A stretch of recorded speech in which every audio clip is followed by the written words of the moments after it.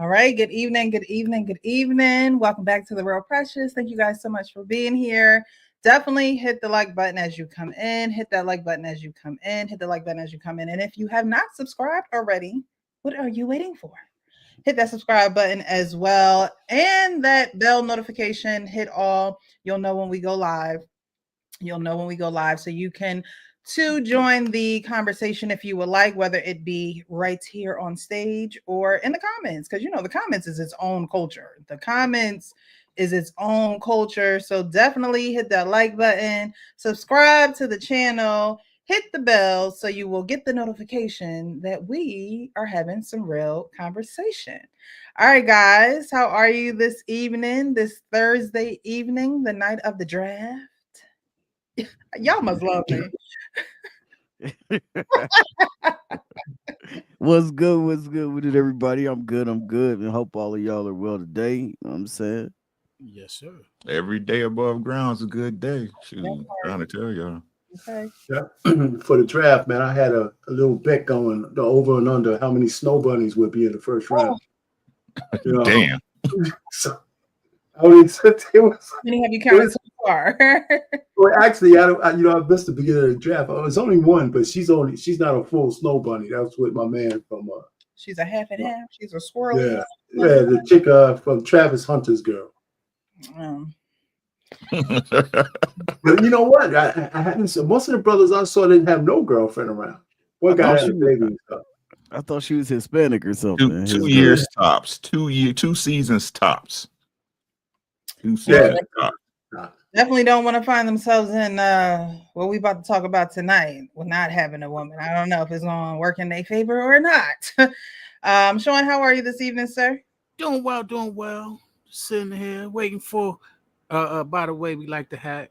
I think it's unanimous. Mm-hmm. All right. Thanks. Yes. But good. I'm blessed. All right. Well, thank you guys so much for being here. We have some folks in the chat. Fishing to Fit says, good evening, everyone. Good evening to you, sir. Good evening. Tarika Smith, everyone, please, evening, everyone. Please hit the like button as you come in. Again, hit that like button. Who is this Gabby? Why she didn't make her sign an NDA? He did this to himself. SME. Chant Talk Reaction says, make sure y'all hit that like button on the way in. Sean also speaking from the stage onto the comments saying, what up, y'all? What up? Like, comment, and subscribe to the channel. Let's get it. Marriage, politics, and sports is also in the chat. Good evening. Let's go. Fishing the Fit. Thanks so much for being here. We have Mixed Chick. Hey, Uncle Rick. Hey, everyone. Hey, girl. All right. Sarika says another black man bites the dust. So, you know, Jesus Christ. It's just looking a little crazy out here in these streets for Shannon Sharpe, man. But we're going to get into it. Coach Ferg. I didn't hear you. How are you? I'm okay. How y'all doing today? All right. So I was late. I just got the link, so I'm just joining y'all. Appreciate y'all. Hey, Coach Ferg always squared away, ain't he? Coach Ferg always squared away. You know what I'm saying? That man shot on 4 corners, man. I'm in the group, but I ain't get it. That's too funny, man. I ain't get it today. I just got it. Are you? I don't know, Coach Fur. What you got? Some type of special type of settings? No. Didn't y'all get the link? Yeah, Yeah. But he's checked- not a part of. He's not I a got part it of. out the chat. I got it out the I don't chat. think he's on that the Instagram. I was on Instagram with you, and then I was one when you have like the group with Lapeef and everybody's on it. Oh yeah, well, that's what I she ain't get put it in. today. Yeah, that's where it was at. It was in there. Yeah, I ain't get it today. I just got it. It just showed up on my phone. Really. Turn your notes. Turn your noties on. Got to get rid of that Android, man. That's Oh, what Hey, that's all about my Android, man. My Android is great. them green messages, man. Y'all got to get rid of it. I'll look into it. But How you doing, Ferg? what's up, man? How y'all doing, man? Hope everybody enjoyed their week. Doing good. Yeah, Everybody, man. have a good We went. Sunday. Yeah, we went and saw Kendrick this Saturday, man. It was Cool, man. Yeah. So your anniversary turned out Happy well. anniversary. Yeah, man. We turned up this weekend, Good, man. good. Kendrick is nice with it, bro. Make sure y'all go see Kung Fu Kenny if you get the chance, bro. For real, it's a great show. It's cool. All See right. if he's coming in town. Happy anniversary again. Can I make an announcement, Precious? Sure. You know, for any of y'all interested in visiting the Kentucky Derby, it's like the biggest weekend in Kentucky. It's next Saturday, and it's always the first Saturday in May. Everybody and their mama will be in town. It's limited movement. Hotels are booked out the wazoo, so book it in advance if you ever want to come. Well, I'm just saying, next year you're out there. Probably for next year, yeah. That's what plan ahead is what he's saying. Plan ahead. Plan Oh, ahead. you could come up there and hang out in your place, man. Well, if my dog will let you. He didn't say my wife. He didn't say no. He said my dog will let you. Oh, My he said dog. dog. You're V, man. It's She V. love me. Train She they protect- dog, you know. Black folk can't train their German shepherds like that. You know, we just hit and miss with it. She good. I've been seeing some crazy videos. I don't know why it's showing up in my feed of dogs attacking other dogs, Mhm. smaller dogs, and I'm like, Yeah. what in the world? Because dogs can be at some point, man. Yeah, because dogs can be people friendly but dog aggressive, or Yeah. vice versa. Oh, yeah. You know, they can be dog friendly and people aggressive. You know, so it just depends. And they can smell everything in heat, fear. They can smell all that. Mhm. Excitement. They get, yeah. It's amazing how these dogs are surviving. It's like it looked like he was trying to tear you to shreds, like you know. All right, guys. Well, thank you so much for being here. Thanks for joining Coach Ferg. So we're going to get into the Shannon Sharpe situation, the shakedown, right? Everybody has seen already in their Instagram, TikToks, probably Facebook, that Shannon Sharpe is being sued for $10 million. Everybody knows Shannon Sharpe is an ex-NFL football player, Hall of Famer. He's a media mogul. He just got offered, which I don't know how true it is, but a $100 million contract, media contract. Where have you guys seen that at? Because I haven't seen that anywhere, but maybe I wasn't looking hard. I think Well, it's supposed to be It's supposed to be in like negotiations right now, but it is up. It's supposed for Shay Shay, right? For ownership of Shay Shay. Yeah. Okay.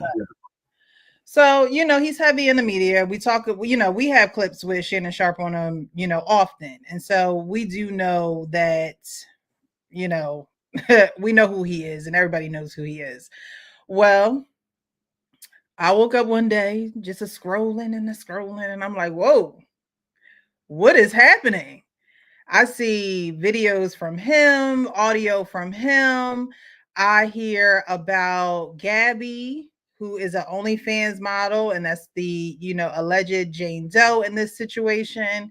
But what seemed to be consensual is now on the chopping block because there is a lawsuit, there was a settlement that wasn't accepted, and now there is more evidence or receipts, if you will, coming out in this case. So we're going to get started with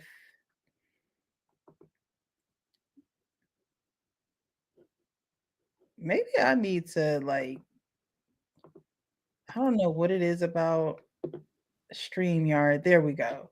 So, oh wow, alleged closed sources of Shannon Sharpe claims he had BDSM sex with his great accuser at least 100 times. So I keep seeing a lot of different just headlines and things of that nature. A lot of people are talking about the age. A lot of people are talking about Shannon Sharpe being this successful man and why would he, let it get down to this. But we're going to get into the clip from what is Charlemagne's and Charlemagne Just Hilarious, the Breakfast Club. Yeah, the Breakfast Club. And then we're going to get into this. It's the law because she was of age. So even though she was 19, that's not against the law. This is a very, very messy situation. I don't know what's true and what's not true, but I have no idea why a 54-year-old man is dating a 19, 20-year-old. I know y'all like to be out here bragging about smashing these young things, but that's not a flex to me. You 54 years old, you should be laid up with your wife and kids, taking your cholesterol medicine, minding your damn business. We need discipline and stability. That's. I ain't talking about just Shannon. I'm just talking about all of us in general. Men need discipline and stability. Find you one woman and settle your ass down, okay?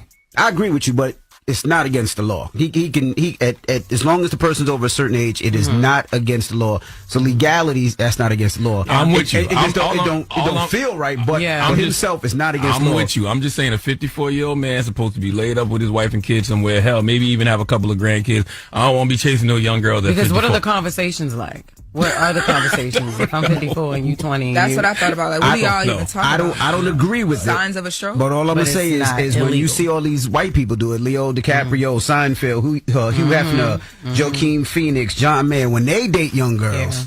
Nobody says anything. I'm not saying it's right, but it's not against the law. But I saw Shannon with Andrew Schultz, and he was just talking about all of the ways he avoids situations like this. I don't know if y'all saw that part of the conversation. How he don't even want to be on the elevator with a woman and stuff like that. It's the same thing with this. A lack of discipline and stability can increase the chances of a situation like this happening. You 54 years old, a 19-year-old, 20-year-old. No, you're right. It's like, come on. If you're going to be that disciplined with everything else, you got to be disciplined all across the board. But you know what's going to happen now? You're going to see more than one accuser start popping out now. Well, I hope not. But that's what usually happens. Yeah. One accuser is suing for $100 million. There's gonna be another girl that's gonna be like, "Well, it happened to me too. I need 20." Then another one's gonna come. I need 10. That's what you're gonna see. I hope not too. I would hope not. I hope he didn't do this, but that's what you more likely to see. We've seen in the past. And why wouldn't you wait till he signed his podcast deal? Because we don't know nothing about no. She might not have known out last week. They just put the announcement out last week. Did you see these text messages? In this statement, these alleged text messages, this woman said she wants a big black baby put in her. She ain't waiting on nothing. I don't know. You want a big black baby? She said it twice. They included these text messages that show the nature of their consensual sexual relationship. So she not black either.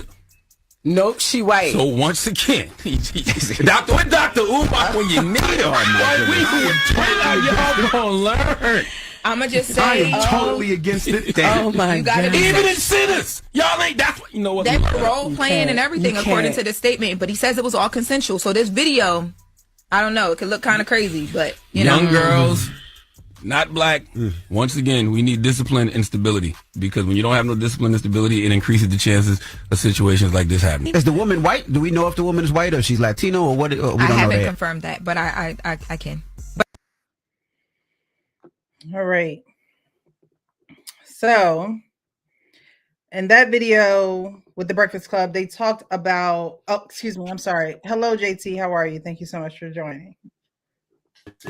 Hey, what's happening? Am I mic good? You're good. Yes, sir. Okay. All right. What's up, fellas? What's going on? What up, dog? Hello. So, what it is. The Breakfast Club had a lot to say about his age, right? He's 56, she's 19. Tracy Ellis Ross just came out and says that she likes to date younger men. And not even a week later, we hear about, Shannon Sharpe and a 19-year-old. Why do you think that she gets a different reaction than Shannon Sharpe? Is it the allegations or is it different for the different sexes in the age gap of dating? It's different for the different sexes, simply. And the nerve of Charlemagne the God the person who also had allegations, who was doing the most talking about a young person, who had allegations with a young person that was settled. So yeah, the nerve of him, but it's a double standard. It definitely is. Think about all the younger women that go after older men. You know what I'm saying? I mean, it's always been a thing that younger women like older men. Like when I was in high school, you know what I'm saying? I don't know about y'all. When I was in high school, a lot of the girls would be waiting on the drug dealers to pull up to the school, to show off their cars. And all the girls would be out there all around they whip, trying to get in, trying to get a ride and all this stuff like that.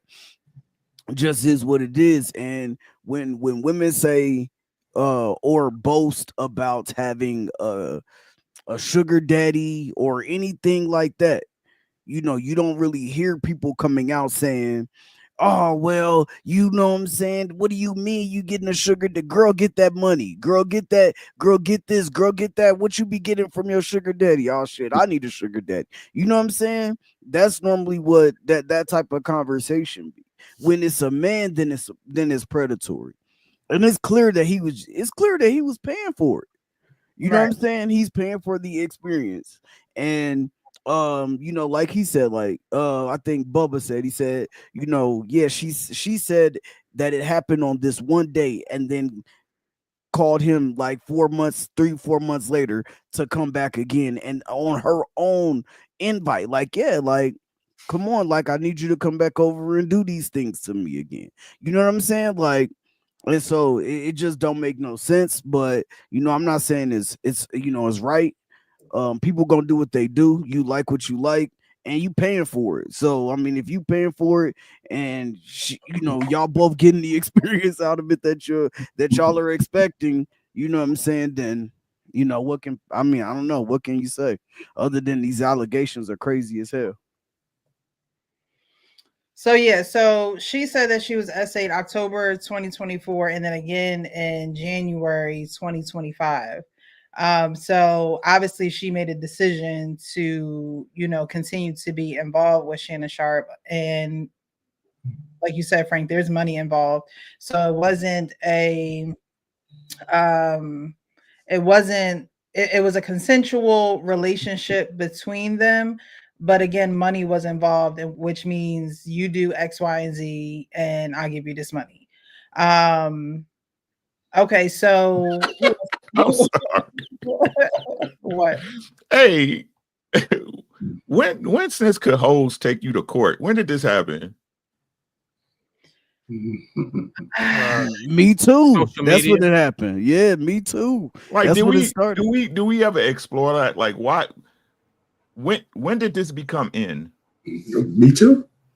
Well, me too. I mean, I'm gonna touch on something touchy. You know what? Well, answer the question. I mean, me too. I mean, we want to go around with the first question, but still, me too. Me too. She's a whore. Yeah. She has OnlyFans. He's 50 and she's 20. Right. If you go out on the blade in Arizona, the 19-year-old chick don't care how old you is. And she greedy. He offered her 10 mil and she said, no, I want more. So what's the outrage? Because Shannon Sharpe is a black man. Right. What's the outrage for real when y'all know this girl wrong? Y'all know she wrong. But it's funny how it come back to him, don't it? Mm-hmm. Men are always the villains. I thought you knew. Well, it's not about being a villain. It's not about being a villain, and it's not about it coming back to him. But when you put yourself in certain situations, it is going to come back to you. It's not okay. What situation did she put herself in? Hold on. She's right. She is right. What you're saying is correct, but what I'm saying is correct as well. Absolutely. You can't say that it always comes back to a man. No, it's definitely on both of them. She is a whore, like you said. But yeah, you're right though. But it is coming back on him because he's the one getting sued. Well, right? But guess what? What is the saying? Big money talks, right? He wanted to offer this money to her to fulfill his most deepest, nastiest fantasies, right? Which has been going on since the beginning of time. She was with men and willing women. to receive this money because that's what women do. We receive, right? Yeah, We receive. since the beginning of time. But this is what you're giving me, and this is what I'm receiving from you. But at the same time, don't do this. If you're going to deal with a 19-year-old, don't do this. I'm asking you right now, sis. Don't do this. Don't do what? Do this. She's a grown woman. She's a grown woman, a sex worker. Her age has nothing to do with it. Not only is she a grown woman, but she's advanced in her insight and worker. knowledge She and does this for a manipulative and deceptive You only been living for 19 It doesn't years. matter. Yeah. It doesn't matter. That doesn't. You can get a lot of insight. You can get a lot of wisdom at a young age. She's not no baby. You're She's right. not no baby. She's not a baby, but she's not a grown ass woman. You don't think a 40-year-old woman would have done the same thing to a 40-year-old woman would have done the same thing. A 40-year-old woman would do the same thing to Shannon Sharpe for 50. This is what y'all do. This is what I'll be talking about. A 40-year-old woman would do the same thing to Shannon Sharpe for $50 million. No, for free. What are you talking about? For free. They would do it for free. No. I'm talking about suing. Let me. I mean, and Precious, we ain't taking away any of his responsibility, but not at all. Not at none whatsoever. I haven't even got to it yet. None whatsoever. Let's be grown adults, right? Mm-hmm. Let's stop. You're a woman. I understand. Right? But put your big girl pants on for just a second, right? Listen to what people are saying. Listen to what you're saying. Okay. Right? Bring it down. He's a whore. Right. What is the primary job of a whore? To do her whore job. Right. And get money for it, right? Get whatever your dollar is, right? Right. Do you believe most hoes know they hoes? Of course, they have to know. Right. Stay right there. Okay. Right. So this lady that's 19 and she's not full grown and a baby, right? She know what a hoe is, right? Right. So let's again, I like to break it down to the basic level because that way everyone relates, right? Mm-hmm. If I'm on a strip, right?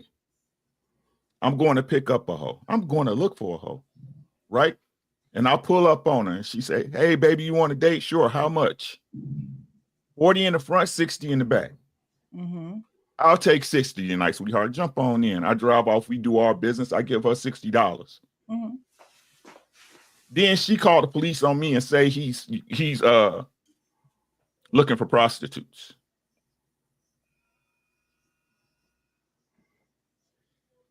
It's my fault. Is what your fault? What? She just called the cops on him. Is what your fault?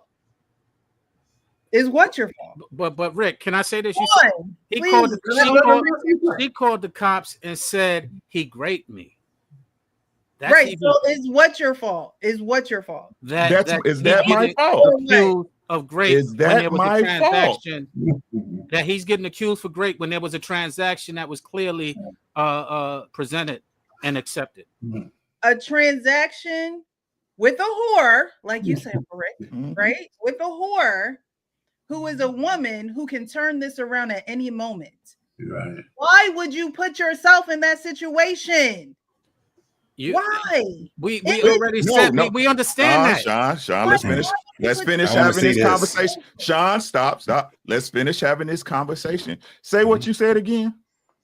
Why would you put yourself in a situation with because I wanted to fuck a whore. Right. Then you want these consequences. You want these Listen to what I'm saying.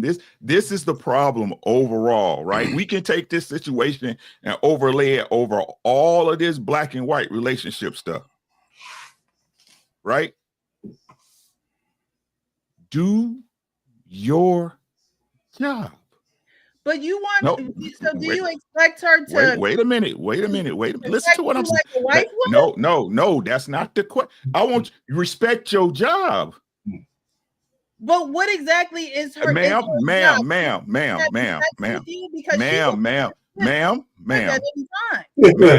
I asked you earlier, what is a hoe's primary job? Did I not ask you that? Yeah, a whole primary job is to receive everything that you are giving her. That's not what you said earlier, ma'am. Ma'am, that's not what you said earlier. I said to do her job. And so, fellas,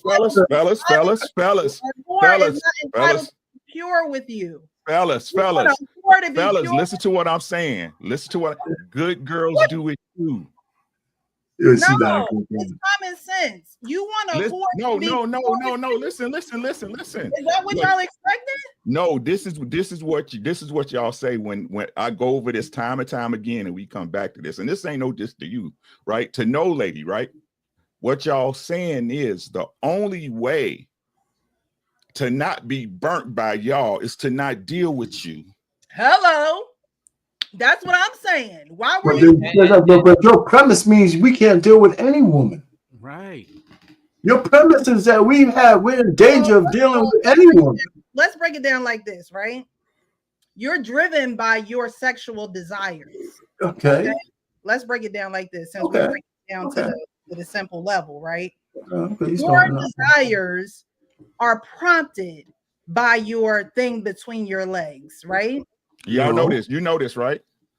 By nature, exactly. Right. Our pain.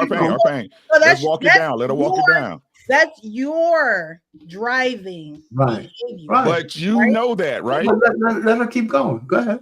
So that's your driving behavior. The man is the aggressor. He saw her in the gym, right? And he wanted to talk to this. Okay. This let's just say she's a woman. Facts. Right? So he was the aggressor. Mm-hmm. So then he said, "I'll pay you." Why did he approach her first and foremost? Could you say that again? I don't know. I don't know if he knew who she was before he I'm asking you the question. Why did he approach her? Why did he approach her? He's a man and she's a woman. Right. To do what? What did he want to do? What did he want to do? Obviously have sex with her if he's paying her for it. Okay. Point one. Let's keep it going. That's what she wanted. So that's what she wanted. Let's just say that, right? That's what she accepted. That's what she received. That's what she got. Mm-hmm. All right. That's what she got.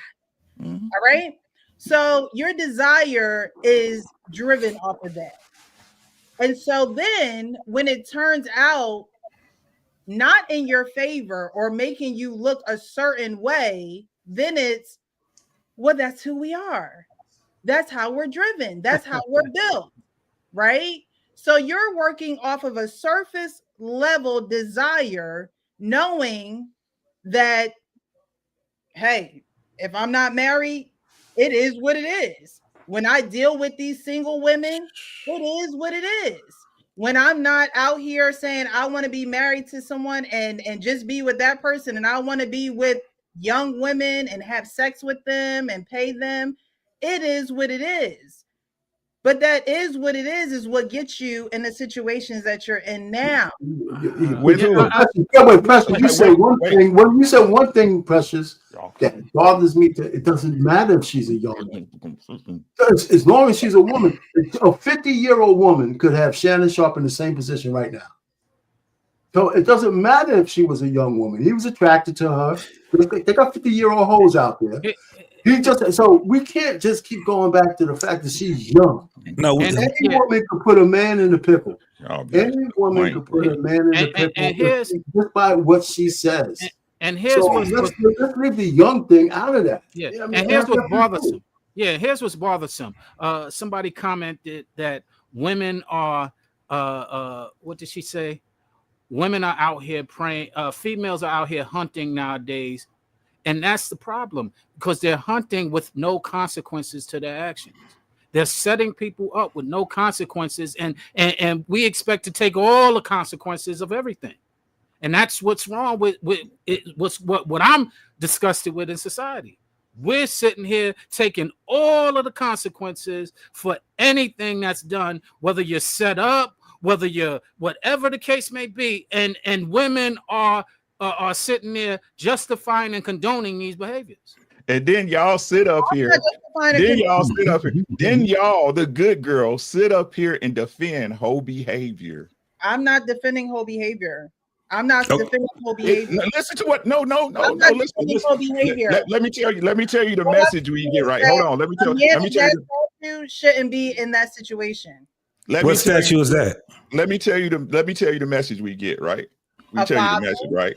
No, what we get is that right. It ain't is that it come with them right. It come with them hoes. It ain't never right. Them hoes shouldn't be doing that. Exactly. He's been a Hall of Famer. He's been. That doesn't excuse the whole or the lady's behavior. And this is what continuously happens. We continuously try to condone and excuse the lady's behavior because of his accolades. I don't understand that, Lonnie. I don't. She's a hoe. She has. So hold on. Right. So this is the thing about hoes. Now watch this. You're wrong. Who's supposed to get? Right. So this is the thing about the hoe. Right. Do you know how much of a hazard that job is? You know, one of the things that hoes end up getting that none of these women are speaking on? Great. And robbed. It's high in that profession, right? It's very high in that profession. Now watch this. And a lot of them come up missing. So watch this.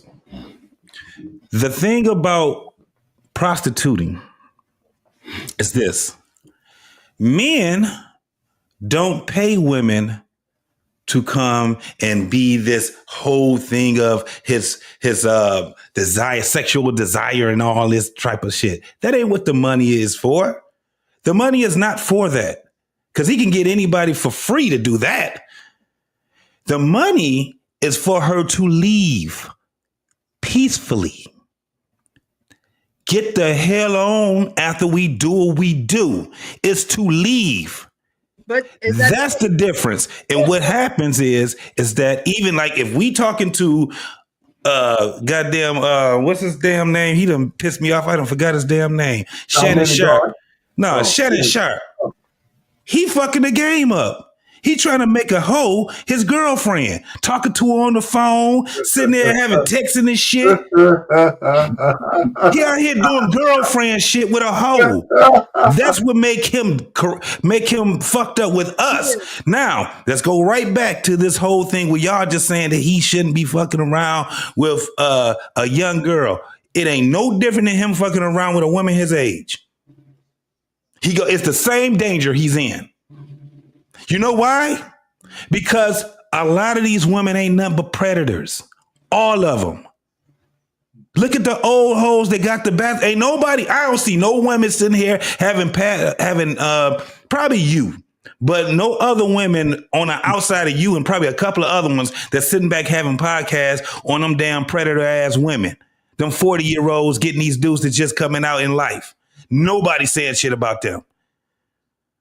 That's what we have a problem with. And we're saying, listen, this is all fucked up. But it's not to the point where this man has criminal things against him. This shit is criminal. And nobody's saying that. He don't deserve to have criminal shit against him. This woman is charging this man that can ruin not only his life as far as his career, because it has ruined his career. Please believe that shit. It's coming down the pipeline. But it can also take his damn life. I mean, his livelihood and his damn freedom, possibly. The shit that she's doing. And there's no consequences that comes behind it. And it's because everybody is focused on what he did, which is not criminal. It may have some immoralities to it, but very little when I look at it. But okay, so you talk about immoral and it not really, it's a very small impact on the situation, right? When, like you said, he can lose his career over this. He can lose his career over it. Now, again, she's wrong. I'm not defending Gabby. I'm not defending her because I don't believe all women. Like, I'm not one of them women that believe all women. However, I am a male advocate, and I think that men should be accountable just like men say that women should be accountable. He gonna be held accountable, accountable to what? Yeah, but he's being held accountable. What did he do? Dealing with a hoe. For dealing with a hoe. For a hoe wanting more money than they agreed upon. He's already being held accountable. He's lost everything. What are y'all talking about? This is crazy to me. Are we in bizarre world? You know what? Let me just hit one thing. The ladies of the podcast said that, what are you going to be talking about with a 19-year-old? He didn't pay to talk. You wasn't talking about. What are you talking about? He didn't pay to have a conversation. He wasn't going to sit down and talk about the theory of relativity. He ain't got to talk when he got right. He ain't got to talk when he got money. Hey, this is what it is. If you see it in the text message, they were already telling you what they were talking about. They were already telling you what they were talking about. He was talking about exactly what she accused him. Because y'all keep thinking that this woman was his girlfriend, and no, we keep telling you she's a whore. Y'all keep adding women. Y'all keep putting her into the ranks of women. No, she's in the ranks of whores. And I have this one thing to say. And it's a different law with that. It's a different law with that. You are whore. We pay you to leave. Right, and I have this one thing to say about that. It's going to come up in this conversation. No means no, correct? We're going to hear that before we get out of here. Yeah, that part's true. So when we say no, stop calling me, why doesn't that mean no? When we say no, get out of here, why is it still okay that she can come back with no consequences?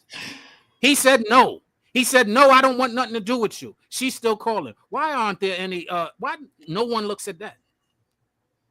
Because he had Michelle. He had Michelle on his line. He was like, I'm done with you. It's me and my little Michelle. You know what I hate? So obviously, these women, and they're white women, okay? These women are flipping the script on him. They're flipping the script on him. Thanks. Yeah. You think it's because she's white? You think it's because she's white?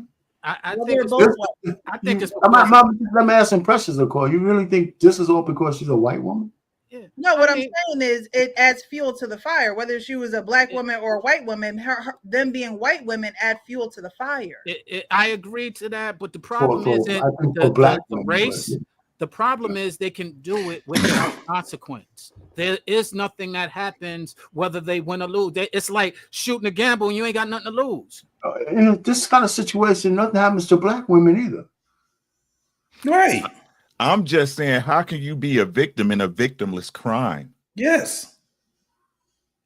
Because there's no victim here. The victim being like y'all are saying. I want you to listen to what y'all are saying. Mm-hmm. The victim being someone who has no consequences held against her can get away with it. So why she's not a victim? You're still not making my point. She's not a victim. She's paying herself as a victim, okay? Which a lot of women do. Why? Which a lot of women do. Why? Because they can. This is what we're saying, right? There is no consequence because they can. And yes, you're right.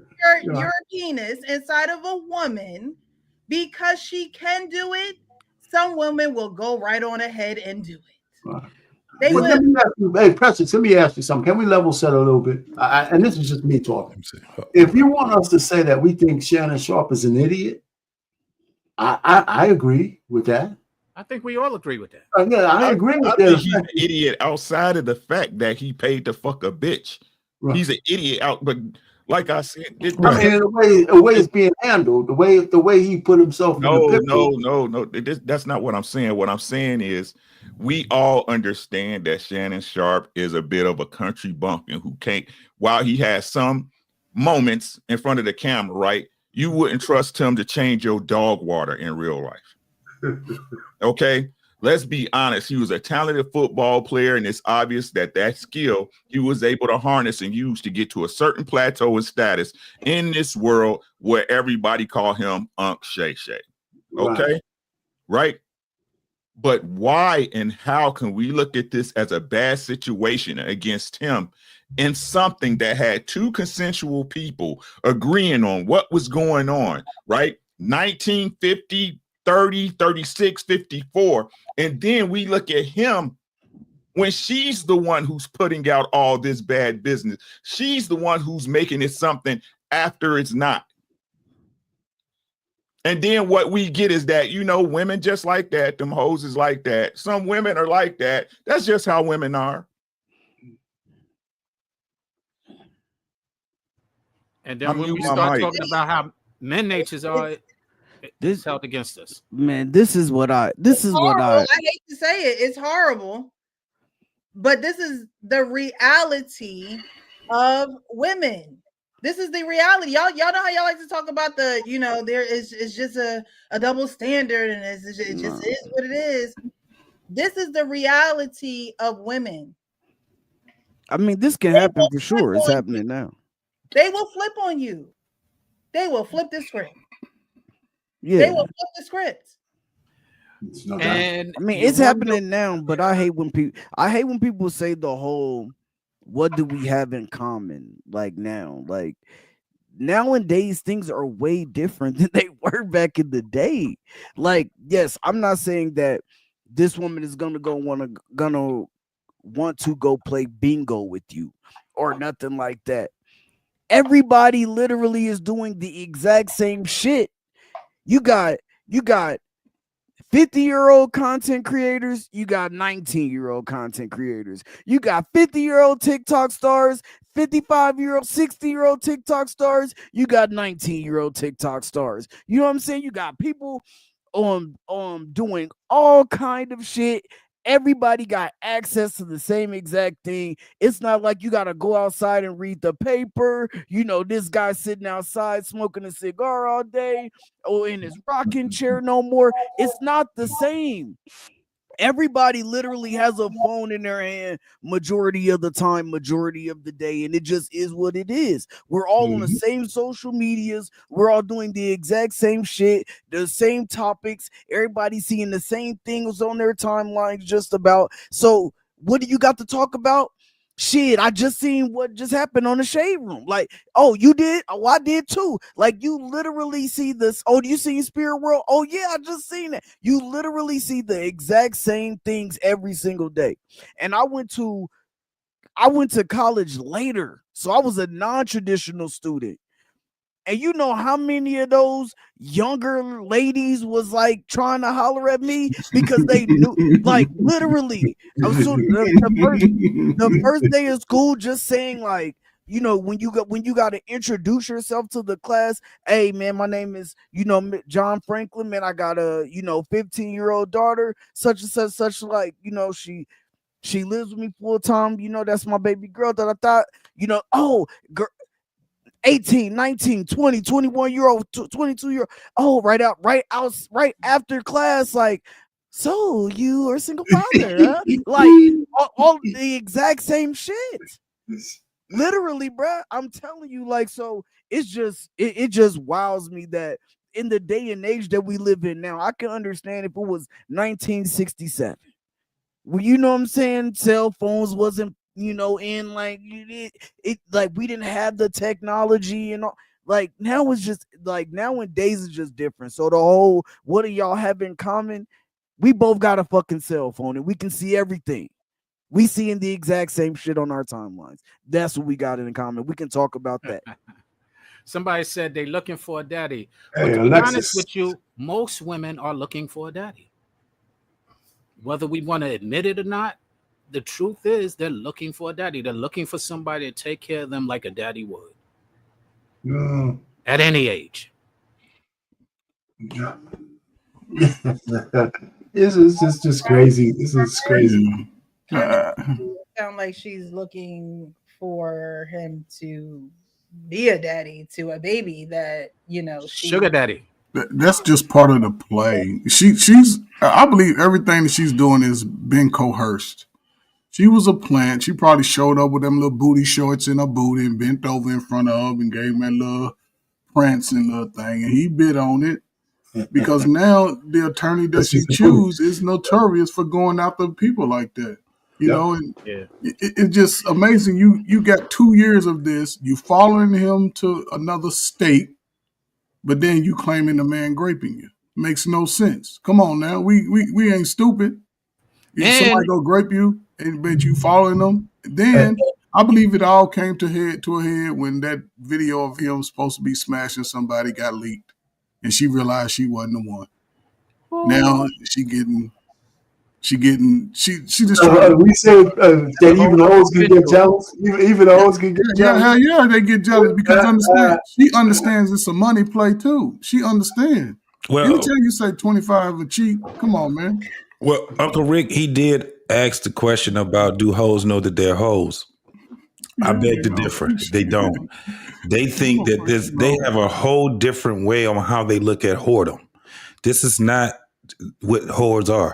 Not these modern hoes, JT. These modern hoes don't know that they ain't no modern hoe. Hoeing been hoeing since hoeing been hoeing, homie. Modern hoes, they changed the definition of words and shit. That's why, like, remember, Rick, when we was on, and shout out to my man at No Risky, This Might Be Risky. And the young dudes, they were saying that tricking was a whole different thing, right? Us as men, we came up and said, no, it is one different, it ain't nothing different about it. Tricking is the exchange from sex to money. That's what it's been. That's what it still is. They've been trying to change the game. And reason why they have any problems they having, especially this old ass goddamn Shannon Sharpe with his goofy country bumpkin ass, he thought it was something else different too. At the end of the day, you don't pay them to come to you and all that. You don't have to do it when you got a status like that. They'll do it for free. They'll do it for free. You pay them to go.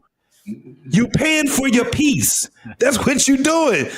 You know that you a hoe. You can't be sitting back taking this motherfucker and flying them out and all this premium shit that they done gave these whores. They're premium shit. Well, let them fly themselves out. Let them get out there. Look, why would you fly somebody to Miami? Why would you fly a hoe to Miami? It's like taking sand to the beach. The whores are there. Already. You ain't special. Ain't nothing special about you. Everybody got a BBL. Everybody got new titties. Everybody talking that same shit. Why would I sit back and fly your ass out to Miami? Well, you know what's going on right now? These whores have a lot better pimps. These pimps being the lawyers that say, "Oh, so he there you go." Out? So he like you like that, huh?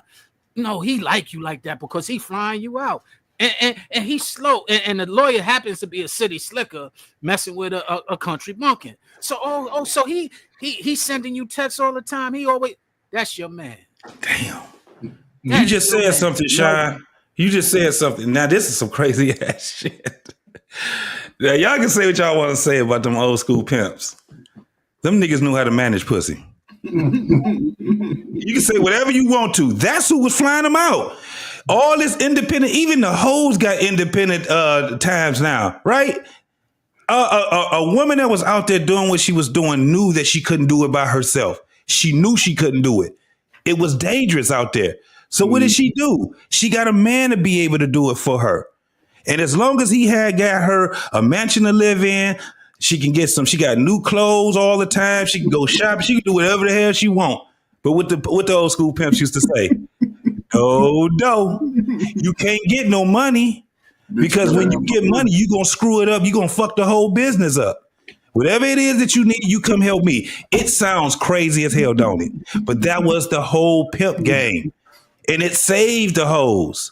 They were saving them. Now look at them. Home, they ain't got no damn money, ain't got no place to stay. They go flying from one city to the next city. They out here stripping and hoeing.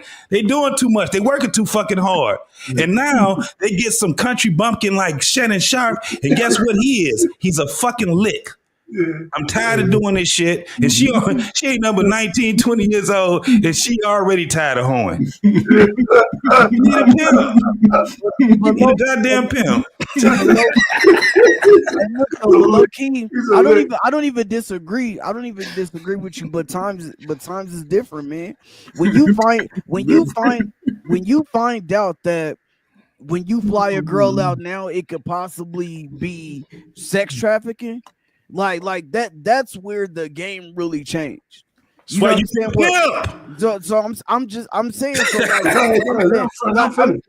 I'm saying like things have changed now. When did it start? Like with when it really started coming up with the whole Diddy thing, or like when athletes started flying girls out and then women were able to go like, I was trafficked because he when hoes start killing the pimp game. I'm not talking. No. When lawyers started becoming pimps, that's when it happened.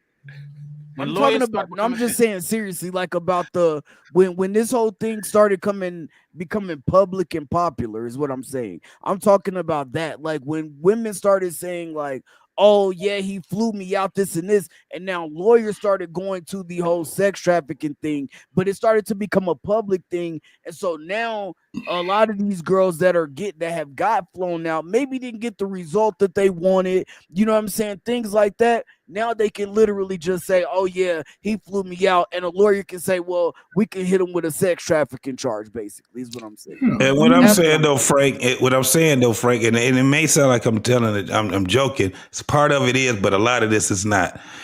What the pimp was, he was the medium, right? He actually saved both the John and the damn hoe, right? Because it all went through him. They had an actual circuit. It was certain things that they did where they had it was kind of like, now that's some crazy shit, but it was some morals that came to that. Another pimp don't peel a hoe off of another guy, another pimp, all these different things that went down. The John would sit back and the John would he'll fuck it, then she's gone again. When you start having all of this shit where hoes wanted to be on their own, start doing their thing, they found out that this whole thing is not a good thing. So now what they doing? They're starting to criminalize a bunch of these dudes by lying, saying that they raped them, that they've done all these different things. And then the dudes, they fell into it. That's why times have changed. I'm telling you, it's never been this shit right here that we had. People can say whatever they want to say about pimps, but when you in that pimp whole game, I'm trying to tell you, that was the reason why those pimps were involved. But saying that okay, so that paradigm is still there in small pockets, but in general, women are pimping themselves out right now and then the men are stupid enough to offer a lady a plane ticket to come fly to see them. And once you do that, you open yourself up almost as bad as shooting up the club. Yes. But because if it goes south, it's not hard to put a sex trafficking charge on you. It's going south for bringing somebody across state lines. Fact, but what you got to remember though is so a lot of these dudes never had that type of money. You know what I'm saying? So like a lot of these dudes never had that type of money. They may have had the visibility and things like that, but I will say like now with the NIL deals and things like that, yeah, they could have had a decent amount of money in college, but when they get to the NFL or they get to the NBA, it's different. You got all these different type of women coming to the games, like football, like these players tell you, like, yo, it's gonna be all type of women at these games. You gotta watch out. A young dude see a baddie, he thought he ain't never seen her before. Oh, they online. Everybody, like I said again, everybody online. What you do, you see a baddie, you like, hey, you jump in the DMs, you think, okay, well, I play for such and such team, so hey, yeah, I'm the man. Like, yo, come watch me play this, and this, and this, and this.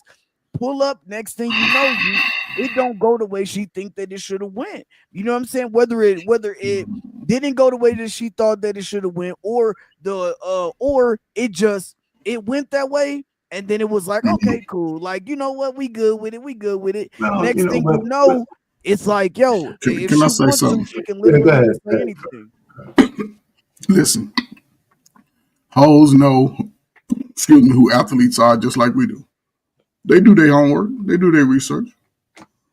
They know exactly who he is. You know, listen, and he's in this, and this is, you know, I guess I feel a little indifferent about it because I work with young people, right?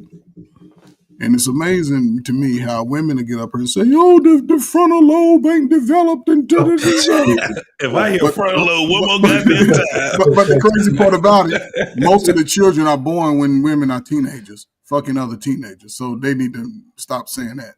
It makes no sense. They busting it wide open, doing what she's doing with teenage boys. So it makes no sense. But, you know, working with young people, you know what I'm saying? I just feel a little indifferent. Shannon Sharpe is an idiot. He's been having money for years. He's been having money, millions for the last 30 years.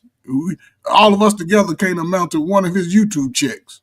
Okay. And the fact that listen, she knows exactly what she was doing. She knows exactly what she was doing. She was all part of the play. I believe she's a part of the play. He played right into it. The fact that he's having phone conversations. Hey, there's no phone conversation. Where you at? 9:30.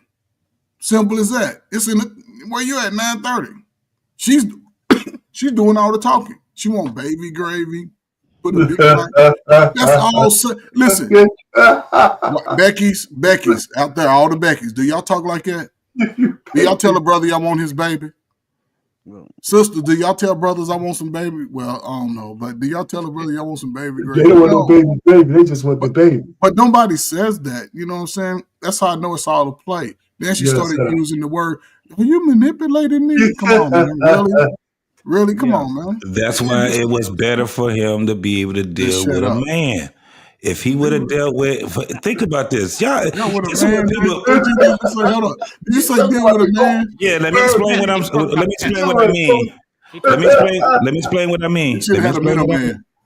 Right, that's what I'm saying. The pimp was the middleman. This is what I'm saying. Even when you look at it in the 80s, 70s, or whatever, dudes didn't talk to women. Them cats of those Magic Johnsons and the whole basketball players or whatever it was, they wasn't sitting there kind of call these goddamn women up. They had a Magic Don Wine. They had a Fillmore Slim. They had, you know what I'm saying? They had a Pretty Tony. They had these dudes where they'd sit back and say, where y'all gonna be? Well, we playing in Detroit. Oh, I got you. They knew who it was. These guys wasn't dealing with what they're dealing with right now because they try to cut the middleman out. But JT, times is different. I know that. They ain't operating. But we talking about, listen, I'm the old guy. I'm supposed to be doing what you're doing. I'm supposed to be taking us back there. It ain't happening that way. I'm saying the reason.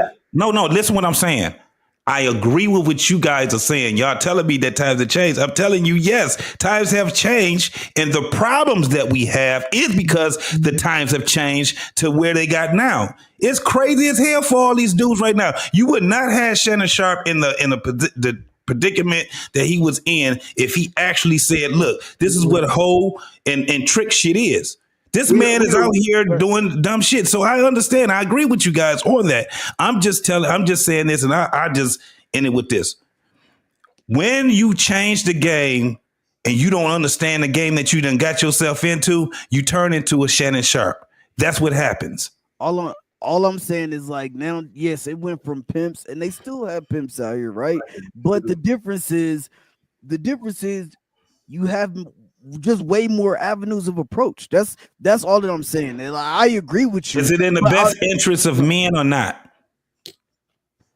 How about that? Is it in the best interest of men or not? I'm listening. I mean, no, I don't. But when has it, like, really? If you're gonna say when has it ever been, right? Like, let's just be honest. When they had pimps. No, you never. No. Okay. So in one way, yes, right? In one way, yes, and in one way, no. Because if you were out on the stroll and you pulled up and you tried to get a shorty off of the street, and you got caught by the cops, you still went to jail. We talking about right? Shannon Sharpe. No, I know what you're talking about. So I know what you're talking about. Okay, I know so what you're JC, talking about. But Frank, but the point really is that these guys, if we're talking about men of money, right? To handle both situations in the modern era, I would just get me a Dan, right? Dan, do this. Dan, do that. I'm going to Los Angeles. Make sure I'm set up when I get there. There you go. You get you a Mr. Bentley. That's all, Mr. Bentley. I would have a dude who works for me set all of that shit up. I'm going to New York. Just make sure this shit is set. And they would be doing this. And I call him Dan. His name would be Dan. They would be doing the same. Take care of this. Dan, take care of that. I have me a Dan. They would be doing the same thing, though. They would be doing the same thing. They'll be looking for a lot of these OnlyFans and Instagram models that live in those cities. Right. That's what they will be doing. Right. It's the oldest profession on the planet. Ain't that what they say? Right. That's just because it's been packaged and marketed different now is different. Is that what y'all saying? No. All I said was it's just more avenues. Right. Now. That's it. Right. I will say this. We was talking about pimps, and I even made a reference to the lawyer was a pimp, but I got to take that back because guess what? If a man set up a crime and somebody got robbed, the person who set up that crime will get charges against them. The lawyers are setting these things up, and nobody and has no consequences either. They're like, yo, let's take a shot. Yo, we might be able to get some millions out of this. Put a big booty over. Send me over some stuff from chat. Lawyers. Yeah. Hey, question to the panel. Question to the panel. I'm sorry, Precious. My apologies. Huh? You're good. Who since the game has changed, right? Who changed? Was it the hoes or the dudes? Ooh, the hoes changed. The hoes changed. They changed. I think the dudes changed. I think the dudes got money and don't know how to act. No. Dudes who have money never knew how to act. It's just that the men have been men since the beginning of time. Right. We're the same creatures, man. We are the same creatures. Nah, you know what the difference is? The difference is we got a lot of. The only way men have changed in the modern era is that we allow women to take us out of our nature. That's why we're all fucked. Nah. We got a lot of. We got a lot of sheltered men who have money now. We have a lot of people who listen. Sean speaking facts, right? But again, the truth is, right? Back then in the days, right? Hoes was hoes. They still knew. JF Kennedy, how many hoes he had? I bet you can't tell me for sure. You can't count them. I bet you can't tell me for sure. They stayed in their position. You see what I'm saying? Right. So again, I'm not saying, listen, I told you, I'm not saying it's not right, period. That's not what I'm saying. I'm saying is that if these people choosing to do what they want to do, how they want to do it, have a mutual understanding about what's going on. She can't go. How many times can I drag you? How many times do you think that if I was doing that to you, I could drag you back and forth to my house? One time? 2, 3, 100? Right? I mean, make this make sense. Give me a second. It just goes to show how society, when we keep having these conversations and we don't have them from a true understanding of what's going on. We can say it in here, but it don't apply to other conversations. You understand what I'm saying? Mm-hmm. No, it applies, right? This is what I see, right? At large. I'm not talking about, if you don't take it personal, if it's not you, right?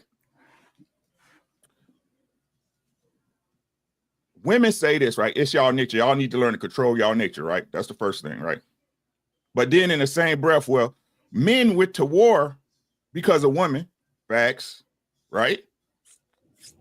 They say the laws was made to protect women, right? Facts. Mm-hmm. Well, if y'all want to change it, right, y'all could, right? But it's still men that's married and associated with women in their family who continue to keep these laws on the books to protect women. Facts? Mm-hmm. Right? Y'all say y'all the birth of the nation, but not responsible for getting pregnant, right? Right? At large. At large, yeah. Right? So what y'all, and listen to what I'm saying, what y'all want to do, and we say that this is what I mean when I speak in the spirit of women, when you guys are focused, right? When you with a man and you love a man, you can aspire a man to do almost any goddamn thing. Y'all had that understanding that y'all the mothers of the universe, but we supposed to be responsible for y'all fuck ups. If you was at a job who didn't give a fuck about you, but it was always your fault when something went wrong, you the only one working in your department. You the only one at your desk. What type of job would you call that? Once women, y'all realize, I understand what it is. We're paired, right? We're supposed to be paired up. We're synergies, yin and yang, fire and water, right? Once y'all understand, once y'all get y'all mentality right, nations get fixed. What y'all don't understand is we're simply doing what we have to do two things. Most men, procreate and survive.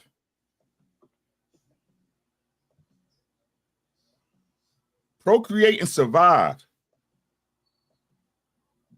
This is her fault. The understanding was clear.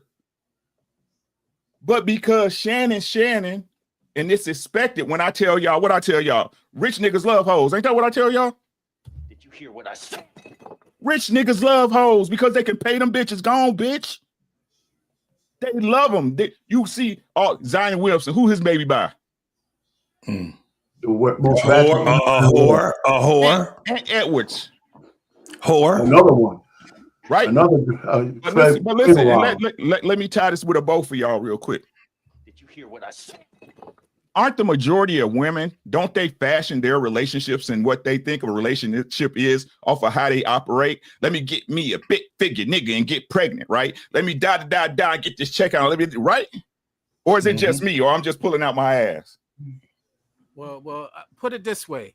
And to confirm that, when you meet, when a woman is describing her man to another woman, it usually starts with he works at, his career is, he does this, he does that, and it's like we overlook that the materialism and the materialistic mindset of the woman is as thriving as the libido of a man.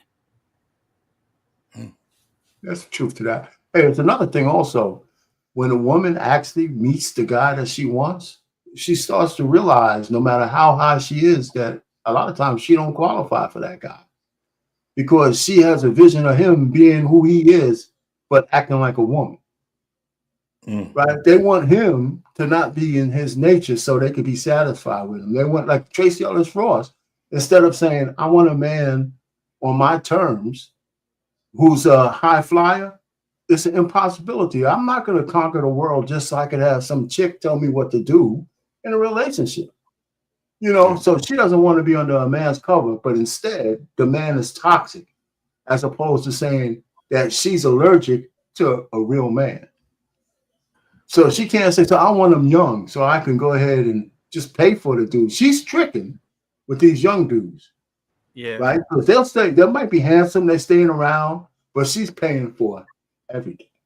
I mean, and in fairness, nothing. I love Tracy Ellis Ross, but if we think about the mentality of Diana Ross, outside of her, enormous fame and accolades, and I would never take that away. But if you really look at the morality, she's been conditioned in ways that I understand why she's that way, but nobody's addressing it from that standpoint because of the accolades that they achieve. Oh, you mean she's been spoiled her whole life? No, I mean, Diana had a child with a married man that broke up a whole group. But she's a child of marriage, right? She is a child of marriage, but she's the daughter of a mother's mentality who was just self-centered. Okay, yeah, but I don't even think she's that much like Diana Ross. Diana Ross achieved her biological imperative plus marriage, kids, a full life, and if she went into the studio tomorrow, she'll probably go triple platinum. Oh, absolutely. So what I'm trying to say is, I don't think they're that much alike. I don't think they're as alike as people say they are. Well, what I'm saying is, I don't know what they are, and I'm not even trying to put it. Connect them. I'm just saying, you know how we have childhood trauma is the root of a lot of different mentalities and behaviors. That trauma thing. I think trauma is an excuse people use for all their failings. You know, some people just fucked up. And why do they get that way? Because I mean, some people just messed up. Yeah, some people just messed up. Everybody ain't got trauma, man. Let's be real. Everybody don't have trauma. Everybody they do it when they have. Some people just when they quit in life. That's when they talk about they had trauma. Some people just quit early. Yeah. It is what it is. Everybody ain't got trauma. I work with everybody who's supposed to have trauma. The worst of the worst, I work with. All of them don't have trauma. I know this for a fact. And so people have to also understand that, you know, there's a creed called there's winners and there's losers. And some people, they are losers, but they just don't want to, they don't want to, you know, accept that reality of it. So they're going to stay losers because they don't think they're losers. They label themselves as winners. They still say that they're winners. But then once you walk down on it, yes, everybody wants to trauma bond now, right? Everybody wants to be that because I had two parents, a 2-parent household, but I had trauma because my mom and my daddy wouldn't allow me to go out and do what I wanted to do. So I got trauma with that. I was raised as a Christian, and they were strict, so I got trauma for that too. What the fuck? Trauma, to your point, the trauma that you're talking about is people not getting their way. A lot of people don't have discipline, and as y'all said, use the excuse of trauma to disguise that. That's the lack of male guidance. JT speaking from a fathered son. He understands. Our pain had positive males. The guys that have that, and the old school mama was tough on their boys. Mm-hmm. Most boys weren't. Tell me if you was 50-something years old, you was talking about you had trauma and low self-esteem back in the day. Then no nigga had no low self-esteem. We got picked on. Hold up, man. We all got picked on in the neighborhood. You gonna get called ugly, black, big nose, big lips, light skin, white skin, all that shit. At 9 years old. That's kid shit. By the time you 20, if you still talking about that shit, you got some shit you need to talk to somebody. Talk to your parents. Talk to the people. I say talk to the people that hurt you.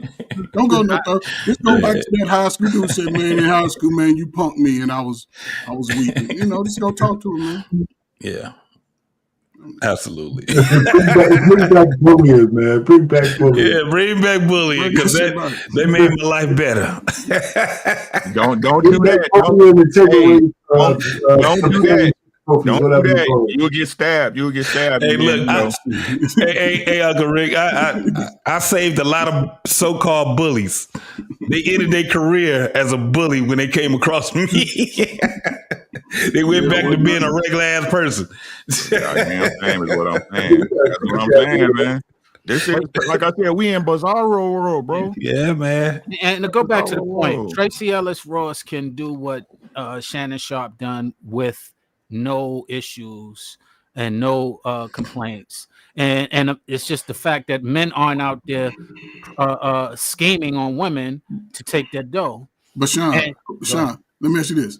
Who does Tracy Ellis Ross get complaints from, right? From the men, right? Because we understand. And who is Shannon Sharpe getting complaints from? The women. But she ain't getting no complaint. What complaint? But guys understood what she was doing was like that's some bullshit. Guys, she wasn't getting complaints from the women. You're right. I mean, we just, I mean, I agree with you. I don't think we were complaining about it. Like, no, I'm just saying, but it's the same type of addressing the issue with her. You know what I'm saying? She done passed up on some lot of good brothers. And it's definitely some more. Definitely not the same, Coach, man. Because on one hand, if you get a few dudes to say, "Hey, man, Tracy know what she doing, man. Tracy out here going after these younger dudes because the dudes around her age, man, you know what I'm saying, or if they got the money, you know, she understands that she's gonna have to give at some point in time. She's gonna have to concede some of this, you know, because she is this woman that has a lot of money and all of those things like that. She's gonna have to give, right? But I'm saying if she meets a dude that she ain't gonna never meet a dude, man. She's our age, man. She's it's just an example. You gotta let me land the plane. And I'm saying that in those situations, a lot of men aren't gonna say, yo, she's a predator. She's a predator. That's the opposite. Like, that's what's going on with Shannon. Like, dudes are just like, yo, you know the game. Like, we know why she's looking for younger men. So that's where the guys are coming from in that aspect. But so most guys will accept it if it's her doing it. Yeah, right. But when women are coming from is the standpoint of, oh, he's a predator. He's 56 and she's 20 or 19, whatever. And you know he's a lobotomy. She's got a lobotomy. He's not a predator. He's a PDF. He's a PDF file, like things like that. He's not a predator. He's not a predator, though. And that's what I'm saying. So that's where a lot of those, a lot of women are coming from. If Shannon Sharpe was to grow his facial hair, that nigga have a gray beard just like all of us up here. So that's all I'm tripping on. I work with young people. I'm just right. So y'all say it's not the age, but it's it's always. It seems like it's always okay until it's you, right? Like you're a 56-year-old man, you have a 19-year-old daughter.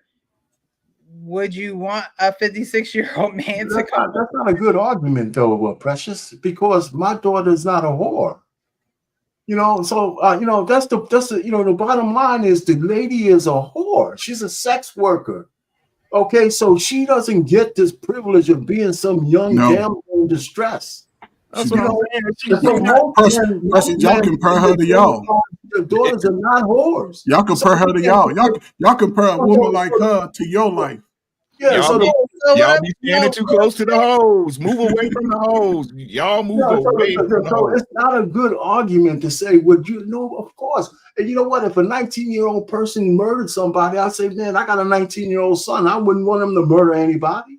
So the fact is, like the guy in the tent. So those are not really good arguments. I'm just saying it's not really a good argument because Shannon Sharpe didn't go to a Rich Payne or somebody say your daughter's living in your house. Pretty Woman isn't real. It's not a real movie. It's not real. Okay, so she don't even present as a 19-year-old lady. She presents as an old asshole, like she's been John down 22,000 times. With no father in the picture, living on her own in a place where if open to the door open to any man with a couple of dollars. And Precious, y'all coming to the same thing as a girl living with her parents. Y'all come to Becky's rescue, and Becky's nasty. Becky's a nasty. White school. I'm just saying that the nature of a man is y'all nature, but y'all also know what a hoe is too. But again, Rick, let me just say this. Okay, go ahead, man. No, go, bro. Go, bro. I'm just saying the nature of a man doesn't mean that we don't have any control over some of our impulses. The nature of most men is to have sex with women, but we don't go around taking their clothes off willy-nilly. I've never even come close to hurting a woman, but I always want to bang them out. All I'm trying to say is that you can't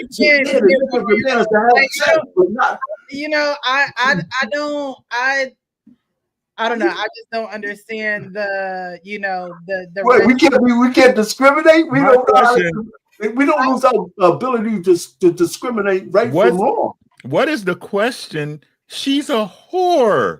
Like, you keep saying that. What is we talking about? Hold on, let me finish. Please let me finish. I got you, right? This is what we mean when we say y'all standing too close to them hoes, right? Why would anyone believe anything that comes out of a whore's mouth?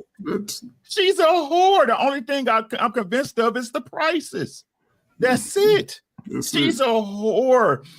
Well, because she says, how do you rape a hoe? No, that don't even make sense. If I'm exchanging funds, you need to raise or lower your prices. Makes no sense. That's what you need to do. That's what I'm saying. We shouldn't be defending her. He's fucking with a hoe. It'd be different. Listen. Hold on. Right? It'd be different. It would be different. It would be different if there was absolutely no proof of this woman showing and selling her pussy for a profit. What y'all is saying and people is putting out into the atmosphere is that a hoe is just like you being a secretary. That a hoe is just like you working at the mall. That a hoe is just like you being an accountant. It's if sex work. Hey, all y'all, that's all I'm saying. That's what y'all defending it, not you in particular, right? But people defending this shit and saying, oh, a hoe can get raped after we didn't agree to what the fuck it is. What the hell are y'all talking about? That was one of my questions, because in the BDSM world, right, where pain and domination is part of the whole ordeal, right? How do you draw the line between consent, coercion, grape? How do you draw that line? You stay out of it. You stay out of it. You stay the fuck out of it. Is that what you do, JT? Stay out of it. You stay the hell out of it, because this is that's all I've been trying to say this whole time. So when you listen, let me tell you what happened. Even when we're talking, even in our conversation that we were just talking about with Shannon Sharpe, and we compare Shannon Sharpe with Tracy Ellis Ross. No. Tracy Ellis Ross is trying to talk to, she's trying to fuck with young men. That's different than what Shannon Sharpe is doing. He's a connoisseur of whores, and we keep trying to go out of that. This is not a relationship type of thing. This is a whore trick situation. Well, Tracy Ellis wants whores too. She wants male whores. No. There's no. But she's an actor, movie star. She got all. Hold on, RP. There's no such thing. There's no such thing as a male whore. Gigolos. And with a gigolo, gigolos don't have female goddamn pimps. That was what I was saying before, because y'all kept trying to get into this relationship, and I'm telling you, you don't think she's paying these guys? So a gigolo. No, let me tell you, one of the dudes that she used to date, and a lot of people probably just never seen it, and they probably just seen it because he wasn't so far on the radar, was my man D-Ray. She used to fuck with D-Ray. D-Ray is she used to fuck with D-Ray. She was paying D-Ray. Yes. She was paying D-Ray. But money on that. I put money on that. No, but this is the thing. No, she was trying to have D-Ray to put her up on a pedestal as his woman, and he wasn't having it. So she was like, right? So because she couldn't run that nigga for shit. At the end of the day, she had to walk the fuck off because D-Ray had a bunch of women. Yeah, you already had a bunch of women. You one of my hoes. That's how you young niggas supposed to live out here making good money. I mean, you ain't supposed to be running up behind no woman, no matter what complexion she is. Never. She gonna come to you. Yeah, and fairness, talking about D-Ray forever. Everybody be a D-Ray this summer. Yeah. All brothers 30 and under be a D-Ray. I'm embarrassed. No, that was one of the reasons why. That was one of the reasons why she said. But that was one of the reasons why she said that guys her age, guys around her age, is toxic. That was one of the reasons why. No, Precious. In fairness, look at Precious over there just chopping. Guys her age are just as nice, trying to be nice to her, cake into her, and she like, no, I want D-Ray. In fairness, no, D-Ray is her age. A lot of successful women. A lot of successful women. That's why she probably came up with a lot of successful women want to control. I didn't know D-Ray. A lot of successful women want to control things. I know it. Me and her, I'm older than she is by some months. Yeah. Oh damn! That toxic thing was because she's bitter at that dude. That's why she said it. I'm sorry. Hey, y'all, Sean trying to get in, man. I'm sorry, bro. We was talking over him on purpose. Let Precious get back on. Let Precious get back on task. She done had a snack and everything. We going all over the place. Let's get back on task topic. Part one of the movie. It's an open discussion. My bad, sis. My bad. So we talked about, you know, the age thing. You guys are pretty much saying, look, a hoe is a hoe no matter what age you are. Like JT said, because I did ask another question, when you're talking about BDSM and things of that nature, you know, how do you draw the line between, you know, what is consensual and what's not? Everybody knows that there's usually a safe word, but at the same time, when a woman tells you no, yet you're paying for it, then what?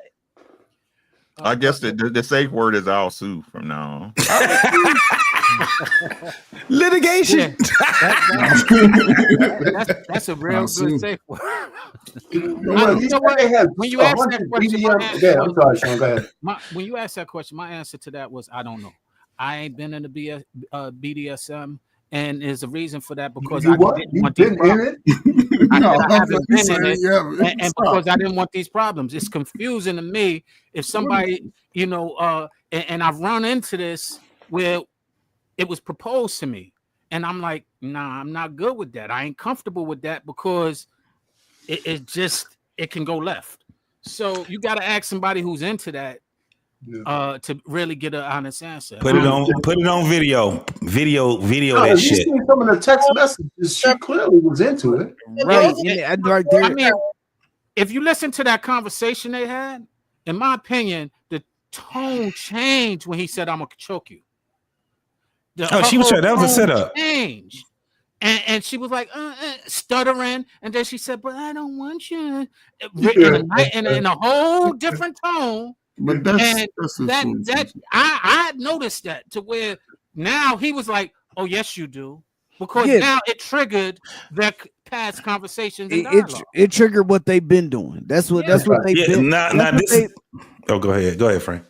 It triggered what they've been doing. That's what they've been doing the whole time that they've known each other. He paid for the experience of BDSM. She liked BDSM. He liked BDSM, and they paid for it, and he paid for the experience. And so once he said, "Yo, I'll come over there, you know, whatever, I'll choke the shit out you when I see you." Like, she knew already what he was saying, but at the same time, she was doing what Brian Busby has been doing lately, going after people like Jay-Z and all these other people, all these other entertainers with these crazy ass allegations and all of that type of shit lately. And that's what's been going. So she knew that she was running the play from the jump.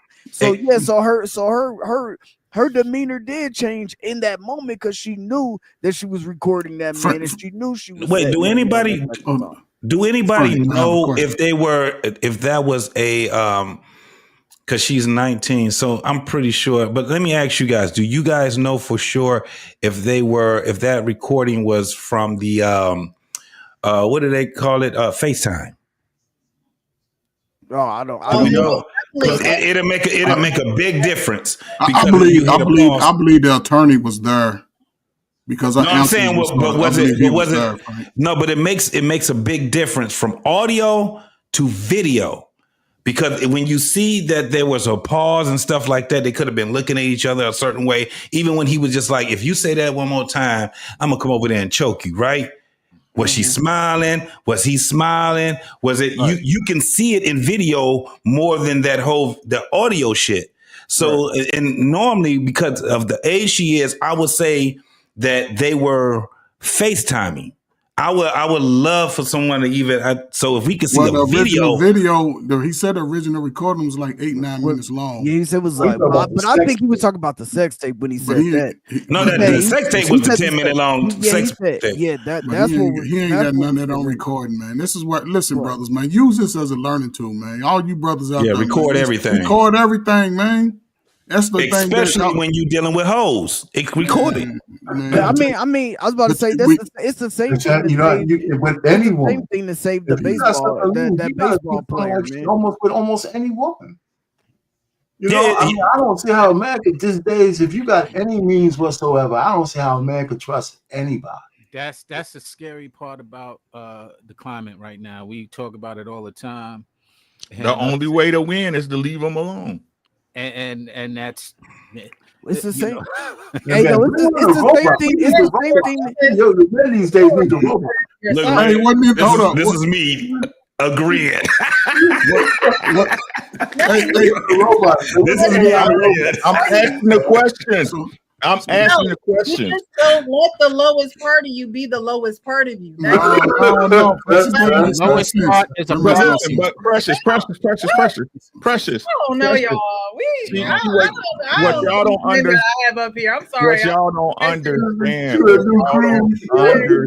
This is so insane. This is insanity that y'all don't know this. In circles, like Ricky always says, it's circular motion because it's true, right? Right, we're intertwined. Correct. Like, I got you. You okay. Stop dealing with women. Do whatever you want, right? We're gonna pull a Chirac on y'all.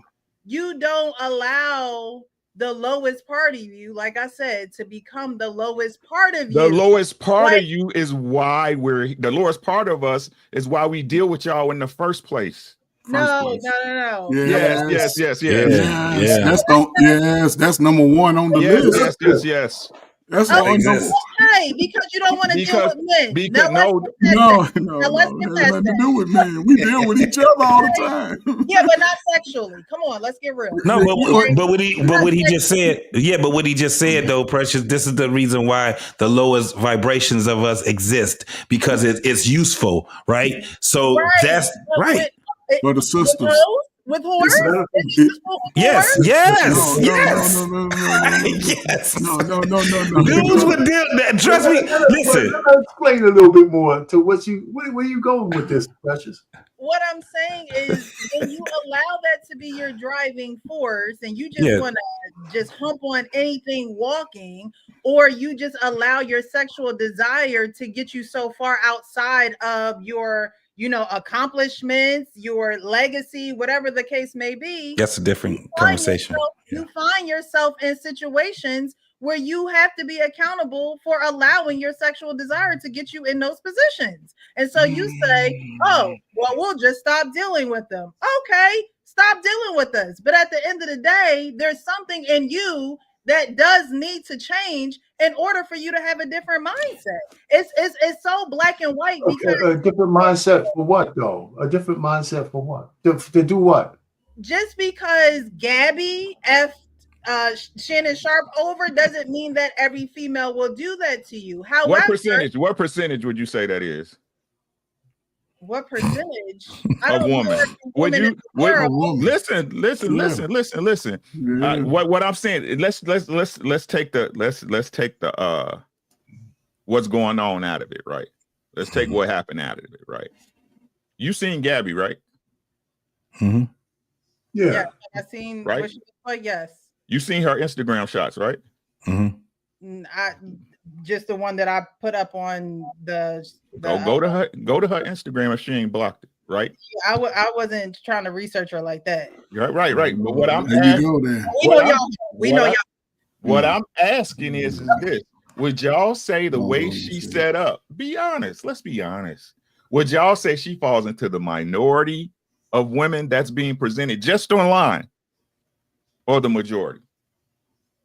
Minority. I mean, I'm sorry, majority. My bad, majority. So you feel like the majority of women present themselves the way that Gabby presents herself? Yes. Which part don't you understand that good girls are rarer than good men? Yeah, it's especially if you look on IG. Yes. Which part do you not understand that good girls are rarer than good men?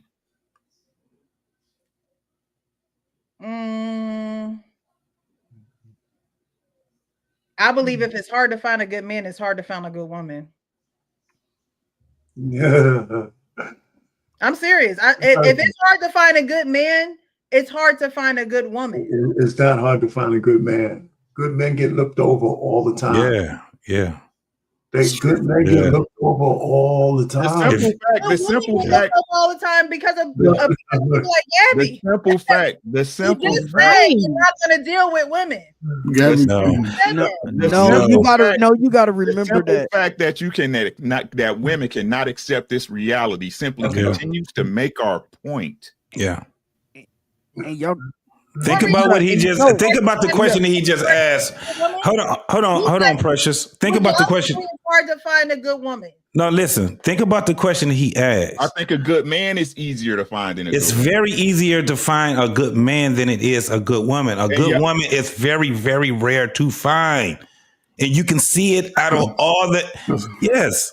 And y'all say it. Hold up, JT. My apologies. Right. No, you good. Y'all say it because y'all be like, all the good men, y'all be marrying hoes. The good men, it'd be the hoes that get the good men. The hoes are winning. Or am I making that up now too? The hoes are winning. Women said that. The hoes are winning. And we just seen the hoe win. It is easier to find a good man than a good woman. That's why in the Bible that we love to quote so much, it says, he who finds a wife finds a good thing. And it also says it's one of the hardest things a man could do. It's like picking out pepper it's like picking pepper out of cat shit with a knit needle. It's stupid. Yeah.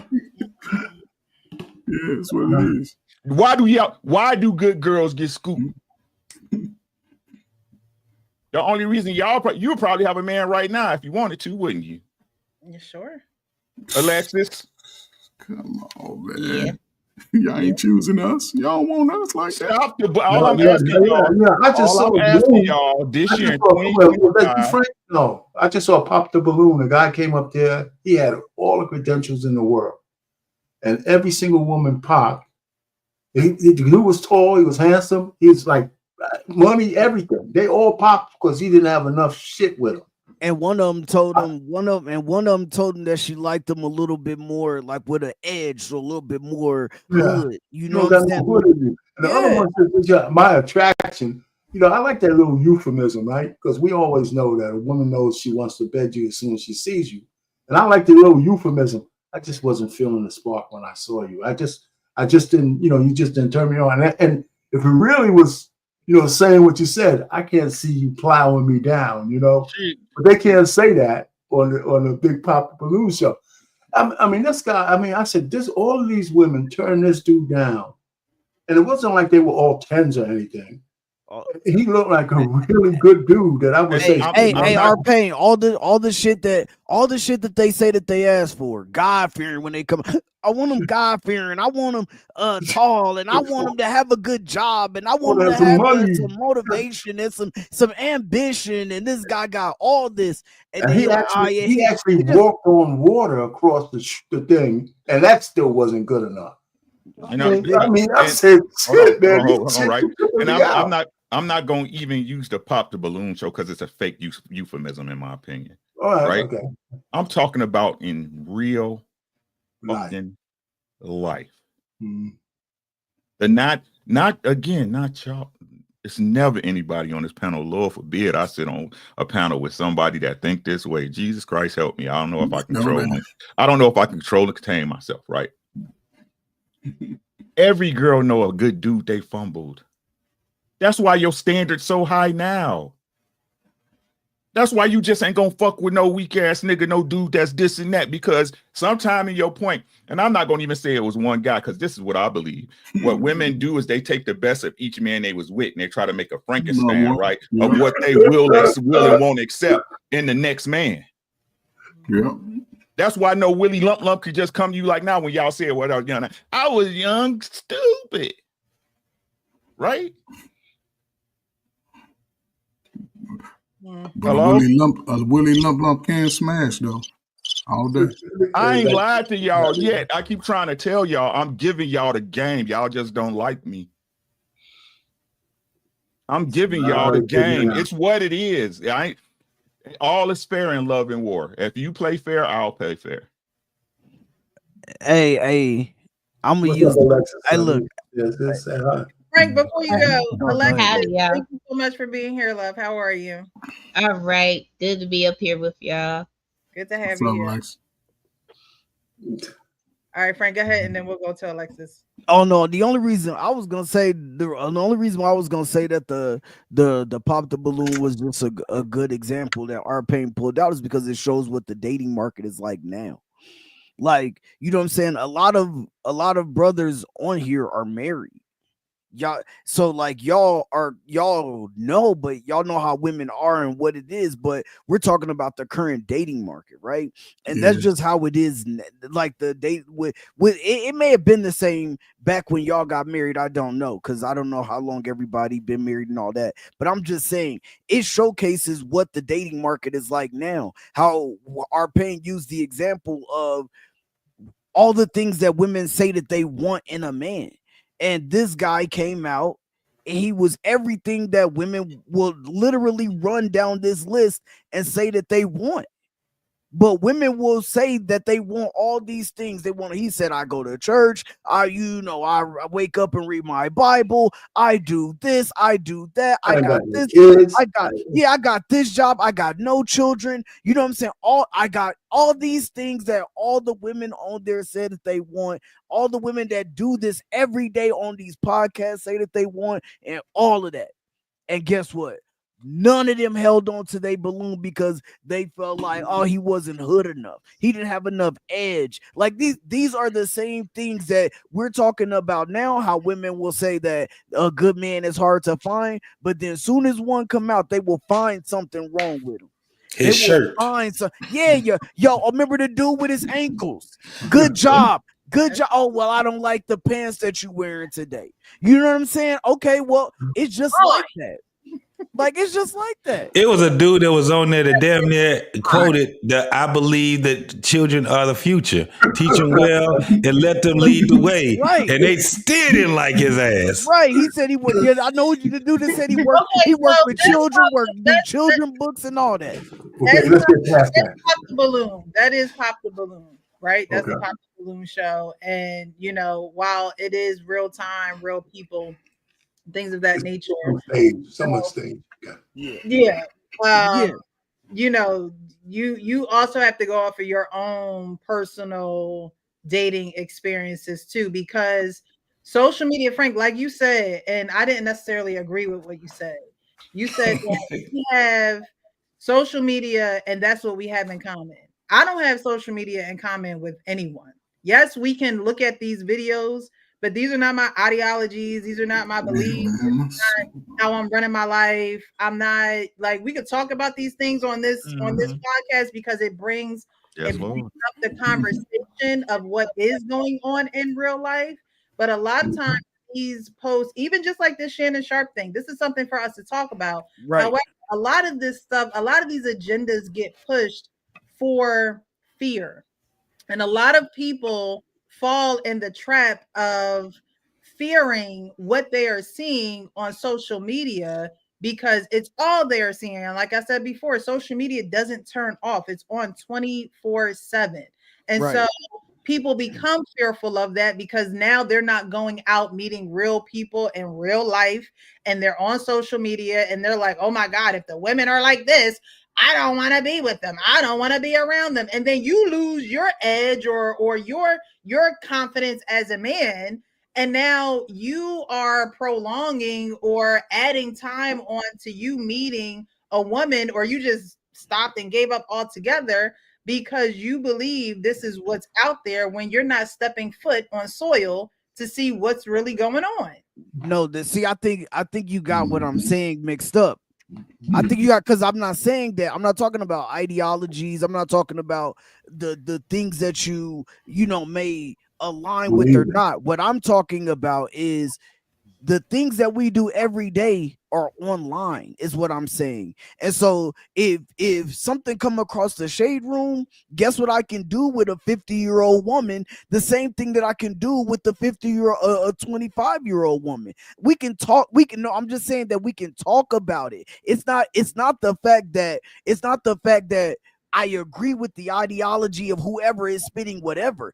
It's just the fact of when I was 19, I wasn't reading a newspaper. But now, should have been. And but a 50-year-old is not necessarily going to have just because there's social media. Everything that's on social media is not meant to be talked about. It's not even worthy of a conversation. I know, but I'm saying when people say, what can you talk to a 19-year-old woman about, or I'm saying you have 50-year-old women and 50-year-old men doing the exact same thing that 19 and 20, 21, 22-year-old people are doing these days. And that's what I'm saying. I'm not saying about ideologies or anything like that. I'm just saying, like, the same people who are just take some of the content creators. You got the Salt and Pepper gang going on, right? Those same dudes, right? They're doing the exact same thing. Not that they got down in Texas. Matter of fact, they got a whole movement, right, where they got Salt and Pepper Night. Those same dudes are online doing TikTok dances. They're online doing the line dancing that everybody is doing now. Everybody is doing the Tamiya dance, right? And all of these things. And so when you say, oh, what do you got in common? You can say, look, right now, I'm at this step. I'm at this we doing line dancing tonight. And guess who you gonna see next to you? A whole bunch of 19 and 20-year-old. That's something that we got in common right now. And I just learned the Tamiya dance. Oh, you know it? Oh, let's go. Like, these are things that people have in common that you may not have had in common unless, like, your mama taught you. Like, when my mom was cleaning, she taught me how to two-step. Like, things like that. But I wasn't knowing just because of shit that was going on in the world at that time. You know what I'm saying? Yeah. But now it's just easily accessible and it's at your hands. I'm not talking about ideologies or nothing like that. I'm just saying we all are on social media. Everybody has it in their hand at all times. And it's just, you could talk about damn near anything. So Frank, let me ask you this question real quick. Who do you think is suffering the most in this type of movement, the men or the women? Shit. Honestly, Honestly, I don't know who has it worse. I don't know. You know, that's just my honest opinion, because I think that both. I think in ways, yeah, that's what I was about to say. I think in ways we both have it bad. Like, we both to the I won't let you get away with that. I do. I just think you don't think the young brothers are starting to see a different vision for themselves, man, after seeing all this mess? Because I think the young brothers, man, that's why I say the next 4 years, and the ladies, I don't think y'all taking the brothers for granted right now. The brothers are going to do great things in the next 4 years. By the time the Olympics come here, all these brothers, they ain't. Look, if y'all want to make it transactional, y'all gonna lose. Because a brother go have their bread. So, ladies, find y'all man before y'all get old and ugly like me. Man, if you position yourself right, it's just a matter of time. If you paying attention right now, you position yourself, it's just a matter of time. Man, it's gonna be right on point. And I think right now we also seeing that the right now, if you look at like politics and I think the black women are shining, but their bulb is burning out. Because what I'm saying is I see a dichotomy of everybody says everything is great in public, but you know that there's a lot of sad ass honeys in the background. You just gotta find them. I looked at the most recent high achieving black women, mayors, AGs, police chiefs, DAs, all of them. And I went through at least 16 or 17. They all got cases. They're either going to jail, they're either stealing money, they're burning their power, they're misusing their power. And these are names that we all know. Yeah. And listen, Letitia James might be going down too. So all I'm just trying to say is that I just think that this whole feminist movement has got women even protecting a horse like this chick. And saying, that so we could look at Tracy Ellis Ross. A lot of things women do is projection. I'm going to say this. When a woman sees a black man with a white woman, they say, oh, he's doing a come up. The real truth of the matter is a lot of black women aspire to marry a white man because I see it everywhere. And for them, it's glorified. Women glorify that, right? The same lady who says Byron Donalds is married to a white woman, voted for Kamala Harris, who's married to a white man who beat his wife. She ain't saying nothing about that. So all I'm just trying to say is a lot of stuff y'all think it's a projection on us. We ain't feeling that way. To tell you the truth, I think a lot of it is. I think that's where we get a lot of mixed swords. You know, nobody's saying anything but Dre and Michelle pretty much taking the diapers off of a guy who just got a big bag so she could get another 20-year payday by giving him a baby at 39 years old. So she's set to 60. And if she could have a baby at 60, she'd find another NBA guy to get another baby, take her to 80. You know, so it's no coincidence that her youngest son was 21 and that money was running out from the football player. So she had to get a new guy to replace. So she certainly went and did it. You know, so I'm just saying, nobody's saying anything. Nobody's Shannon Sharpe her ass for stripping a 21-year-old dude. And yeah, you know, so anyway, so I mean, it's not a tit for tat, but I just think a lot of projections make the men the bad guys. So when we say that there's more good men out there than there's probably good women, marriageable, I can guarantee you, because more men get looked over by. If you're a 6 or 5 or 4, if you got a great job, you a plumber and shit, or not even a plumber, just a laborer, and you're a good man, you probably can't even talk to half the women walking around, and she could be 800 pounds. First thing she gonna say is, he a plumber." Yeah, like not even knowing how much money a plumber can make. They're like the title matters. Women can't fathom, especially black. A lot of shit that we go through, a lot of women just can't fathom because a lot of black women think you're victims. I'd say black women are the most coddled women in the whole entire world, second to the white woman. And in many cases, even more than that. Especially today. You guys can live you done or is you finished, R-Pain? Is you done or is you finished? Okay. That is enough. Talking about y'all don't get it together. What y'all gonna do, Coach? What y'all gonna do? Turn gay? This no, what you no. See, no. No, they're showing them light skin shots. Don't be on we not. Skin shots, like I said. They ain't gonna be single.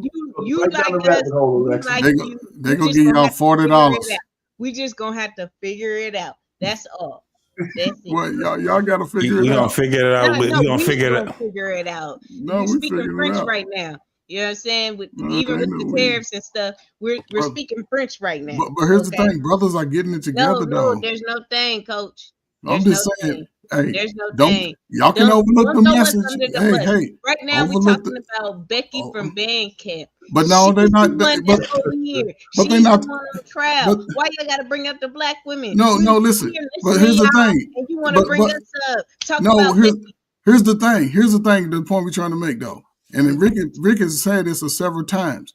Y'all need to separate from them 304s and put yourself in a position to be chosen. Stop taking on their ideologies and support their dumb shit. Think about it. She's a Becky that's taking her brother down over, you know what I'm saying? And they're like, no, he shouldn't. No, she's a hoe. She's getting paid thousands. He's not her first trick. He's not her first trick. Just because a woman says that you're putting yourself in a bad position doesn't mean that she's defending Becky. Why is that the thought in your head? Because but the behaviors though. Woman loves you enough to say that you're better than that, you equate that to her sticking up for Becky?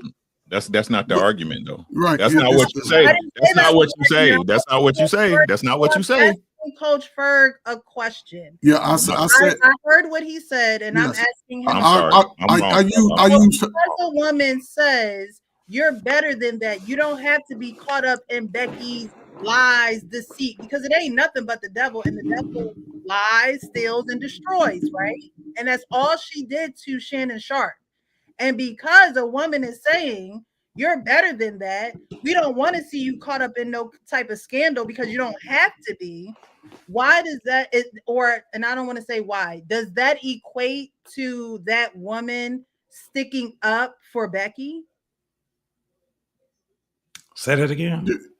You lost me. What was? Coach Berg says that women needs to stop sticking up for the Snow bunny. The snow bunnies and things of that nature. In this behavior, but the 304 behavior. Saying that, oh, he shouldn't have done what he did and he shouldn't have been there. And my question is, why does it have to be that a woman is defending that ideology when she says that you shouldn't be in that predicament? Because she knows you can do better than that. She knows you don't have to be caught up in a scandal. And so for a woman to say to you or advise or give advice and say, hey, maybe you shouldn't put yourself in that situation or in that type of predicament, and maybe that wouldn't happen to you. Why does that equate to sticking up for Becky's ideologies of bringing this man down? Look, Precious, the sister just told Monique, big auntie just told that he needed to come. That was wrong too. She was a big ass 304 too. Come on, man. But I'm saying she said he need an old hoe. No, but she was hating. All of that. Come on now. She was hating. She was listen. She was hating. You can see Betty White telling Shannon Sharpe $25,000 for those sheets. No. Listen. When you bring up Monique, this is what we have a problem with. Monique was not talking about him doing what he do. She was hating. You don't need to be out here with the heat. This nigga is a connoisseur. See, this is what we understand as men. The motherfucker is out here and he's purchasing box. We understand that. You out there, you doing what you doing. We ain't saying that it's wrong or whatever. Nigga, you a millionaire. You got notoriety, whatever it is. You're goofy, nigga, but you out here trying to take this whore and make her your girlfriend. She knew too much about you. You understood it. Monique was sitting back telling him his other option should be to get an old bitch. You need somebody to rub you down. You need somebody to... He don't want to be married. We already understand that. But that man don't want to be married. Married isn't good advice. No, not in this time. Motherfuckers is getting their ass handed to him. What are you talking about? Not for him, though. Not for him. Not for him. Not if the man sit back and said that ain't what my lifestyle is about. So he don't want to be married. He likes the thrill. So he likes it.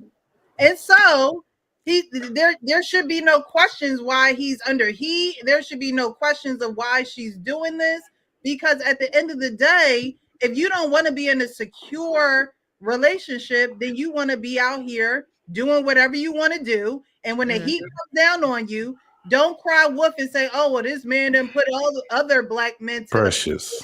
X, Y, and Z. Precious. Are you saying that in 2025 that marrying a woman is a secure situation? It's a lot more secure than it's better than it's in 2025. You saying? Have you guys seen the marital and the divorce stats? Have y'all seen this shit? Have you seen these men getting their ass handed to them? Because guess what you say then? Even when he gets married, get a divorce, and she take him for everything. Get what y'all say? You ain't pick better. You ain't vetted. You ain't did all these different things. It's not more. It's not more. JT, that's you can't win. You can find a lawyer to try and beat this case. That's unfair. Now you got a person who didn't invest any years or time into a relationship, who's trying to get the same thing as the wife, the ex-wife. So no, it's not the same. So let me ask you, Sean. Let me ask you, Sean. Yes. In 2025, is it the best thing for a man to do now is get married? It's more secure than it be out there on the streets. Yes. Yes. Like, Absolutely. Aren't you secure? What? Aren't you secure, JT? Absolutely. I secure me. And I'm single. Oh, come so on. I can actually speak on that. Yes. Listen to what I'm asking you guys, and y'all not being honest. In 2025, it is. I just answered your question. You don't want to believe it. Yes. Is the answer. Yes, it is more secure to be married than it is to be out here on the streets. How do you figure that? Because I'm out here on these streets and you're not. JC, you're married. Hey, real talk. No. I am not married. I am not married. You're with a woman, right? That you okay. And you have a long. No. We just rekindled something. This was my ex-wife. We've been divorced. Now understand this. Hold on. We've been divorced for 23 years. Divorced. Okay. We were only married for 10 years from that. Only? Yeah, when you talk about how long we've been apart from each other, 2 decades versus 1 decade. What are you talking about? Let me tell you what I'm talking about. So hold on. Let me tell you what I'm Hold on, because you got me pegged out wrong.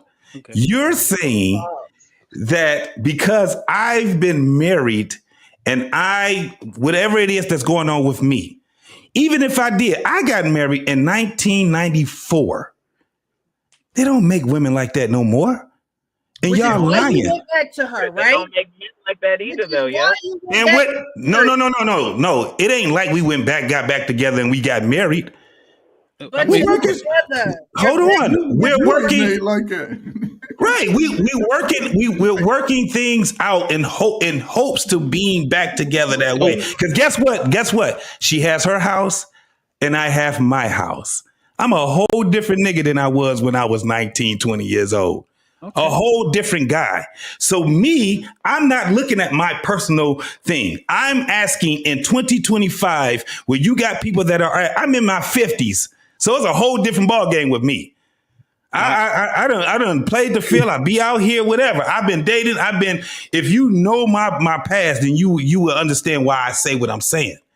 But when I'm asking you guys, people are answering the question. I mean, because I hear where you're coming from. A new brother just came up. In 2025, yeah, because they're saying that it is more secure than it is for a guy to just be out there to be on his own.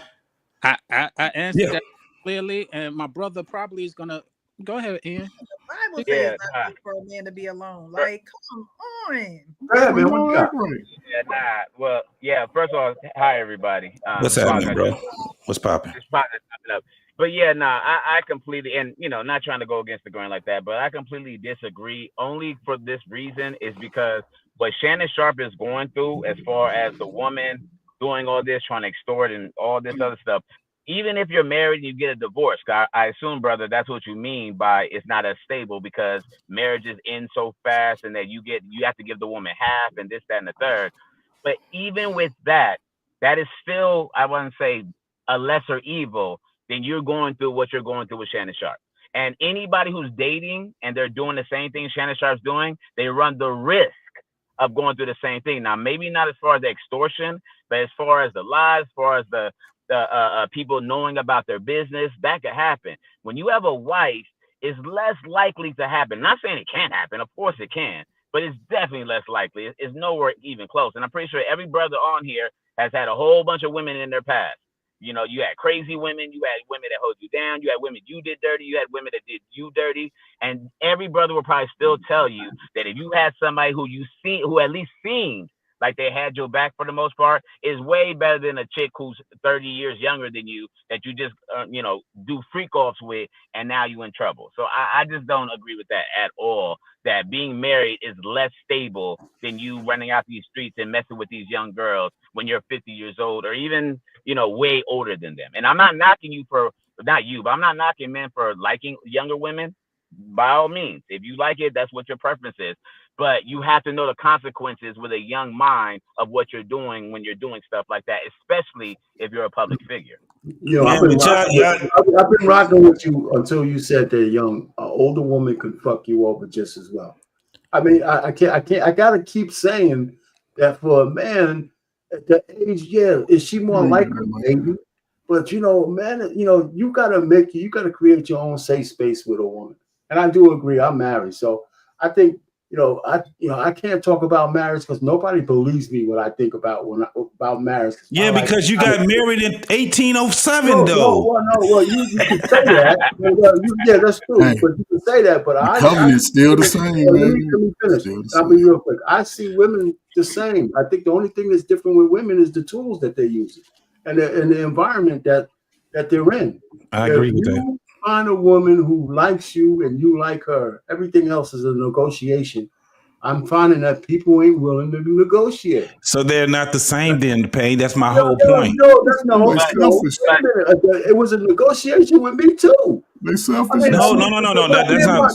Listen, if you want to be right, but this is my interpretation. You could be right about your interpretation.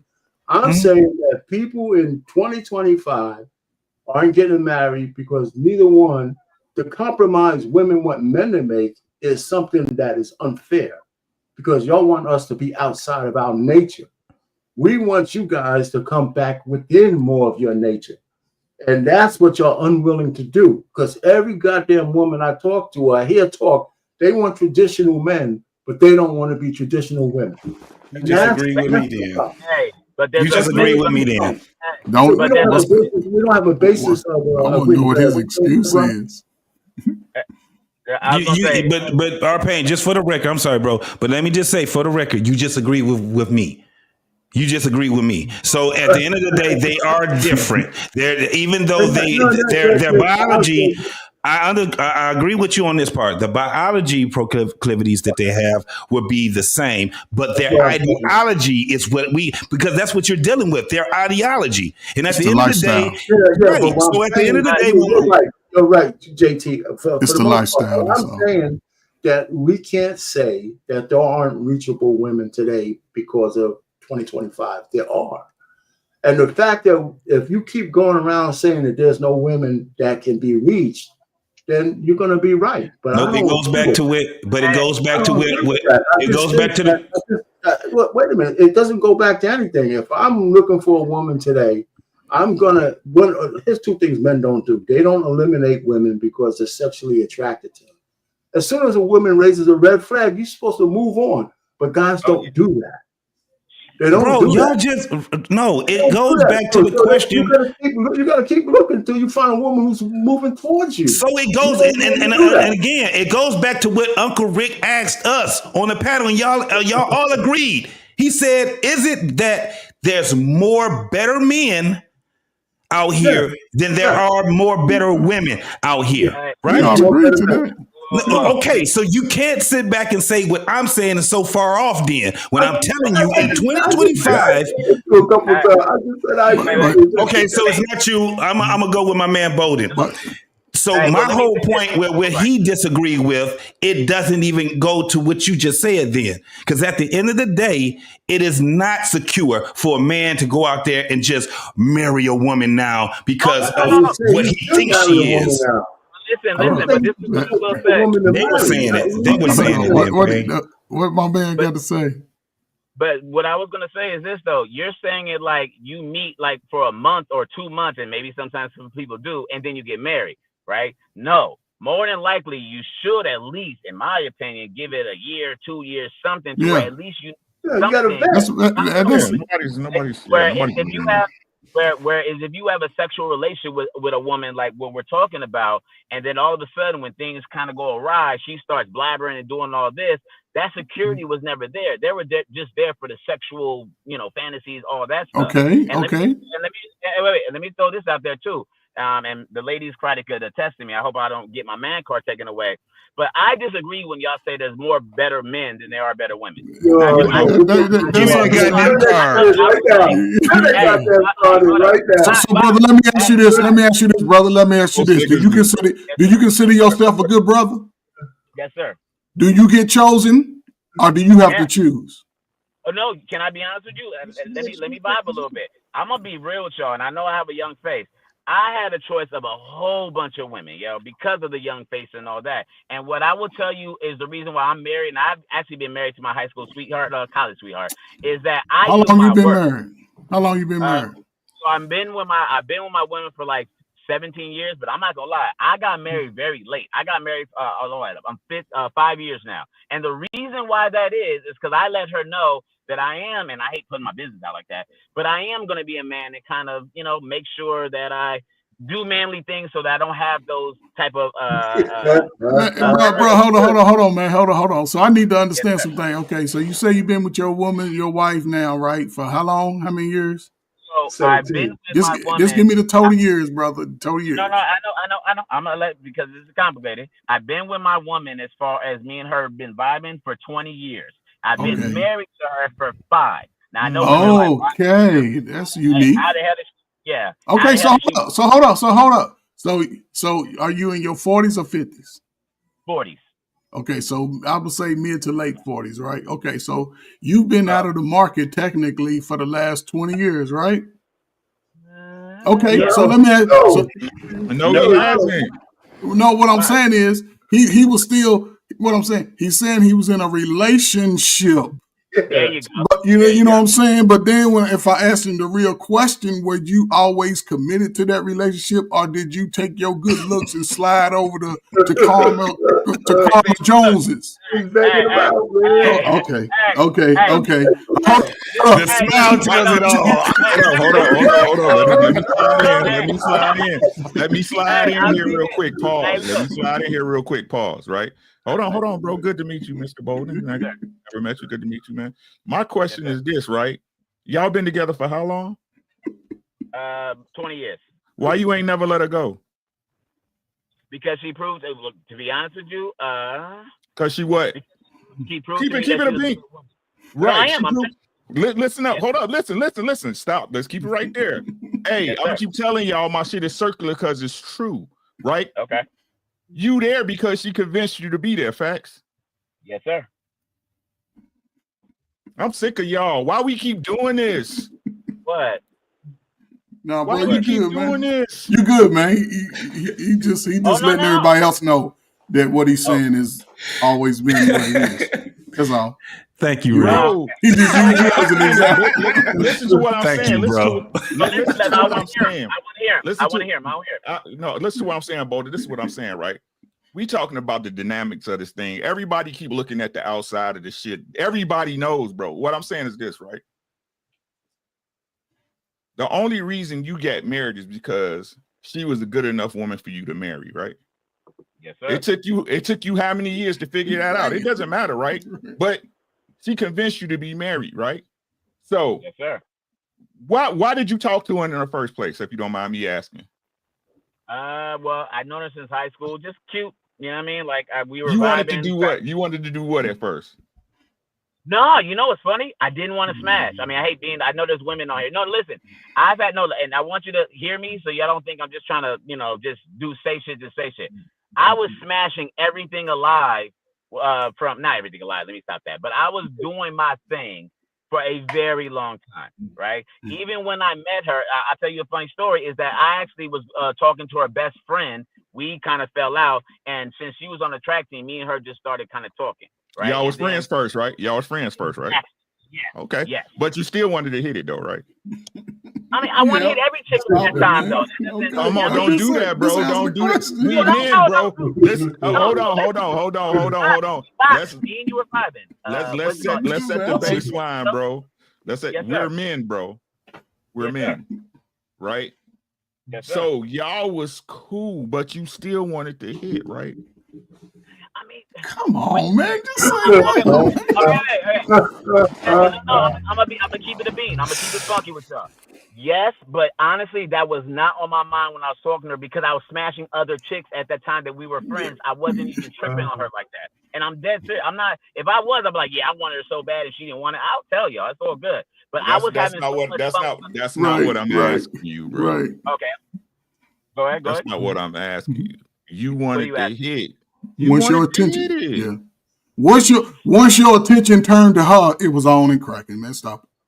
You was focused. Right. You wanted that. Stop it, man. Listen to what I'm saying. Ain't no need to rigmarole it, bro. Right?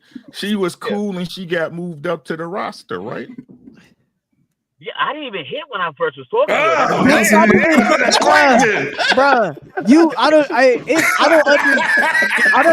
don't understand why you acting like it's so hard to answer these questions. These are easy questions. Wait.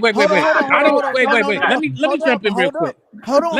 Let me jump in. I've been waiting. Hold on. Bye. I've been waiting. I'm just saying. Guys. All I'm saying is I don't understand why you acting like it's so hard to answer very simple questions. Hold on. Very simple questions, because this is what it is. Let's just say in high school, you know what I'm saying? I was an athlete, so I had the pick of the litter too. And guess what? When I met my high school, the girl that I finished high school with, I wanted to smash too. Like when she moved up from the friend level to she became my girl level, I still wanted to smash because I was already doing that. I knew how good that shit felt as far as the action of having sex. I knew what it was. So yes, I wanted to smash her too. It's a simple question. So can I ask y'all? Wait. So let me ask y'all this: please, have y'all please. ever had vibe me? Just please vibe me real quick, and I promise y'all, because I'm not trying to gaslight y'all. Have y'all ever met a woman throughout your lives that was as cool as hell, and you would smash if the opportunity came, but you never thought like, I'm smashing other chicks so much, I'm not tripping on her. She's a real cool chick. We're vibing. I'm not like, because that's what y'all think. I think your guys got it misconstrued. I wasn't trying to get at her in high school. Like that's what I'm trying to tell you guys. You know what I mean? Now, would I smash if she said, now listen, would I have smashed? Or if she said, you know what, I want you to come over and do XYZ? Yes, of course. But you're asking me, when I was talking to her as a friend, did I have thoughts of smashing her? And this is trying to crazy. That's not what he asked you, though. Y'all been together. This is great. This is insane. Y'all been together 20 years, my boy. Like, stop the bullshit. You wanted to fuck. Like, let me jump. I don't know what you're talking about. What you're saying? I don't relate. Hold on. Let me finish. Let me finish. No, right? let me jump in. No, don't jump in. He's a grown. The reason why I'm jumping in is because y'all just not believing what he's saying, and I'm sharing with you. I was around. That's my younger brother. I literally talk, Johnny.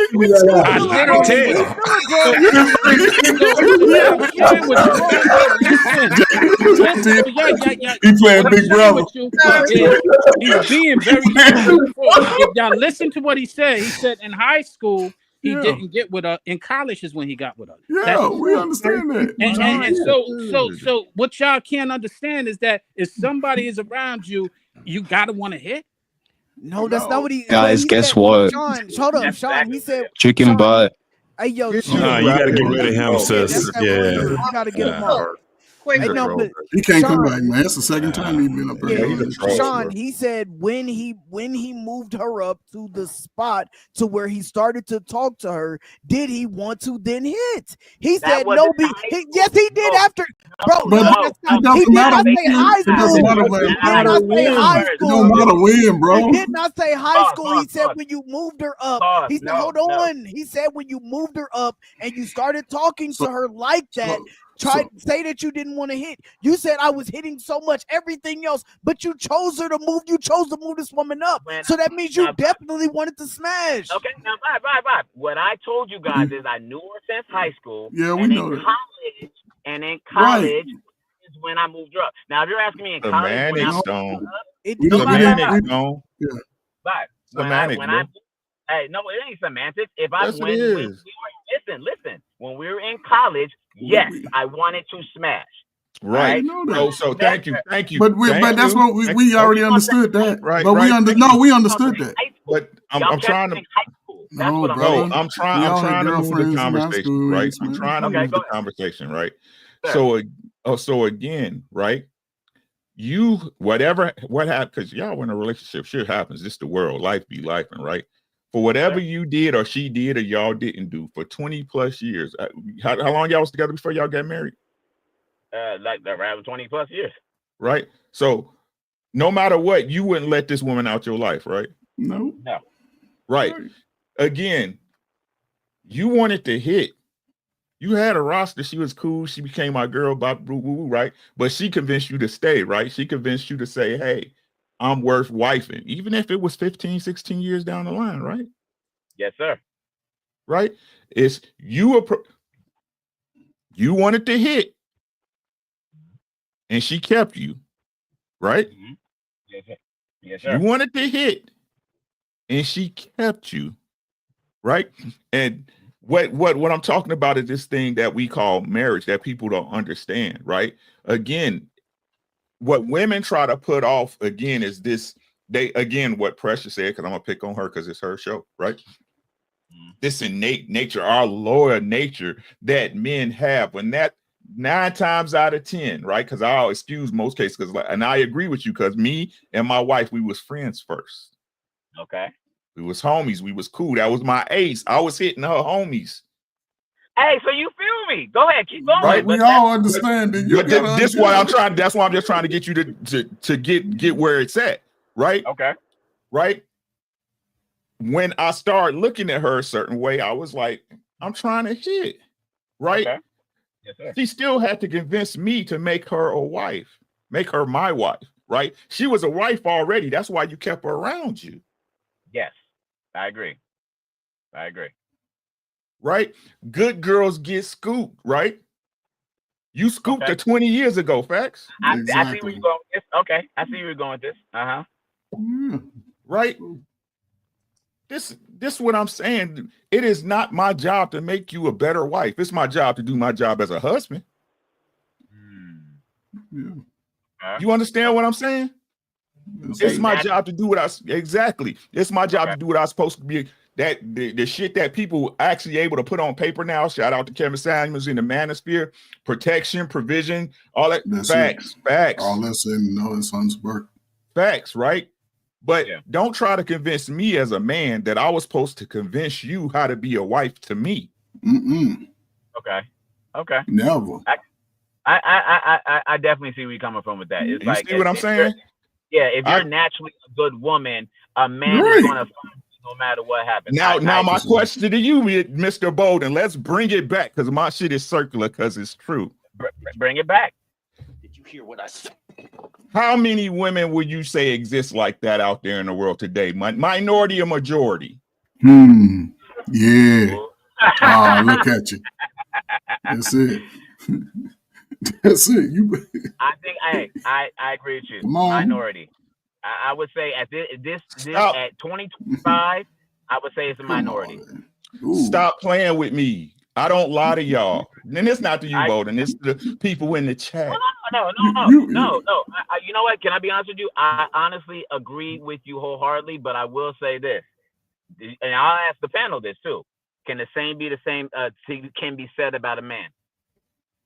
As in what context? As in, there's good men, but women have to find them. No, because a good man gonna find you. Yeah. That's why listen to what I'm saying, Bolden. I'm sorry, Coach, and I'll let you go after this. This is why their standards are so high. Listen to what I'm saying. Most women's standards are high now because they 30 and they 35 and they already fumbled a good dude. Okay. They already fumbled them. They put them in the friend zone or fuck their best friend and fuck their brother, some shit like that, or wasn't responsible money or kept him from his kids. That's why I asked you, minority or majority? Yeah, I would say that. Now, and I've gone through this too. I'm pretty sure every man has gone through this. Has every man had a woman that they fumbled themselves as well? Some have. Yeah, for sure. Some have. Facts. But like, facts. And I'm not trying to go against what you're saying, but what I'm saying is there's a yin, there's a yang, there's contrast. You're right what you're saying, and the way you articulate that was beautifully. However, you can say the same thing about men. Every man on this panel, or most of y'all, I assume, has had a good woman, but you still thought with with other parts, and you messed that up, or you were doing X, Y, Z, or whatever the case is. And every man could point to a woman like, you know what, I did fuck that up. I'm gonna make sure I don't do that again. There's a problem with your argument where you're coming with some equivalent. In the secular marketplace, men are not equivalent to women. No, not at all. Most men, listen, most men who find a woman that they want to stay with, they probably stay with her more often than a woman would, right? So, yeah, you're acting like every man had a pick of a litter and been stroking their asses off. If you reach 30 and ask the average man how many women he's been with, and ask a woman the same amount, there's no fucking comparison. A man, a decent man might have maybe 10 bodies. And for some guys, that's a lot. But you ask a woman at 30, for the most part, I'm not even calling them whores. Some of them dwarf that. Even if it was just one man a year since they started having sex in high school, that's 14. So all I'm just trying to say is if they were free and crazy in college, man, they're talking like 25, 30 some bodies. So women are much more sexually aggressive than men are these days. Hey, our brother, I want to ask you a question. They've been fumbling guys left and right, and they would even ignore good guys, and they say it to your face. You're a good guy, and I don't want a good guy. I want somebody with some dirt under his fingernails and shit. That's the part. Men don't talk like that. That's the part that I want to say. Like, I felt like he was conflating. Like, you're conflating losing a good woman because you're making bad decisions or you doing dirt. Like, you're conflating that with good men and good women and the choices between the two. So like on one side you got women saying like what our Payne said, like, oh yeah, this guy, I got a good guy right here, but I was like, maybe I'll get a good guy later. Like right now, like I'm in my thug, I'm in my gangster guy era. Like I want whole phase. Not even just the whole phase. Like I want a bad boy. Like how many women have you heard say they I need some excitement? How many women have you heard say that good guys are boring? All day. How many women have you heard say, I was in my bad boy phase where I wanted the thug and I wanted the guy that did, like, matter of fact, how many women from the hood do you know that got the same baby daddy on the same block? Like literally, bruh, they knew that he wasn't taking care of that dude, her kids, and she got pregnant by him. Hey Frank, let me get one in there, Frank. Let me get one in there. Frank. Let me get this one in there. Come on, brother. You know it's true. How many guys? No, it's a good conversation along for 15 years before they married. Yeah. Say that again, brother. How many guys have women holding in abeyance because she's a good woman before he married? Right, so most guys, you found a good woman, you didn't want to let her go while you were fooling around. Exactly. Right, so most men hold good women close to the vest if they can. My brother, Mr. Bolden, I have a few questions for you because you're an interesting guy, and you came up here with one ideology and one belief, then you got sort of understanding. So let me ask you this: do you have more than 5 friends, guys, that you know? Yes. Maybe 10. Out of those, let's just say it's 15, 20, give it 20. Out of those 20, how many of those guys you think are dirtbags? Towards women or in general? Just in general. None of them. Okay, then. So, and out of that 20, only 2 of y'all get chose. But all y'all good guys, though, right? You work, responsible for the most part? Yeah, but because you're a good guy doesn't mean that women are going to be But I understand attraction. I've always been an ugly, light-skinned dude with big nose and big lips. I understand attraction, right? And all women didn't choose me, right? But what I'm saying is, even with that, it's a lot of good young brothers out here, 25 to 45, who ain't really have the personality flash, they ain't really, they might go to the gym, play the game, go to work, go out, eat. They just doing little manly stuff, right? And nobody's really giving them a plan to say, go out here and be a band. But now YouTube is equalizing the game. Okay. That's changing the game, right? So, like the question's been asked, you see behaviors, you listen to conversations of both men and women. Yeah. Right? Who do you think would lose in this? I'll say, give it the next 10 years. Who do you think be in the worst position, men or women? Particularly brothers and the sisters. In relationships, you're talking relationship, about, right? In life, in everything going forward. I would say because of the rise of social media and the inflated way that women think, I would lean more towards women, but I will also Why would you lean towards women? Because women are not really working things out. They're allowing, hold up, women are championing the same type of behaviors that we consider the worst of the behaviors. Mm-hmm. See what I'm saying? Because again, you separated a woman from the other women who didn't want to be with those women. She identified as that. Do you think, the question's been asked, are most women moving like her? are trying to be their own independent, self-sufficient, baller, high debt, high usage, high everything. Who would win in this little time? And you know what? I agree with you. I say women. Like I said before, I say women, but this is what my point is about us men, is that although I agree with what you're saying as far as how women move these days as compared to even 10 years ago, but the problem is, and you guys are older, so it's like, you guys pretty much got your minds and your shit together. But I got a 22-year-old son. He don't got no problem with the ladies. Is he married? No. So what I'm saying is that's kind of the threshold of what we're talking about, because everybody can have girlfriends. Like we all had girlfriends since we were, me personally, 10 years old. So that having a girlfriend doesn't mean necessarily that you don't have no problem with women. It's just that you don't have a problem getting at women, but keeping them, yada, yada. What I'm saying is men are not like they used to be as well. You see what I'm saying? Like we don't hold it down. No, meaning as far as, and I hate saying it like this, but when it comes to responsibilities, financially, even the way they talk, but abilities, I'm talking about like financially, I'm talking about the way they talk to women, the way like they move, the way that they act, and partly is because of women. I will say that they're strong, independent. They don't want to this or that or X, Y, Z. But let's not act like men have not changed either, and like we are the masculine men that we've always been. You know what I mean? Like, there's a lot of men that's been emasculated, and like you said before, they don't know how to talk to women as much as they used to. Social media has had it to where engaging personally does not really, it doesn't really come across as they know what they're talking about. They got confidence. You know what I mean? So I would say, and that's why when women want traditional men, but they can't get it, I agree with you that women's thought process is inflated. But I also know that men are not as masculine as they used to be, the way that they conduct themselves. Now, you guys are all, like you said, 40 and 50 years old. You guys have figured it out. But I would say from 18 to 35, guys are not the same, yo. They just aren't. Like, y'all paying first generation crack arrows. They ain't figuring it out. So it goes to the point, because you came on here and you were saying that you don't agree with what I said when it came down to the security of marriage versus the security of a man being single.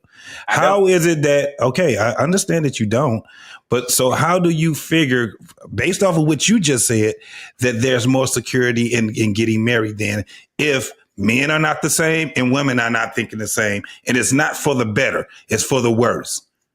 Because when you're dealing, because the whole thing came up with the Shannon Sharpe situation, right? If you're dealing with a woman that at least potentially in your mind you feel you can marry, and she's showing you reciprocation of her trying to be involved with you, then at least there's a somewhat understanding of we're trying to grow. Whether it works out or not, who knows? When you're dealing with a woman strictly on a basis of sex and all these fetishes and all this other stuff, and they're your senior by 30-some years, your mind frames are not the same. Even if Shannon Sharpe doesn't want to get married, which I completely understand, it's still to the point where are you excusing her behavior? Not at all. Oh, no. Let me be very, very clear. So what was she doing? What was her occupation? What was she doing? What was her whole purpose? But what was her whole purpose though? I think honestly to get money. Well, she's OnlyFans, so money is always going to be the main component when it comes to OnlyFans. She's a whore, man. She was a damn whore. Damn, you got to answer the question. She was a whore, and he was a trick. I agree, but again, that's my point. So he's not in that conversation. We ain't talking about it. I'm talking about from what you guys are saying right now. If we already, and we can see out here, and we can look on the earth, and we can see on these internets the mindset of these women. And according to you, the mindset of these men, is it conducive for women and men in 2025 and moving forward to get married and to think that they're going to have a secure relationship? Compared to what? That's my point. No, there's no comparing. I'm asking when you're looking at what's happening right now. When you're looking at the marriage. The divorce rate is at an all-time high right now. Mm-hmm. Even with, and we can tell based off of the mindset of the women and the men. Mm-hmm. Would you? Okay, I'll put it to you this way: would you? You said you're in your 40s, right? Yes, sir. Okay, so would you actually have your nephew or son or whoever else to go out here and tell them the best way to get out here in this world and to maneuver in this world right now is to find you someone and marry them? Yes. Okay. Compared to them not getting married and kind of dragging along and fucking all these chicks, excuse my French, but fucking all these chicks and kind of going that route, as opposed to when he gets to an age that he wants to settle down, have kids and all that, I would definitely go that route more than fucking until he's like 50 years old and still single, still doing what. So are we looking at this world and are we operating off of a balance of probabilities, or are we looking at this world and maneuvering from a balance of possibilities? Are you talking about that it's probable that you can get married and you guys can get a family and you can live, and you know what the end results of marriage supposed to be, right? Yeah. What is it? But live happily ever, have kids, live happily ever after. The end results to marriage. What's the end results to marriage supposed to be? To live happily ever after and have a family. No, it's death. Oh, to death do us part, right?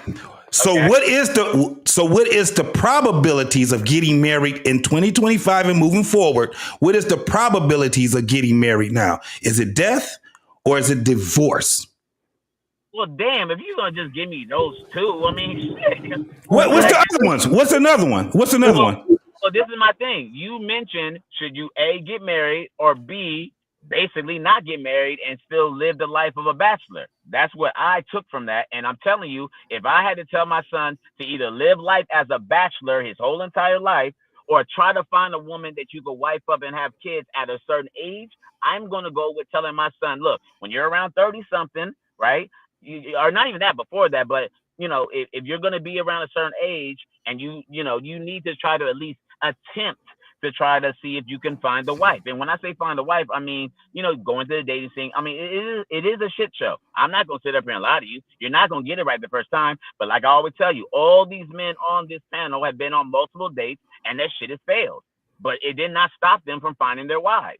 So again, I'm telling you, if you're going to ask me, what would I tell my son? I would tell my son, and excuse me, ladies, I truly apologize. Fuck as many women as you can while you're single. But once you hit a certain age, you need to start buckling down and say, okay, you know what? I didn't tell him that part. I was with you until you said that part. Okay. You don't have to tell it. You don't have to tell the man. No, I got one. I got one more question for you. Is that what you tell your? If you had a daughter, would you give her that same advice? No. Men and women. Okay, what advice would you give her? Wait, time out. Men, you said it yourself. Men and women aren't the same. So no, I would not. No, I'm asking you. But I'm asking a question. What advice would you give her? And knowing what the temperature is in 2025 and moving forward. You know what's funny? And I don't know. Hopefully, I would literally tell my daughter, you need to wait till marriage to have sex. I know it might not happen. I know that it's something that is very hard to do, especially in this day and age, especially the way that women are conducting themselves. But if I was to have a daughter, I would tell her to hold on as long as you can to your, excuse my French ladies, to your virginity, until you meet the right man. Now that's kind of I don't want to say cliche, but that's like the fairy tale way of saying it. But if I had to even go further, I'd be like, look, do not give yourself to that many men at all.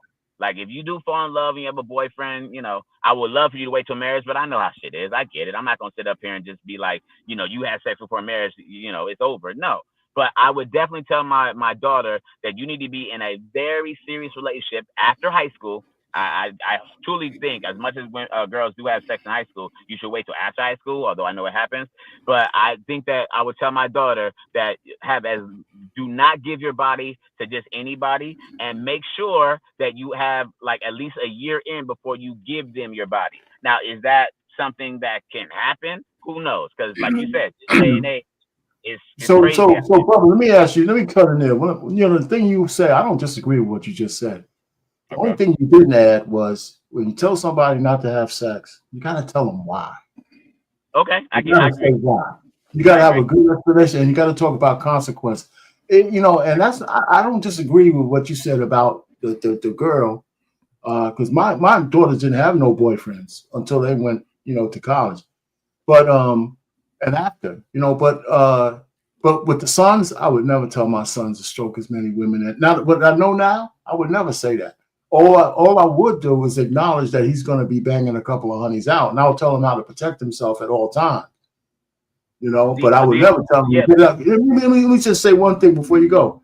Yes, sir. If you're wired to fool around with a lot of women, you never get it out of your system. The truth is, you have to make a choice when you get married not to do it anymore. So if you're wired to bang out a lot of women, it doesn't go away. Or marriage. You have to control it when you get married. You got to reaffirm that every time, every day. You know, that's all I'm saying. That's the way I look at it. No, and you know what? I totally agree with you. The only reason why I would give my son the advice to bang as much as he wants is because and like I said, I'm speaking for myself on this one. When you have banged all your fantasy women with used ass, excuse my French, ladies, but women with used asses and this and that, and maybe you ever wanted a white girl one time, the whole nine, then once you do decide to find a partner, those women that you see on the streets or in the clubs, whatever, they won't touch you or they won't get you as much as they would if you never had any type of woman like that. So that's why I'm saying it. A lot of men cheat because they have never had their fantasy. They never had whatever it is they think about. That's not true. That's not true. You're making shit up, man. A dude cheat because he can get his fantasies. What you talking about? No, I hear where you're going. I hear where you're going. Hey, look, how about this? How about this? Maybe that's just me, but I knew that once I got to a certain level of me getting as much whatever, but the fantasy type, meaning I don't have to look at a woman and lust because I've had something similar to that. That's when temptation is, I don't have it like that. Of course, I'm a man. I'm going to look at somebody who looks pretty or has a big this and that and third. I'm not saying I don't. I'm a man. But what I'm saying is if you had a woman that had similar characteristics of your fantasy, then when you actually see somebody that resembles your fantasy, but you already had it, the temptation is not there as much. Now, that doesn't go for every man. But I'm telling you right now, if you've had your fantasy, and I'm not sure what you guys have done. I know you don't want to tell your personal business. But if you've had your fantasy before, and then you see it out in the street, somebody who resembles it, it's not going to touch you as much if you already had it. You already seen it. You already know what it feels like when you're doing what you do. So that's why let me ask you a question. How many women is in you? What kind of fantasy type? How many numbers of fantasies did you have? Right. You know, I'm not asking you how many women. Right. That's because he over having fantasies now. Hold on. Whoa. No. Watch your mouth. No, man. No. It's nothing like that. No. I said, how many different fantasies did you have? That mean you look. fantasy with the dress on, the high. What are we talking about? Look. Okay, ladies. Hey, so look. So ladies, listen. Hey, listen, this is what I'll say. And ladies, I apologize. I'm an ass man myself, right? So my thing is that before I ever really go down that aisle or whatever, I had to make sure that I experience certain women features that I know that if I never experienced it, if I never experienced it, I'm going to always wonder what it felt like. I'm going to always wonder how it sounds. No, let me stop. But I'm always going to wonder about certain things. But once I've had it, and trust me, I've had fun in my life. Once I had that, the temptation was not there as much. I'm not saying I'm hearing you. You made Alexis pop back up here. Alexis. I'm not. Hey, but listen, I'm not saying it goes away. But what I'm telling you is, and I'm telling this is by real life experience. I'm not trying to just sound smart and all that.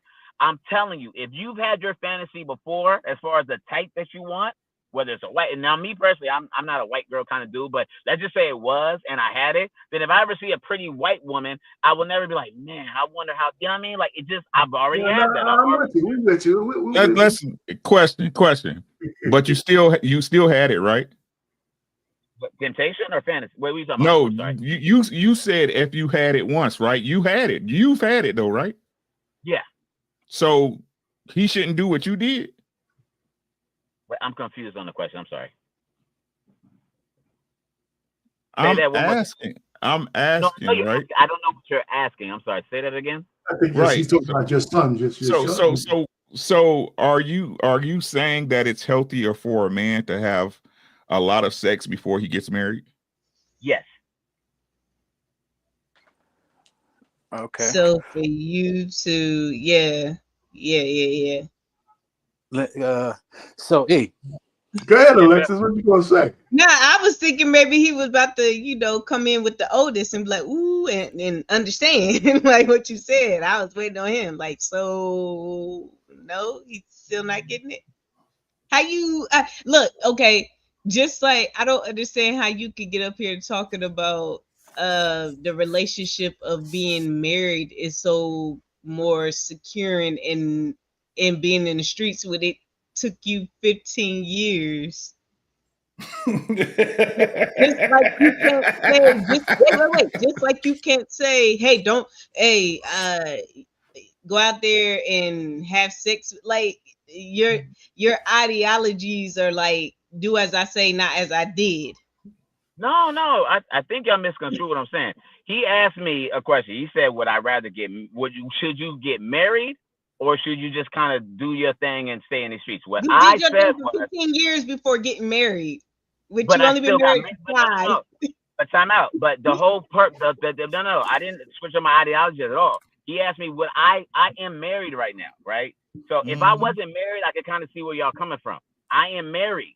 So the fact of the matter is, whether I was in the streets or not, I never said don't go in the streets. I think y'all misconstrued that. Never said that. No, you not still understand this. Nah, bro, we ain't said that. You're literally 15 years, man. You're acting like 15 years. Contradicted yourself. And we all do it. Yeah. No, vibe with me. No, I want to get better. Let me know how. No, because you said you said that you was out in the streets, right? But you would recommend somebody get married. Now that's your all of that, huh? You no. Go ahead.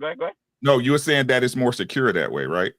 No. What I said was before you get married, you should be in those streets so you can experience all that you can, so that when you do get married, your temptation is not as high as if you never experienced any or very few chicks and you're still looking at women like, yo, she got a fat ass. I ain't really experienced that like that. Like your temptation level is at an all-time high. But from what's her name? Alexis from Texas.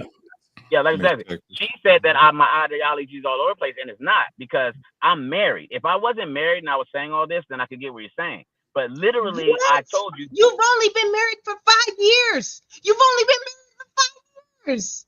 But I'm married, though. What is the point? But what she said is that you was out there in them streets for a decade plus.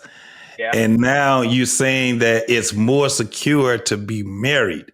You didn't think so at that time. What he's saying and what I'm getting right from you, Mr. Bolden, is this.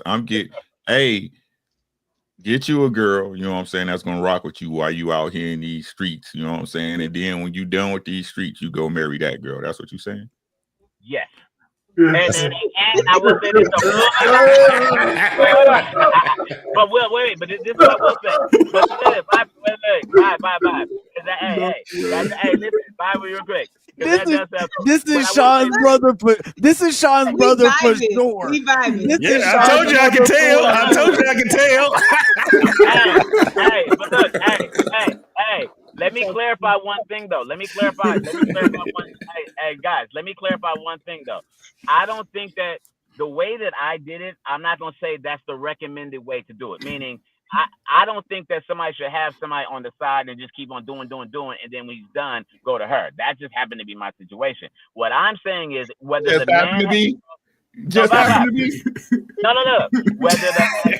Listen. What I'm saying is that before you get married, you should experience everything you want to experience before you get married. You don't have to have a shorty on the side. That's what happened with me. But that's what I'm saying, that you should experience as much as you can before you get married. So that when you get married, the temptation of cheating and doing all this other stuff that won't come up as much. So, Mr. Bowden, let me ask this one question, and I'm gonna leave it alone after this. No, that's funny. This is cool. So, the message that you give, again, your daughter, would you recommend for her to wait for that guy when he's out there in them streets? The guy that actually likes her, and why not? Why not? He's a good guy. No, let me tell you. I told you before, men and women are different. I would not. I know. I'm not saying that. I'm asking you, she got a guy that she likes? And you said she got a guy that she likes. She's young, right? Yeah. She's not married to this guy. You want her to wait until marriage before she has sex. She got a guy that she really likes. You don't want her to actually have sex with this guy. but she really likes this guy. Is it cool for her to be cool with this guy going out there and screwing everybody else out there and leaving her and preserving her? Is it okay for her to have that type of a guy? No. And that's why I said that was my experience, where I'm not saying that is the best way to go. That's damn it. Hey, but your wife a good girl though, right? Yeah. Hey, but understand what is out on the internet is out for forever. I hope she doesn't come across this. Hey, hold on, Alexis Precious. Hold up. Alexis Precious. I got a question for y'all.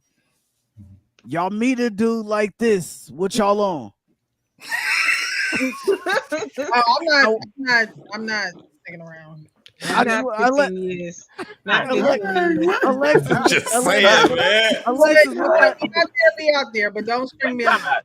Alexis, hold on. Let Alexis get in there. What you on? Not 15 years. 15. Wait. Alexis, 15 of them things. Look, 15 of them things. That's crazy. In this 15 years, you was taking care of commissary. You was doing conjugal visits, all that for 15 years. That's crazy. Shit. Damn.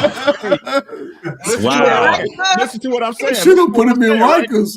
Listen to what I'm saying. That's a good ass woman. Good ass woman. Conjugal visits, like you done put him in Rikers Island. That's a good ass woman, my boy. That's a good woman. That's a good ass woman. Hey, Alexis, ask your question again. I didn't hear you. Nah, so she did her 15-year bid, and you let her in. She a free woman now. How about that? Is that what it? Oh, okay then. It's okay then. Okay, she might have been on something true then. Hey, listen. I tell you, that's a good woman, boy. Okay, well, That's a good that's why I married her. It's a good one. Hey, but everybody probably been up against something and she stayed with you. She stayed with your ass. Right. So That's right.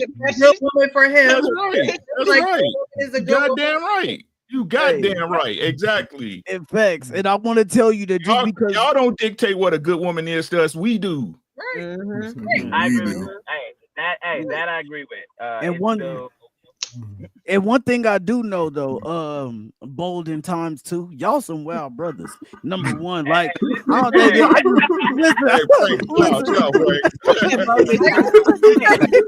Hey, hold on. I know y'all done did some more kinky shit over. I gotta let y'all know. I gotta let y'all know y'all. Listen, I gotta let y'all know y'all some wild. Hold on, y'all some wild brothers. But I will say this though, does the one thing that I do know is you said, oh yeah, like yeah, man. Once you get it, man, it's like I'm like, nah. I'm like I see it again, and I'm like, nah, I don't ever. Bro, that shit don't change. You just the only thing that stops is that you don't act on it. That's the only thing. I've been around. Listen, hold on. I've been. I'm just saying. Let me land my plane. All I'm saying is, Frank, tell a crackhead that. Listen. Now go ahead, Frank. I want you to cook. Yeah, I'm just saying, bro, because you said it a couple of times, and every time that you said it, I'm like, no, like what is? No, I know. Listen, I was raised around married men. Yes. And you said that they be like, oh man, they don't be like, man, she got a. Yes, they do. They niggas still no. Yes, yeah, no. Learned behavior. Monogamy is a learned behavior. Sean, not Sean. I'm just going off of what you said. You said a couple of different. Real quick. So hey, hold up. I got to get out of here. I just want to announce I'm leaving. I want to say this before I could. It's great meeting you, bro. I appreciate the honesty, man. But hey, shout out to the brothers. I can see y'all doing Shy Brother in the park right now and shit. You know what I mean? Y'all do y'all thing. Hey, Precious, have a great night, babe. See y'all later. Bro. So Frank, Frank, let me just get real butter real quick. What I said was I never said that it goes away, and he's right. It's OVO that monogamy is something that you have to learn. I completely agree with that. What I said was once you do have your fantasy, it is not as tempting as it would be if you never had it. And I know you have to agree with that. That's cap. That's cap. cap. And that's cap. That's crackhead that. Tell the crackhead But that. crackhead has to do with that. Will do it. Wait, let me just say with Alexis. Crackhead. No, is the whole I know. I'm joking. That's but what I it's asked the you same to a black man. sentiment. But it's the same sentiment. You right, can't. it is the same sentiment, but I'm just letting you know And that's what a cap. booty cheek is to a black man. Facts. Like Right. You see, if you're an ass man, it's the same thing, right? You're an ass man, or you're a breast man. You see you see a woman with a fatty walking by. It don't matter if you had 20 women, 30 women with fatties, you're still gonna have the same. I'm just saying, you're still going to have the same reaction. You're still gonna look, you're still gonna want you. Damn, she got everything is going to be the same. The only thing that is going to be different is that you're going to control yourself. That's right. That's a big thing. No, but that's not what he said. But that's not what he said. Words matter. No, words matter. You said what you said. Something along the lines of the temptation won't be there. That's the temptation still won't be there. That's what he said. Yes, but the temptation will still be there. You're just not going to act on it. That's the difference. Frank, I got a question for you now, because y'all been asking me questions all night. Let me ask you a question. If a man has never had, excuse my French, ladies, if a man has never had a woman with a big old ass, right, as compared to a man who's had 10 women with big old asses, who do you think would cheat more just off that pure dynamic right there? Okay, so that's a different setup. I'm asking you though, what do you think? Who do you think is more likely to cheat off of that scenario? And can I ask that question? Can I ask? Can I ask that question? Hey, Sean, I love you. I want Frank to answer that one. I want Frank to answer that one. Who do you think would be more likely? And just please, can I be answering y'all question? Y'all been grilling me. Okay. Who do you think would have more? Who would you think would be more likely to cheat? A man who's at like the fantasy of having asses, he has 10 or maybe 12, whatever the case is, smash, as opposed to a man who's never had a woman with a big ass. Who do you think is more likely to cheat? I would say the dude who knows what it feels like. The dude who knows what. Yes, the dude who knows what that is like when he's viewing that from that angle from the back, he is going to want that again. He is more likely to act on it. It's just like if see, I think that you're making fantasy out to be about the person more than a thing. If you made a fantasy out to be like when I was young, fucked up. But if the fantasy is something like, say, like the Shannon Sharpe, BDSM, or the fantasy is something like I wanted to have a threesome when I was younger, or something like that, then I think that what you're saying like goes in a different direction. But when you're talking about the actual person, when you're saying like, oh, okay, well, this girl, she had these double D's, and I know what double D's is like, and I know what I can do with those. Like, yes, I already know what it's like, so I'm going to want to experience that again. Like, if I don't, it's just like a virgin. Like, you don't know what it's like. All you could do is go off of your imagination at that time. But if I know what it's like and I know how good it feels when I'm in between them legs, I'm more likely to act on that because I know what the situation is like. But if I never had a threesome but that was my fantasy, and then I had 10 free threesomes over here, I'm less likely to act on that maybe in that situation, because it's like, I've been there, done that. You know what I'm saying? Like that, I feel like that's a different scenario. And you know what, on that one, I and I know the other men were shaking their heads. That's fine. Me personally, I just don't agree with that. I know what you're saying though. Listen, and Frank, I get what you're saying, because once you feel it, it feels the whole nine. But the you not knowing and you constantly seeing something that you have never felt, and you're like, man, if I could have that, and then a woman comes to you or comes into your life and actually gives you the opportunity to have that, even if you have a girlfriend, wife, whatever, as opposed to, and you never had that before. I think you would leap to that more than if you already had a woman that had a big ass or a few, big asses, and you already know what it felt like, and you had a good woman. You're like, yeah, I've had that before. I know it, probably, I know it feels good. I had that before. But if you had it to where you never had it, like think about that in every aspect. I'm talking about anything. If you never had something and then it presented itself to you, right? I think you'll be more likely to take that dive off of something you never had, but you always wanted. That's, I think that human nature. I think human nature. That's how it goes. The premise is there. The premise is there. I get what you're saying. I get what you're saying. Like, I just feel like it's different when you're adding in the person. When you're adding in the person, that's where you lose me at. But I get the premise.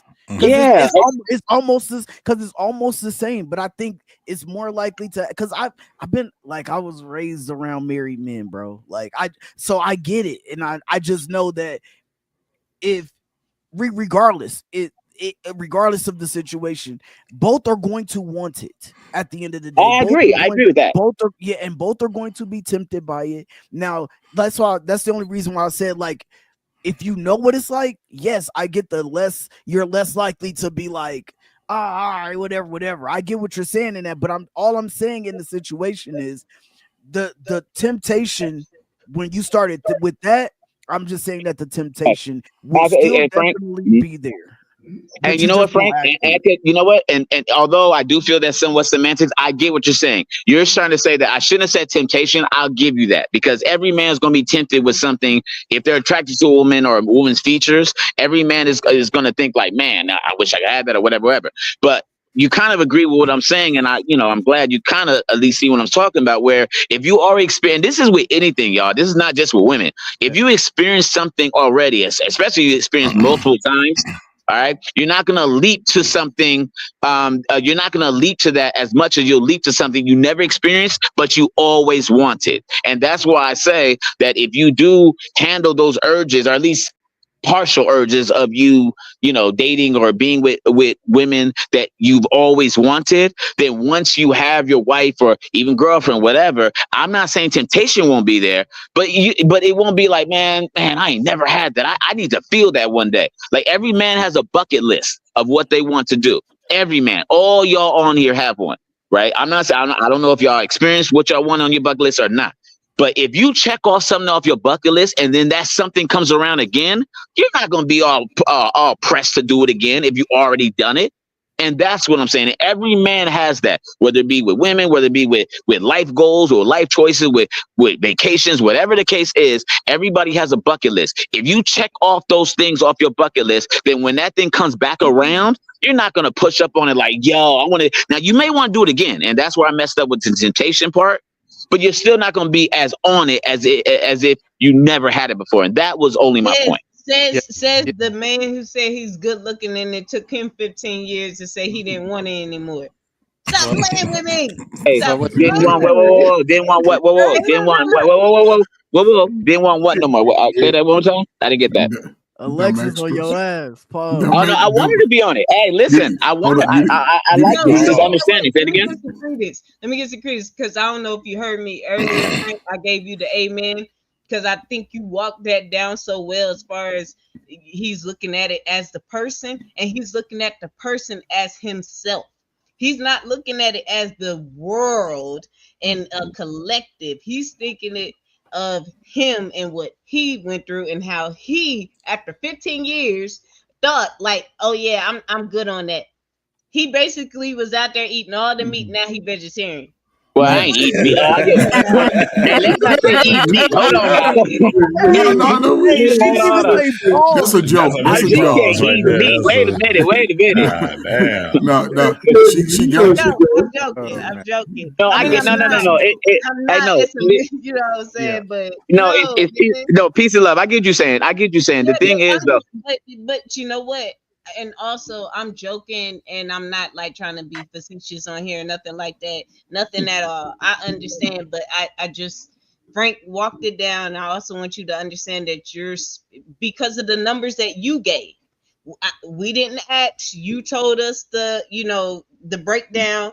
So off the information that you gave, I just think it's a little disingenuous to say what you said when your experience, your resume does not match up with those who are not out there doing it like that or didn't have the opportunity. Like Coach Ferg, he said he was light skinned, big nose. He probably didn't have 15 years.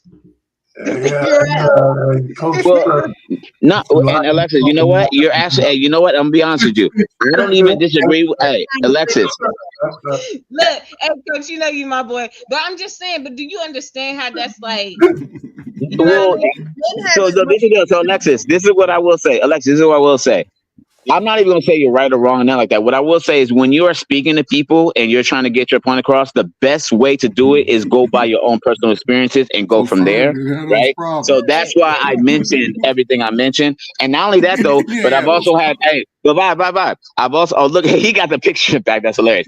But I also have friends, I've also had friends and associates that had similar situations that I had, and now they're married. So it's not just my personal, now it's not exactly what I went through, but that's why I'm able to speak on what I'm speaking on, right? As far as what I'm saying. So it's not just me kind of coming on here and just saying this and trying to go back and forth. None of that. It's just that with my experience and that what I've seen, you know, but mind you, I'm 43 years old. You know what I mean? And we just move this on just a little bit, right? Because I still don't think your advice is the kind of advice I would say, because it could get misconstrued. I mean, the real advice is however you're wired, whatever your fantasies, forget about that. However you're wired sexually, that shit doesn't go away.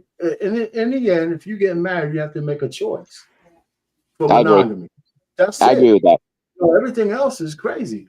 I mean, not crazy what you're saying, because I hear what you're saying. I mean, you can knock out a lot of shit in 15 years, but most people don't have it like that. So if I got married, you know, so my string was like 9 years, 7 years. And 9 months of that was, I wasn't even trying to get laid. I was trying to clear my head to see if I could recognize my wife when I saw her. So a lot of people don't do that, but I did it. I didn't know what I was doing until now I'm looking back at it in retrospect, because that's exactly what I did. That's why I was able to recognize her.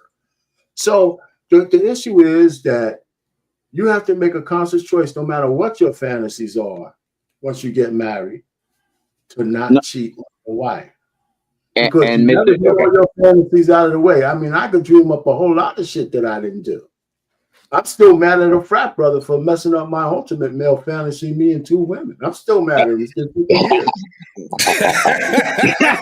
Hey, you feel like that?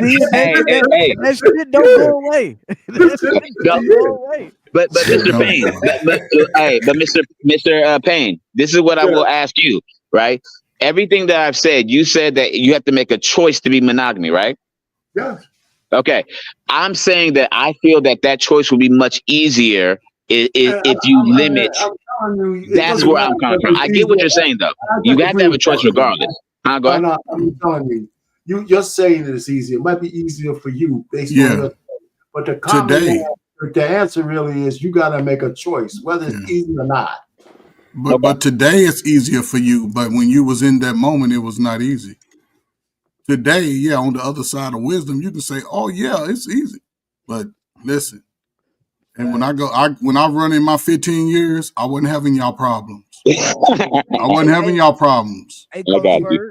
Hey, Coach Ferg. Hey, look, Coach Ferg, JT, y'all know the difference is the environment that you're in. I think that once and the mindset that you're in, because once those things change for you, then it makes and the woman that's in your life, it makes those things a lot different for you. It makes you actually think, because back in the day, when you were, I was in the Army, like you didn't care really back in the day, because you knew that there was another girl in the unit that you probably could pop.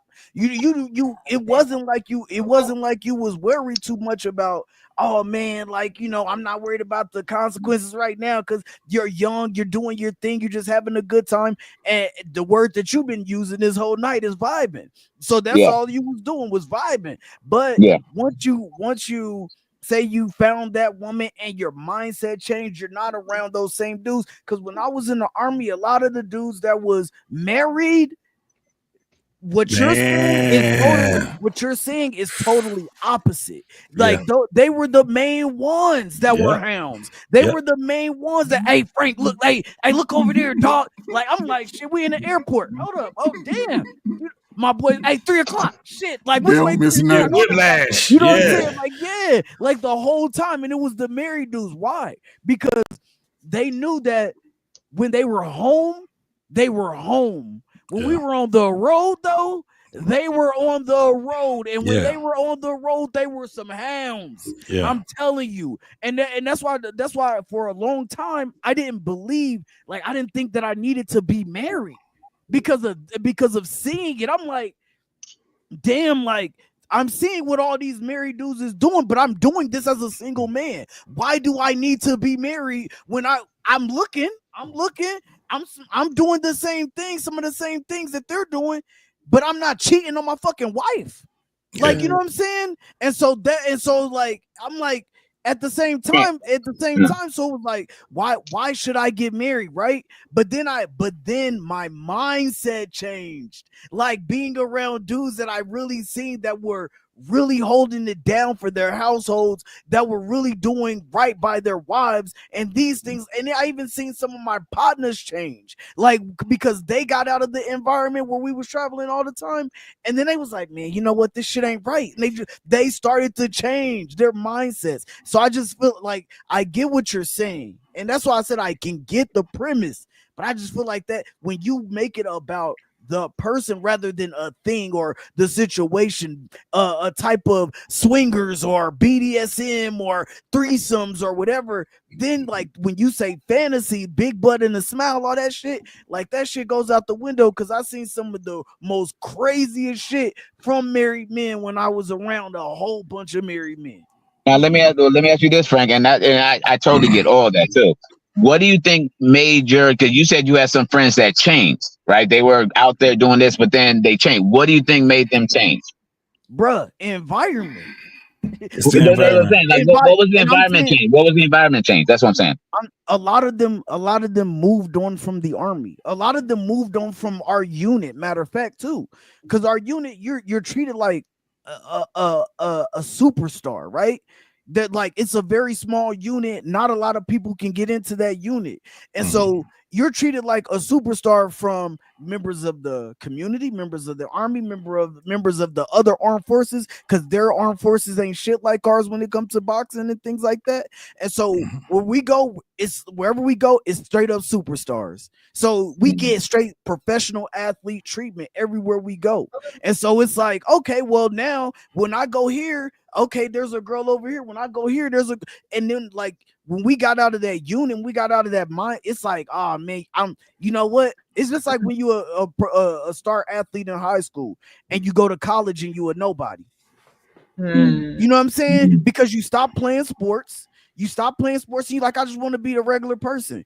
And you go, and then you gotta go, and or you're a star athlete, and then you go into the military or wherever you go, but you're not doing the same thing, and you're not around those same people from high school and all that shit like that. You gotta go out, get it from the mud. Your whole mindset changed, because back in the day, you could just go in high school, you could just walk down the hall, 3 girls, hey Frank, hey Franklin, hey Franklin. Right now, I pull up to the unit though, and then I go to the unit, and nobody is like, hey Franklin, hey Franklin, hey Franklin. You know, but there might be one girl that might be like, yeah, might be one girl that might be like, But Frank, I'll say this though, but Frank, so if you think about it, real quick, I just, because I'm about to get out of here. Thank y'all. I appreciate being up here. It's always fun talking to y'all. And I hope y'all have a great night. I might be in the chat and still hearing, but I'm about to go lay it down. She's gonna get on me. I know she's gonna get on me. All right, Alexis.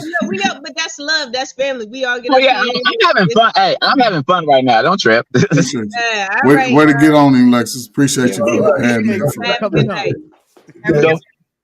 Thanks, Precious. Hey, but Frank, I'll ask you this. And then, I don't want to beat a dead horse, but I will ask you this. So everything you said, and it was a very good story and everything, right? I mean, I know it's true. I'm not, but what I would say this. So basically what you're saying is that when you were in the army and you were a rock star and chicks were all, kind of, You can have your pick of whatever woman you want. You saw that married men, including your friends, kind of wanted to be that rock star. They got girls the whole nine. Once they got out that environment and they weren't as much of a rock star, then they chill. So that means their temptation the opportunity for them to do what they used to do changed. Right. Let me tell you the real deal. The real deal is a lot of them got divorced, so they understood after they lost their first wife that they was like, "Yo, I'm fucking up." They learned they learned their real mistake because they said, "Damn, like, now my kid is way over here now. Like my kid is back home. I'm still here. The wife that I had is gone now. Like, okay, now I'm at the club every week. Like, and that shit get old. Yeah, quick. Life get real quick for you, partner. You know what I'm saying? It's not the fact, yeah, right. It's not and now you're coming when you used to come home and there used to be somebody at the airport waiting on you. Now you getting off that plane and you gotta drive your raggedy ass home by yourself. You feel me? Like the shit is like it hit different when you realize that you really made real life mistakes when the person that you really chose, the woman that you kept a hold of, a lot of them lost. Yeah, so this is the other thing that goes with that also. When you start, especially when you're with a wife or something like that, the synergy that you create with her and that how it supersedes all that other shit. It supersedes everything on the outside and the outskirts, and it makes you want that more because now we're paying bills together. We're getting our house together. We're traveling together. We're doing all these different things together. Has nothing to do about how much ass I ended up getting before I was with you. It has everything to do with what's in the now right now, right? Just like it's another one, Frank, that you failed to mention. The married dudes, they lose their wives also because what? They always in them damn barracks. The barracks is like a dorm. It's dorm. So imagine somebody 31, 32 years old married, and every damn day they get off work, but they don't go straight home. Right. They get to hang it in the barracks, messing around and other people, getting drunk and shit like that. Right. So you get tired of that. You get tired of that lifestyle. And that's where it comes down to. You want something better. So all the ads, you can have all the ads you want. It don't stop. Because some people, they end up being like, let me get all this shit, this fucking out of my system, and they get caught into it, right? Yeah, and I can agree guess what can happen? Guess what can happen when you're fucking? You have babies. Yeah. No, you're right. But JT, I will say this though. All that you said was beautiful about marriage, but at the beginning you said people shouldn't even get married at this age. 2025. At 2025. I wouldn't suggest anybody to get married right now because they got to get to the how to get married. How and they have to be able to see what marriage actually entails. Just to get married for the simple fact of getting married, all you doing is getting married so you can get divorced. That's why I asked you a question. What's the difference in because a successful marriage is that you die, right. Death do you part. An unsuccessful marriage is divorce. That's what I was saying. And there's a lot of pain that comes behind all of that crazy ass shit right now. And what's happening right now is people are doing things because they think it's the right thing, but they have no idea of what they're doing anymore. And when it comes down to marriage, that is life changing. It is life changing. So at the end of the day, if you're not really into the person that you're in, especially in America, where our biggest thing is what? Everything in marriage is built off of a person being monogamous. And that's a big problem with women and men. And I would say right now, probably women more so than men now. It's a very bad deal to ask someone to do something that can ruin their life when they don't know what it means. That's my only point in it. That's why I say what I say. And you know what? I could agree with that. I still would, if I had the ladder between me, like you said before, asking what I would tell my son, I would still go the ladder with trying to find a good wife as opposed to just stay in the streets until you die. But I'm not gonna lie, the way you broke that down just now, I could definitely understand that in 2025 because with social media and with things like that, everything is quick.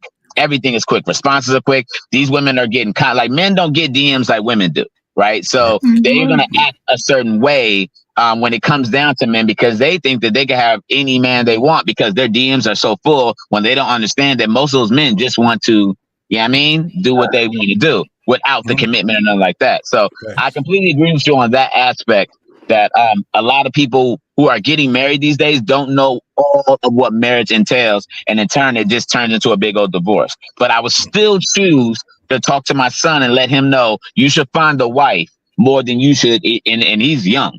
Find a wife more than he should just run these streets for a long time. I know y'all gonna be laughing at me for my 15 years. I get it. But I'm saying for the rest of your life, be single and just have sex with a lot of women, or within your life, try to find a wife. I would go with still telling my son to try to find a wife. So I have daughters. I'm going to end it with this, y'all. I have daughters, right? I have a 23-year-old and I have a 28-year-old. I also have nephews and all those. What I will recommend for us to do as older folks talking to them is to help them mind it out. To talk like we're talking, to give them the pros, the cons, see where they're like you have to ask them questions and have a real back and forth with them because you have to understand exactly what it is that they're going through, right? I can't tell, man, this is, and I got daughters and I don't know how other than to make sure that they are good mentally, right? They getting careers on and they doing all that shit. But when it comes down to navigating this doggone dating world, I am clueless when it comes down to that because I'm not their age. And the way it used to be is definitely not the way that it is now. So I have to actually talk to them and we got to mind it out together. You know what I'm saying? I agree with that. I will encourage them and I try to encourage them to talk to me, right? Come holler at me. Let's try to mind this out together. That's how I look at it. Hey, JT, I completely agree with that. That I completely agree with. Yes, sir. Yeah. Precious, what you feel about all this that's been said? You just sitting back, looking at I mean, for the most part, I agree with everything that's being said. You know, you have people who are in relationships who will tell people, you know, I don't advise you to be married. And I've always had an issue with that because some of these people are married. And it's like, okay, you're telling them not to be in a safe, secure environment and for them to be uncovered. And like you were saying, JT, okay, let's talk about the how to. You know, if you're going to advise someone not to get married, that means you're not willing to teach them how to do it. And you're not leaving room for that conversation, which goes along with how media, you know, puts fear into young people's minds, hearts, and says, you know what, I'm gonna just stay single forever. And which you can stay single forever. But men, again, we're gonna go back to men. If you're gonna stay single forever, then you need to know what the risk that comes with being single forever, especially men who have money. Because yeah, you could just go ahead and pay for it. But guess what? You might be paying more than what you bargained. And that's the issue that a lot of men don't get to, or they don't think about, or they just think because they have money, the money you can buy away the problems, and you can't. Because when you reach a certain stature in your career or in your life, these things, this is not the first time that something like this has happened to Shannon Sharpe. Shannon Sharpe has had a history of being in these situations with women, which means that mentally, when it comes to the sexual nature of him and women, he doesn't understand that these women are going to come and get you whether you like it or not. These women are going to put you on a chopping block whether you like it or not. So you as a man, if you've been in this situation a couple times, you would think you as a man would use a different mind. You would renew your mind and say, you know what, let me chill on this. Let me take myself out of this so I don't find myself in the middle of this every 6 months. But he got knees, though, right? He got knees. Them being married wouldn't have made it any better. I was gonna say the only thing I would say, and this is kind of piggyback on what JT was saying, is you said that if you're not married, you have a lot to lose. That's the only thing where, especially if you do have money, if you get married and then you get divorced, you lose half, and then you lose your sanity and all that stuff. So I do believe that you still could lose a heck of a lot when you get married as well. Like I think that with Shannon. Money should go in with the prenup, and if a woman doesn't want to sign a prenup, you don't need to be married to her. Okay. You don't need to be married to her because she's not marrying you for the right reasons. If a man came to me, he had all this money, and he said, "I need you to sign a prenup," and I love this man for who he is, I will happily sign a prenup. I plan on being with you till death do us part, like JT said. The money is the bonus. Yeah. Today, if you're going to be a man with money, you need to plan accordingly with your financial affairs. So Precious. Go ahead. So Precious, question based off what you just said in reference to you. I'm just going to say the world is you. Would you say that would be the majority or the minority of women who have that ideology? I was just about to say that, yeah. Majority of men would be doing what they need to do to be financially set and secure. I don't think he's asking that. I think he's asking, do you think that most women, most women take the prenup? Because most women don't want to sign any prenup. Like, doesn't matter whether she does not. You're the man. If she doesn't sign, you don't marry her. You move on. Right. That's you move on.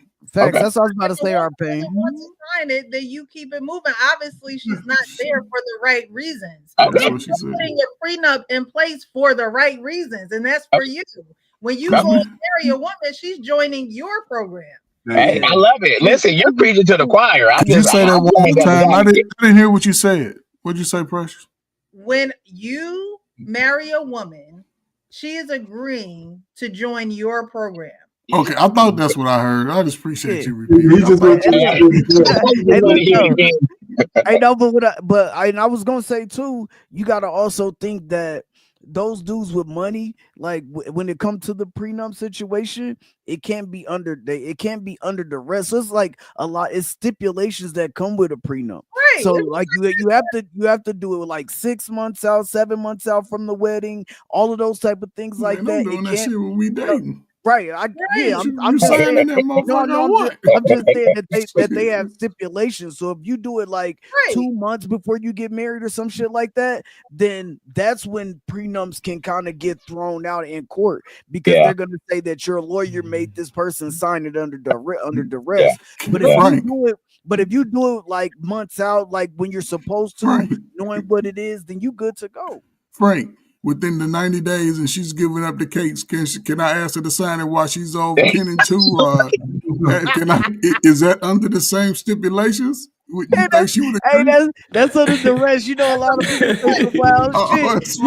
You know, a lot of people say some wild shit when you in them guts. You just give it to her. You be like, here, sign this right here. Give it a pen. Put that pen. Reaching over her shoulder. Here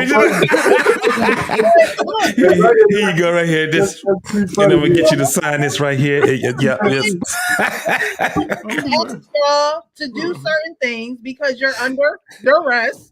And under duress. That's pleasure. You up under me. You want to move, so you're gonna do, what the honey-do list because you want that, right? But it's just like real estate. Like you can't, if you're under duress, that contract is void. So it's a contract, and it's just knowing the stipulations of a contract, period. But everybody knows. Listen, nobody in 25 been out walking around over 25 talking about they don't know what the hell a prenup is. They know exactly what that shit is. But some people don't. But the thing that some people don't know that I learned from the lead attorney one time was when he was talking about prenups. A lot of people didn't know that you like doing a prenup like a month out before you get married. Oh no, it ain't early enough. Yeah, it like a woman can really contest that. Yeah, she can. She could say, say, oh, he gave me this 4 weeks before we got married, and I signed it. I just hurried up and signed it, right? I didn't even have time to really get this to my lawyer, or if she has, or even if she doesn't have a lawyer in a situation, she can, you know what I'm saying? They can say that your lawyer played her. So you gotta, so you just have to do the. She gotta have her own lawyer. That's for sure. Yeah, but that's why it does make sense, because think about it. What if you guys already done got the altar? What if you guys already done got everything set up? You know, all these different things, Tux, and y'all done spent, you know what I'm saying? Oh, it's too late, man. You know, that's why you have that shit when JT, no, I'm saying that's what they called. That's what they were saying. Right. That's what the rest is. Yeah. Is because we already done made plans for the wedding already, and then in the midst of this, you gonna sit back and give me this pen and this paper, and you know that's where they can put it. But if you put it out there, you know this is what it is. Before we even got married. Are you signing this prenup on that first date? Look, I want my wife to sign the prenup. You gonna sign? Oh, and no, okay then. Well, then okay, I might, you know. And listen, if she has that yams like my man was saying earlier, most dudes wouldn't just walk away. Listen, most dudes wouldn't just walk away. They'll probably play that game with her for a few months, then walk away. But I think that everything needs to change. I think even when it comes down to sex, I think that you guys should have some type of transactions. No, I'm saying as far as like an understanding of what's going on. I think that like now it should be where we need to start showing our medical records and shit to each other before we start doing this, because it's drastic measures, right? Yeah. And the reason why is because, man, it's a lot of crazy shit that's going on right now. You don't know if this person is actually who they say they are anymore. You don't know if they out here living with that, you know, that HIV. You know what I'm saying? You don't know. You don't know. Right. So at the end of the day, the conversations that we didn't have back then when we were just doing shit willy nilly, you got to start doing it. You got to start doing it now. You got to start taking bigger precautions. Yes, sir. I agree 100,000%. And JT, that's one thing you said about all these women and men, for that matter, having all kinds of diseases and just out there doing it. That's why I say, as much as marriage is, you know, to the point where it could be heartbreaking, the whole nine, and your wife could still give you, you know, you never know, her husband, yada yada. That's why it's a little bit more stable to be married, at least, because at least supposedly she's just with you. If you're dating these days, you don't know how many men this woman is dating while you're just getting to know her. At least supposedly, obviously your wife could be cheating, we know that, but supposedly, at least you know that your wife is yours. Now, can that change? Of course it can, but it's better than you dating and having no knowledge of how many dudes this woman is sleeping with, just because, you know, you got a number and you guys are going out. So that's why, that's going back to the original, talking point. That's why I say it's a little bit more stable to be married than not, because these days you don't know what these people have, men and women. Yeah, the point is that you got to pick your wife from the pool, right? I mean, so at some point there's got to be some early trust in there that, you know, the woman that you're just dating doesn't have a full roster. Hey, but they do though, Mr. Payne. I'm trying to tell you, not all of them though. He's saying not all of them. You just have to be. I'm saying, if you want to get married today, that's a concern. Yeah. And so the point really is, just asking her is certainly not going to be the way you get that answer. She's going to lie. Yeah. So you've got to be. So I think a lot of guys are not in tune to the person that they're talking to. I agree. I think all of us have a spiritual component to us that I think we ignore. You know, I think men certainly ignore. We getting glamorized by the size of her titties and shit like that. You know, the yams. We now over trying to fulfill fantasies and shit. Hey, why are you on me right now, Coach? Gotta get rid of these fantasies. I got all one over here on the right. They keep hitting me in my sleep. Hey, man, my guy was struggling with them fantasies. But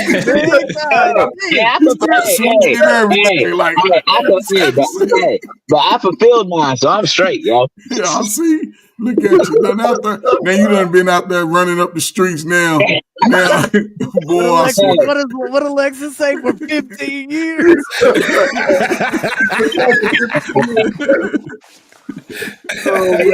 Well, hey, listen, well, Precious and then gentlemen, I got to get out of here. But yo, I like you guys, man. You guys are cool. I'll start checking out the show. If Precious, if you could bless me with coming on from time to time, I come through. And yeah, it's been a pleasure. Hey, Sean, good looking out, big bro. I appreciate you, sir. Yes, sir. All right. Hey, man, it's my pleasure, man. Most definitely. That was we know fun. Sean got at least one friend out there. Yeah. He got at least one friend. As long as take care, guys. Sean don't All right, pull up together, don't pull up together.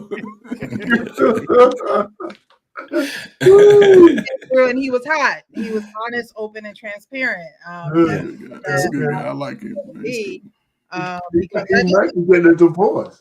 That is don't say it. the case in most cases. The men will be out there doing their thing, and they won't want marriage, but they'll still want to hold on to this one chick that they like, that they want to be around, that they want to talk to all the time, that has great conversations for them, that encourages them, the whole nine. And women have to make the decision of, hey, do I want to stay in this position or do I move on to someone who is ready? And he was in a position where the woman was like, you know what? You ready? All right, let's go. You ready now? All right, I'm with it. But that is the story of most guys, and they just won't be honest about that. They won't. I don't know about most guys. Not his. Most guys, I would say at least 90% of the guys can live what he experienced. To live that and have a woman sort of just hang on, in that time. No, most of the guys get married to the woman that's actually giving them the rhythm. So yeah, it's you give. I mean, maybe the pretty boys that Precious are living like that, but the average dude, they ain't living like that. He marrying her. I'm talking about men who get women. I'm not talking about the men. Even with the men that get women, it's not. It's the craziest part is that as we get older as men, we start to compartmentalize women, right? We got the women that we can have a conversation with and all these different things. But there's that one woman where we like, nah, I can see her being my kid's mother. I can see her being my wife now. And like I said, it's a synergy that we have with them, which it encourages us to marry her. It's our ideal to marry her. We floating on her around. Yeah, like when that's why you have the dudes that come and they be doing the whole thing with the proposal. We be trying to figure out how we gonna put this proposal on her, right? Because we want to woo her with the proposal also because of what our ideals is. It's ideologic for us to marry a woman. It's not this thing where I just want to marry her because I don't want no other nigga to have her. It's gonna be bad. It's gonna be real bad for you. So it's not like we have even guys that's getting women.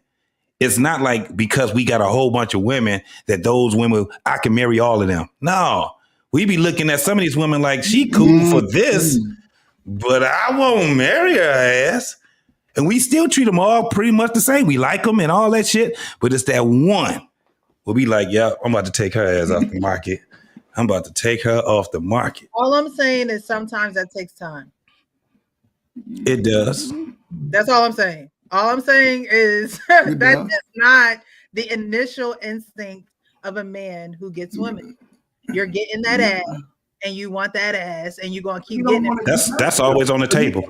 You might not regardless. So you gotta make a distinction between to just straight up marry her unless your name is RP. And even you gotta distinguish between a man who can get ladies who wants to be married and a guy who can get ladies and doesn't want to get married.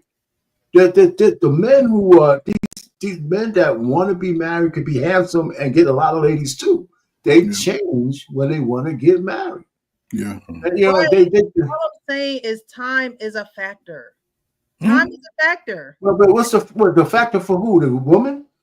You're saying he's going to be stringing a lady along? I don't necessarily believe that. That's most guys can't do that. The worst kind of men string women along. Yeah. And it's not because they can get women. Some men just string ladies along because the lady don't leave.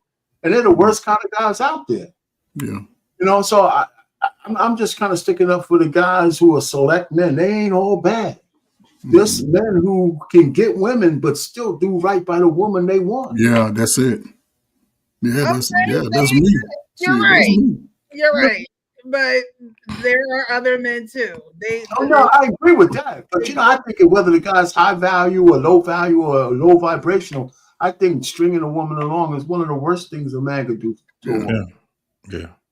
Especially because it's one of the worst things you could do. It is, and it happens.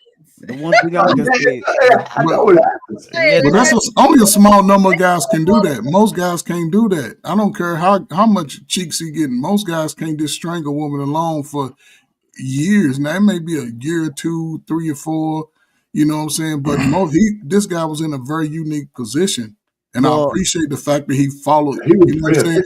He came to that age of maturity where he realized the streets ain't shit. Yeah, you know what I'm saying? Let me go and get off. So I think both parties play a factor in that though, and the only reason why I'm gonna say that though is because when you meet a woman and she say I want to be married within a certain amount of time, you know what it is. Yeah, you can't. You there is no stringing her along at that point. No. Because once you get to that time and she cut your ass off, then you learn then you know what it is. You learned you were intent, you were supposed to be intentional when you met her, right? She said, yo, I want to be married within 2 years.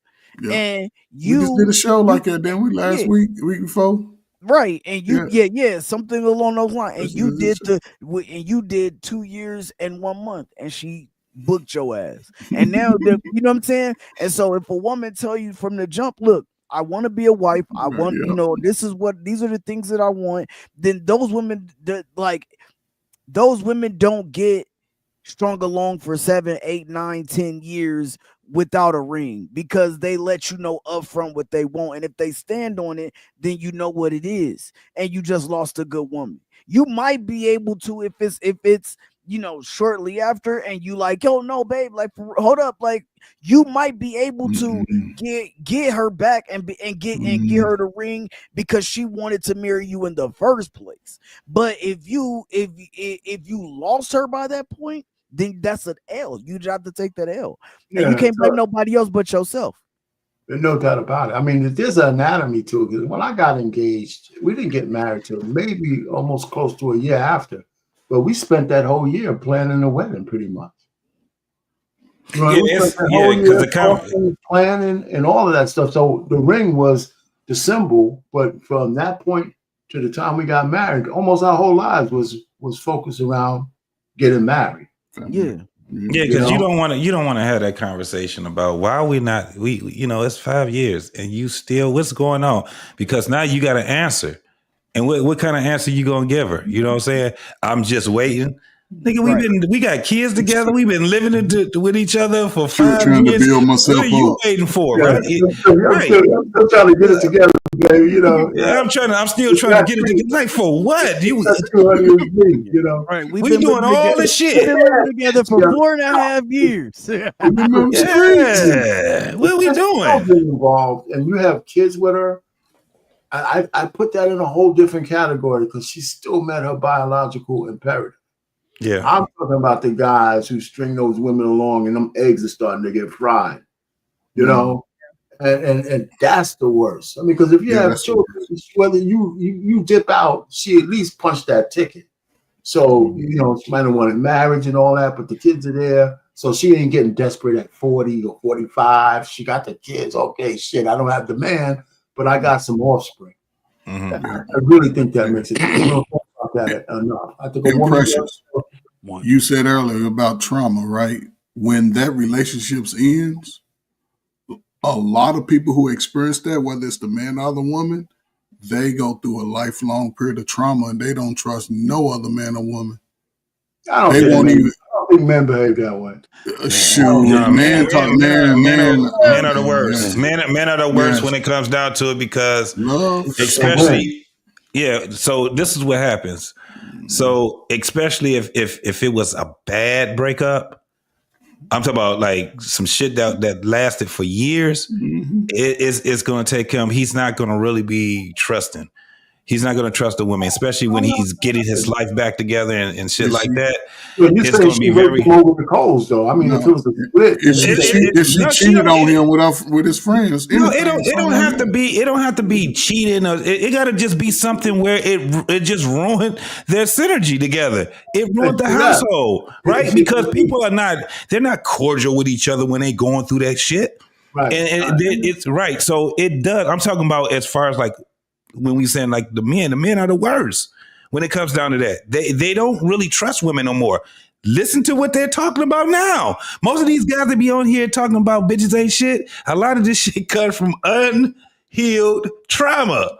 And it happened more than once. No, I'm not saying it's not true. I just hear more women say how much they hate men when they break up. So I don't pay attention to the guys.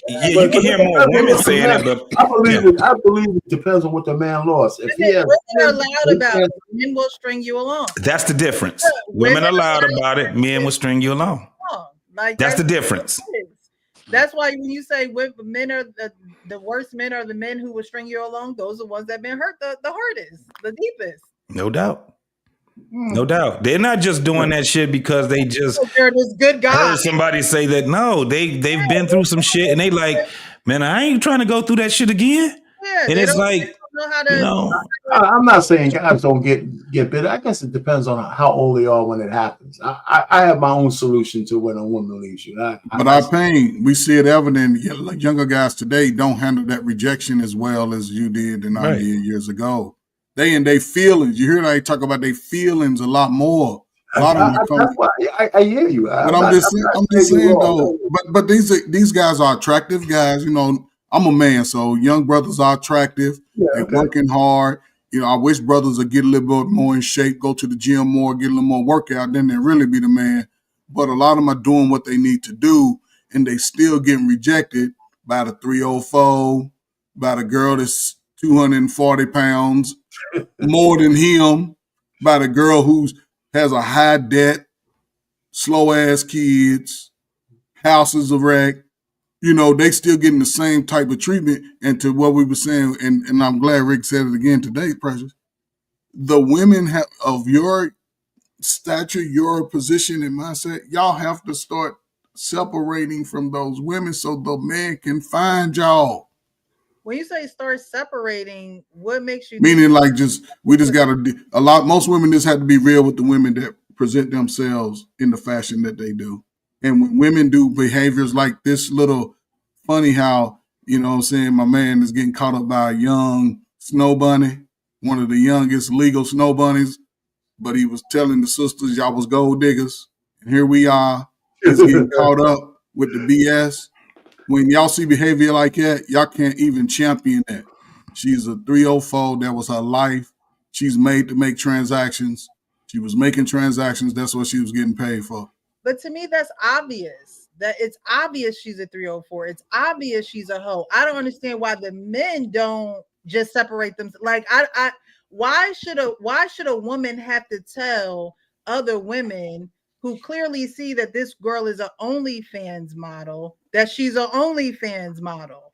I don't understand why the men get so caught up, and that's why I say you use your lowest nature of a man to get caught up. When y'all the leaders, y'all should be the No. So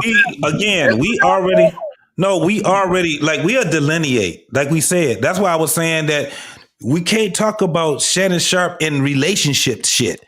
That's why we said it's whole. That's why we was talking about the pimps and the hoes and shit like that. Because we delineate. He in a whole different world. We already said he goofy. What he's saying though, with Coach Ferguson and a lot of us, not just on the panels, women are going on girls trips with the hoes. They're sitting back twerking with the hoes. They're sitting back, hey, yeah, girl, period, with the hoes. They're married. They're married to the most powerful men in the world, and they're sitting on a podcast talking about how unhappy their life is with. Married to nobody. And, you know, so they're doing all kinds of stuff. I mean, you know, I hear Michelle Obama act like she's the most oppressed woman in the whole world. Yeah, the top. She's the top sister in America. And Tracy Ellis Ross sitting across from her talking all her bullshit. And then all the sister girls clapping, yeah, girl, la la la. Or the sweetheart deal Tia Mowry got from embarrassing her husband on national TV and he's still doing it. You know, so I'm just saying, you know, I just think that the women who know better, they don't come down on these other chicks. And they expect men. Listen, men, we don't want to police each other's Johnson. We got our own Johnsons to police. Don't come down on them. Y'all want to stay away from them? No, we do. We delineate. Shannon Sharpe did what he did because he just wanted some. He wanted some cheap. Look, he wanted some cheap. You know, something to pay for. He paid for it. Now his problem was that he didn't just pay for it. He just coming back too often. He just kept coming back too often. And he played right. Because he was but it just you was a recurring. He was a recurring. Yeah, he was a bad consumer. That's it. He was trying to turn the 304 into a high class escort, like the shit we talk about every day on YouTube. He fell right. And the thing is that we're calling all of this shit out. We're not standing close to these niggas. We're not standing close to the thugs. We're not standing close to the cats that even the ones that even how they present themselves. They got the sagging pants with the dress that's all the way over their eyes. They got the hoodies on. They don't know how to talk. We are delineating from that. We don't. No, he got frozen again. He got frozen again. Yeah, but I hear what just we don't disagree with a lot of stuff that you're saying. I mean, you know, because you got your points. I'm just saying that I think men do a little bit better job delineating ourselves from the riffraff. I just really think we do. But I agree with whoever said it. Was it Uncle Rick who was there more good men than good women? I agree with that. I just do, and there's more women than there are men, but even with that, there's more men out there. They just get ignored. They just get ignored. I mean, men just get ignored. But you did drop something because I didn't even know that Shannon had more accusations than that, like back in the day or whatever. Yeah. But I mean, I didn't know that, but you know what I'm saying about him. He choked his chick out in FS1. He what? He choked the chick in the FS1 when he was with Skip Bayless. Yeah, he choked the chick out, and then they paid her around $300,000 or $400,000. Okay. Yeah, so your money can't always. It ain't looking good. It just can't always, just because you have this money doesn't mean that you can continue on with the shenanigans and think that you could just. A brother can't for sure. Because we ain't asking a real question. Is this career? When lose or draw? Is this career? Nah. Nah. Yeah, I think at ESPN and all those different places, yes. But as far as him with the podcast and stuff like that, I don't think so. Ocho Cinco, but Shay deal is probably dead. Why? He's got to win. He's got to win. He's got to win. He's definitely. I don't see that. Because it's not criminal. And he's no. He's got to win. You know what I mean? He got to win. I'm saying he's got to win. Let me tell you why, Frank. Because he's the face of Shay. He might be selling the rights, but he's the face. A loss. If I'm not spending $100 million for a tainted guy up there. Yeah.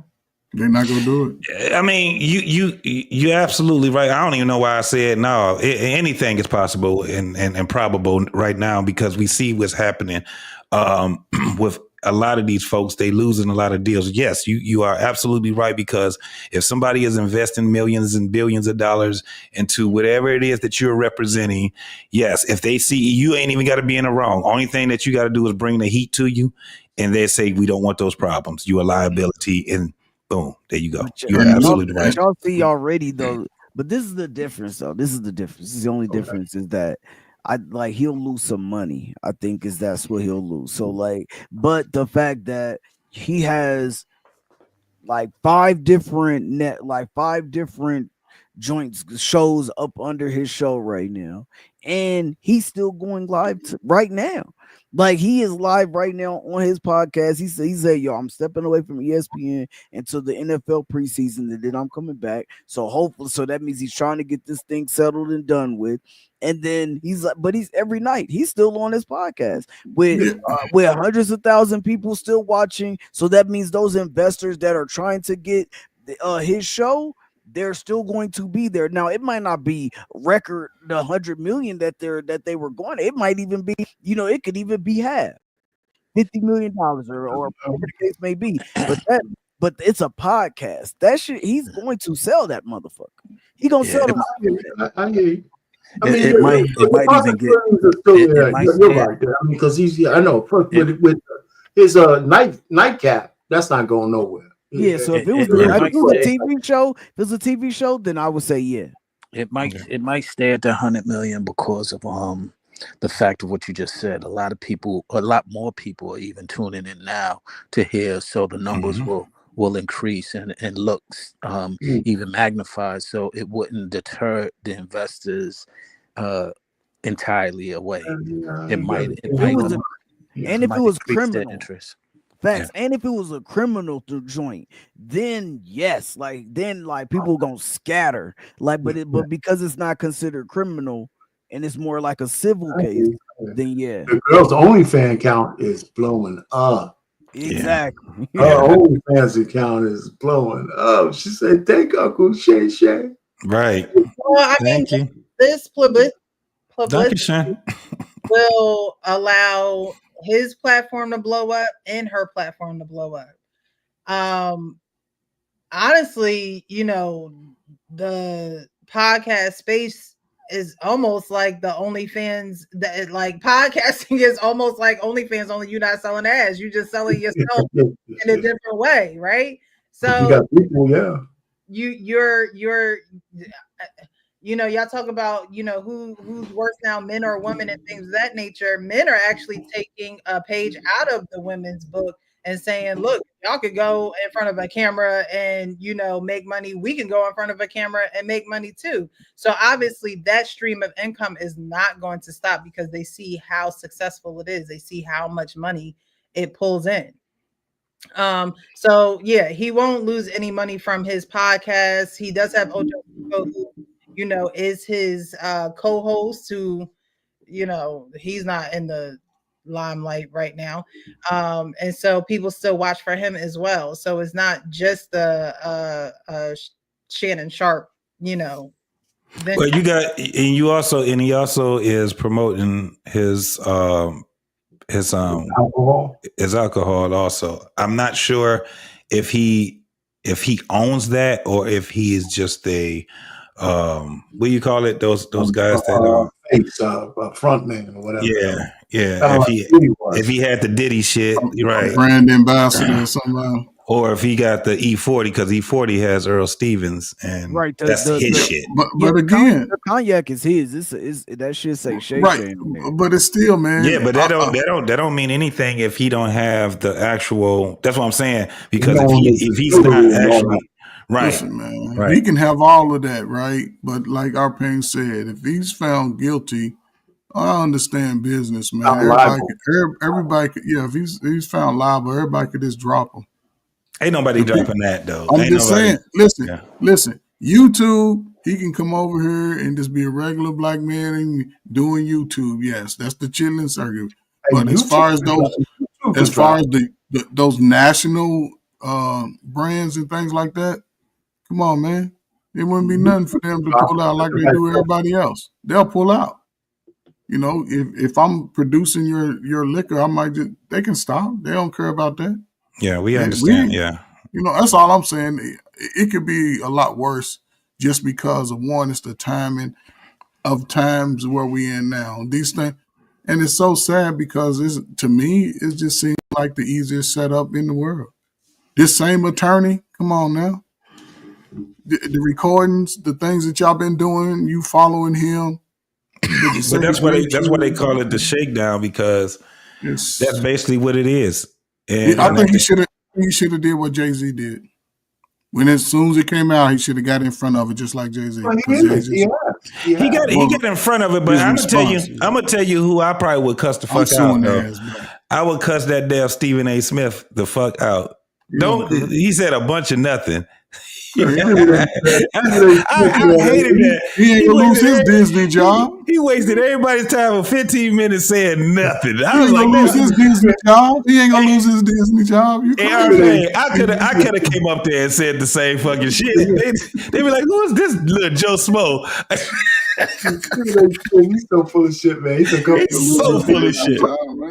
But I ain't gonna lie, man. I laughed. So I just want to play this because there's a saying: it's better to ask forgiveness than permission. And Shannon, this is yet another, not necessarily an apology, because he did an apology when the Michelle video came out, and he wanted to apologize to everyone, his friends, family, and things of that nature. And then in this video, he's talking about how it's a shakedown and how, pretty much he's being targeted. So we're going to listen to this and then get into it again. To my family, friends, supporters, and colleagues, I want to speak to you directly and from the heart. This is a shakedown. I'm going to be open, transparent, and defend myself because this isn't right. This is all being orchestrated by Tony Busby, who has targeted Jay-Z. Tony Busby targets black men, and I believe he's going to release a 30-second clip of a sex tape that tries to make me look guilty and play into every stereotype you could possibly imagine. That video should actually be 10 minutes or so. Hey, Tony, instead of releasing your edit, put the whole video out. I don't have it, or I would myself. You know what happened, and you're trying to manipulate the media. The encounter in question took place during the day at her invitation, and now that appears to be a deliberate setup, coordinated by Gabby, also known as Carly on OnlyFans. Gabby and Tony Busby want $50 million. What they're getting is sued for defamation and trying to take me down. My career is all about real talk and honesty. I know my family and fans. There's a couple things he said that I agree with. One, not the only. Oh shit! I just missed it. It was right in my head. I got a senior moment. But listen, with the tape, right? I think what he said about the tape, I think I would have left that out because he's talking about, I don't know what you're going to do in 30 seconds or 10 minutes. So I think he should have mentioned the tape because nobody would have known the tape. But I guess he's trying to forewarn that it's coming out. But there was something else he said that it'll come to me. I just thought that I'm gonna go for a second because I gotta get ready to get up out of here. But I disagree. I think that he should have said something about the tape because he knew that they was gonna release it, whether it was 30 seconds or not. And he said that it was going to be a clip where where maybe if you saw it, because he could have been saying some shit, oh yeah, you white man, you like this black, you know what I'm saying? He could have been on some stuff like that. So he's like, yo, it might play into some stereotypes that y'all might think, but this is the game that we play. Like this is, if you release the whole video, then you will see that we role play with each other. This is what we do. This is a part of our situation in the BDSM setup or the role play setup that we got going on. So I might talk to her like, she might talk to me like that, like I'm a slave or something today, and I might talk to her like she the slave's daughter and the slave owner's daughter. You know what I'm saying? Yeah, like we don't know what it is, and the best 30 seconds ever. Right, and I might be choking her ass out in the video because that's what she wanted, and that's what she's asking for. So it may look worse than it is, but if you've seen the whole video, then you will see that that's just our dynamic. You're right. You're right. So he could compel them to bring out because most people now are going to say we need to see the whole thing. Right, we want to see the whole video, but I do, and there is a difference between this one and the other one because this one he was defending himself. The last one he understood, like, okay, this shit happened. I can't get away from this. Like, you know, everybody heard me on camera talking about, yeah, oh no, That's baby. my Michelle. That's my Everybody heard me. Michelle. All you can do is come out and say, "Hey, I'm an adult," and that's what he did on this podcast. He said, "Hey, I was off that road part. I was off that road." He said that I did it. He said that was a setup for the bill. Yeah, next thing you know, road sparks start going up and stop, man. So he's like, "Yo, I was on that road pill, and you know, we in there doing our thing, we doing the dope too." And somehow he said, "Then from now on, I'll leave my phone in the car when I'm going to go do my dealings." You know what I'm saying? But so I mean, so yeah, I could get the. But why in this video is there not a I was an adult, I paid for, you know, sexual interactions, and I'm taking full responsibility on the way I think it was because she accused him for raping her. Yeah, it's wrong that she is shaking me down like this, but I paid her for sex. But I think it's there though, right? It is. It's in like the text. If you listen to the video and then you see the text that was released, he's basically saying like, yo, like I was invited over there. She's saying that I sexually assaulted her, and I was invited. Like, you know, I was invited back even after the situation. Like, this was consensual. This isn't that. No, but even when she said it's 25 per cheek, right? She was telling him this shit is for sale. Right. So in the text messages that came out, it's like, yeah, like, you know, automatic. And when he mentioned OnlyFans in there too at the end of that, like, you knew right then and there, oh, okay, Shay be, you know, doing what them athletes be doing. They be paying for that pee. They be paying and that's why we kept saying, no, she's a whore. She's not this normal ass woman that they was having a relationship. No. When you say, okay, so maybe I'm a little lost here. When you say she invited him back, is that not part of the transaction? Was this like separate from and obviously there was transactions made, right? But when you say she invited him back, is this aside from him paying her for sex? And is that what you're talking about, JT, when you say like relationship kind of getting intertwined with a transaction? The reason I was saying the second time is after her first allegation that he actually assaulted her. So it doesn't make sense for her to invite him back for another session after the first assault. So there's more between the first time and the second time. So he said you messed up on how OnlyFans works. Because I truly no. So you're thinking about the OnlyFans thing, right? So she is an OnlyFans model that she's got a whole bunch of subscribers. Right, that he pays to have sex with, though. Doesn't he control when they see each other, or is she? Yeah, but that has nothing to do with OnlyFans. Huh? That has nothing to do with OnlyFans. OnlyFans goes to her character and how she makes a living. She's making her money by being a sex worker. Basically. But he mentioned OnlyFans because he wanted to say that's her character as a woman. Yeah, like this is the woman that I'm dealing with.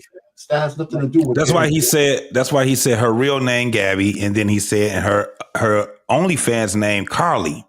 So on OnlyFans, he was delineating. Any woman who has an OnlyFans account and sells her whatever she sells gets a stigma. It's sex work. Right, but my thing is, I think I'm getting caught up on she invited him back as if. Well, they were seeing each other on a regular basis. Right, he paying her on a regular basis. Like he's paying her as if like she is what even like pay as you go. Yeah, it's like a pay as you go. But what we're cool. I'm saying is, I would think that he would be in control of that. So when they use the verbiage of she invited him back, that was after the October one, and then in January she invited him back. In October, she made the allegations that he had. That's when he assaulted her. And and then my thing is, if I'm paying you for sex, I'm letting you know every single time I want to come over there. You're not invited. Oh well, that's what he was doing though. But that's what he was doing. That's what he did. I'm sorry. Go ahead. No, go ahead. Go ahead. No, that's the way. She essentially says, "I'm still open." After you eventually, he didn't know he was in trouble for the October one, and she's adding that in. So this one comes up. She says, "I'm still open for business." Right. Yeah. So that's the invitation. I'm still open for business. Or if she like, yo. But they've been doing this for 2 years, though. They've been doing this for 2 years. This is not new. They've been making these transactions for years. She's getting some of that YouTube check money whenever it come in. He got it to spend. he got it to throw. He's throwing up. Listen, she's saying 25 a cheek. I can guarantee it's been 25 a cheek several times. Yeah. I guarantee. Yeah, and so she probably hit him, and what it sounds like, she basically kind of like hit him up, basically to say like, "Hey, man, it's that time. You want to be contestant number 2 today? We do this every 3 months or so. Yeah, that's what's crazy to me. Like if he's paying for it, I would think it would be him reaching out whenever he wanted. But then she got weird. When she started having a phone calls, I don't want you to smoke. If I have the escort, I still have to ask her when she's available. Yeah. Right. So if she's letting me know that she's available, is he available? That's what she does. No, because he ain't the only one. She want that money, and he's not the only one that she's screwing. She want that money, right? But what I'm saying is, whenever he wants her to be available, or whenever he wants it, it would just be a known fact. No. He's called us several times. She has to book him. Yeah. He's busy. He's a busy man. Like a hair appointment. Precious. He still has to initiate. Yeah. He's doing it, but Precious is back. It's going both ways. Listen, she needs at least 2 weeks to recoup from what the shit they doing. Right? She got to recuperate. So she gonna take that 2 weeks, do her little OnlyFans in between time. Right. ESPN go off at 12 noon. Shay come on at 10 or whatever. Anything in between that time, hey, I'm free, big head. Think about it like it's not like he him from calling her either. Yeah, but this is the thing. He gonna call her. But this is the thing. It's not 2 hours. It's not like the guy is just going and driving down the street. This guy is catching planes from one place to the next place, from one state to the next state. He's doing a lot of shit. He ain't just chilling. He out here doing shows. He on ESPN. He got his own. He got 2 podcasts. But what I was gonna say though is this: like, if you're a woman in this situation, you're a young woman, and you're getting, let's just say he get, 15K every time you see Shannon Sharpe, but you get that 15K every 3 months, and then you notice like, dang, hey, Shannon ain't hit me up. Yeah, you know what? This is 15K that I missed. Hold on. Hey, Shannon. Hey, Big Head. How you been? I'm just with you. We got these cheeks over here. Yeah, I'm just trying to see if we on our regular record. You forgot What's about up? You busy? That's 15K that you know is coming in on top of your everyday OnlyFans account money. You ain't heard nothing from me, and then you see the video. That's my Michelle. Yeah, that's my Michelle right there. Like, this bitch took my 15K. All right. I can get my 15K. All right, Shay. That's how we doing it now, Shay. That's how we doing it now. How do you get the hoes jealous? How do you get the hoes jealous? I gotta get out of here. I gotta get up for work in the morning, man. Always. Right here, man. Always, Frank. Yeah. So you got a lot to clip out. It sounds like because again, that video with Michelle did drop, and everybody's like, "Oh, how did you go live?" Blah blah blah blah. But if they were together or dealing with one another for 2 years, him and Michelle were dealing with each other, I believe, for over like a decade. Right. So, again, I don't know if Michelle's a sex worker. I don't know if she is. He's been paying for it for a long time. Not saying from her, Michelle. She is what they call. She is what they call his bottom bitch. That's how he been moving though. Poor woman. Okay, he's one of them. He's one of them who wrote the hanging on with them for years. Yeah. And, now you have this newcomer OnlyFans model who's fucking up everybody's bag. Fucking everybody's bag up. Thinking young ass bitch. like a child, and she is causing this promotion. So we're gonna end it and get final thoughts. But never I don't get down with the prostitution, the OnlyFans, or any of that. So is she ruining a man's life? Yes, I definitely think she's taking it too far. We don't know what happened. We don't know where the lines were blurred, where they came to the BSDM or BDSM, whatever it's called. We don't know where those lines were blurred. What I will say is, I don't care what kink you have. No does mean no. So if there was a time that she did say no and he didn't stop, then that would be a violation against her. Whether she's a hoe, whether she's a streetwalker, whether she's been sucking it from the front and back for 30 days. Like, whenever a woman says no, it does mean no. So we don't know what is going to come out in the forthcoming days. However, my stance still stands that men shouldn't find themselves in compromising situations like this, because it could only set you back. It could only put a damper on your achievements. And while people may know you for your achievements, because social media is the way that it is and the media itself is the way that it is, then these things are going to be echoing louder than what you have achieved. But we're going to get into final thoughts. I appreciate everyone who came through. We didn't even get through the super chat. Normally, Baby Zaddy said, shout out to Uncle Rick on 25 years. That Truck Chronicles was fire. OG 10 out of 10. I highly recommend watch. We also have BZ with the $5 super chat saying, tell me your wife listening without telling me your wife listening. That's one here. I appreciate those who have sent me cash apps. Darnell, I appreciate you. Thank you. Everyone else who has contributed to the platform, I appreciate you.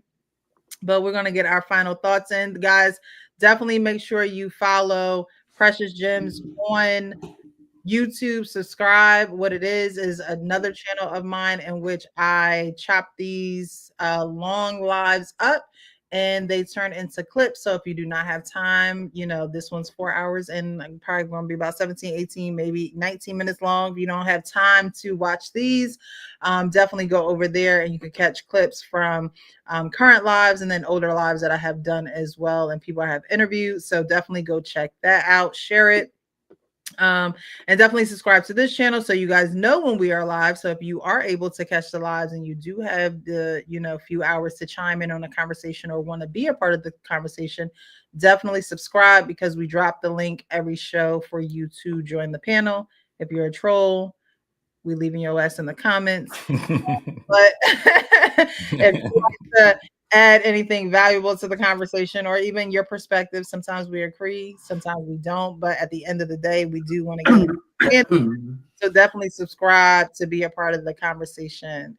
I think those who are not on the panel right now, but guys, definitely give your closing words, and I appreciate you as well for being on the panel tonight. Coach Ferg, we'll start with you, work our way over to JT and with our pain. I mean, listen, it was a great show today, man. It was very interesting. Like you said, it turned for the best, I believe. You know what I'm saying? I appreciate my man coming up, just being a little more open so we can get different perspectives and sort of get this is Precious, this is what I'm saying. This is what the young men are doing. Mm-hmm. See, they come into spaces trying to get the wisdom to be better, people, it's not something that I would see happen instantly over the next year or two, but 3 or 4 birthdays down the road, these dudes go from 25 to 29, 30. They moving a little different. And that's why I think I say the women are just underestimating the young brothers, because for years, brothers been saying they ain't shit. We the worst in jail. We got to, but when we actually look at the truth, it ain't what it is. And most brothers can't afford to live in delusion. You know what I'm saying? And I think brothers are getting it because the message is going from coast to coast in real time. Mm-hmm. And we'll come down on a brother like Shannon for making moves like that. You know what I'm saying? But in the situation, you know what I'm saying? He's a man of means, has been like that for a long time. That's how they move. The Carpio, all them dudes, they got 3 or 4 of them like that, maybe 5. And ain't nobody saying nothing. But, you know, it's just unfortunate, you know, I was an admirer of Shannon. I still am in a sense, you know what I'm saying? Because I seen he did it the right way and he's getting in, and he was up on the moving up, and the way he was interviewing people and talking about exposure, doing interviews. But then it's like, dude, you didn't even take your own advice. You know what I'm saying? Because you there. And again, you know, I love the sisters, ladies. We want y'all. We're going to always want y'all first. But I don't know, you know, I say the message has to come from the women the more I look at it. And if they're not willing to do it, then listen, outside of us, the world don't really want y'all like that. They'll play with y'all and pour cream on you and pee on you and defecate on you and all that shit, but they ain't gonna wife y'all up like we are. We just want y'all to like us and just support us. Just be cooperative. You know what I'm saying? Because a brother with a good woman that can motivate him to be great and give him that different insight, he'll jump off the top of the Empire State Building for her. But at the same time, if she's deceitful and he takes on that and he's been doing what he has to do as a man, it could be really bad. So listen, salute to y'all, man. I appreciate it. I was sort of disappointed yesterday that it didn't happen. I'm like, oh man. But you know, I've always tried to make time for these days, man. It's springtime, man. My last thing, man. Y'all get outside, man. Get outside, man. Catch some sun rays, get some vitamin D, get in a little shape, man. You know what I'm saying? Get back to me when I'm trying to get back to my military days, JT. I was 204, 205. Mm-hmm. You know what I'm saying? I was him. I was him at 5'9" 3/4. You know what I'm saying? But hey, you know what I'm saying? I mean, this is a dynamic space to be in for everybody. And I just hope that they continue to have the conversations, but have it genuinely with an open heart so they can be better and move forward. So, salute. Thank you, Coach Ferg. JT, final thoughts? Absolutely. Yeah, it was a great conversation. I had fun tonight.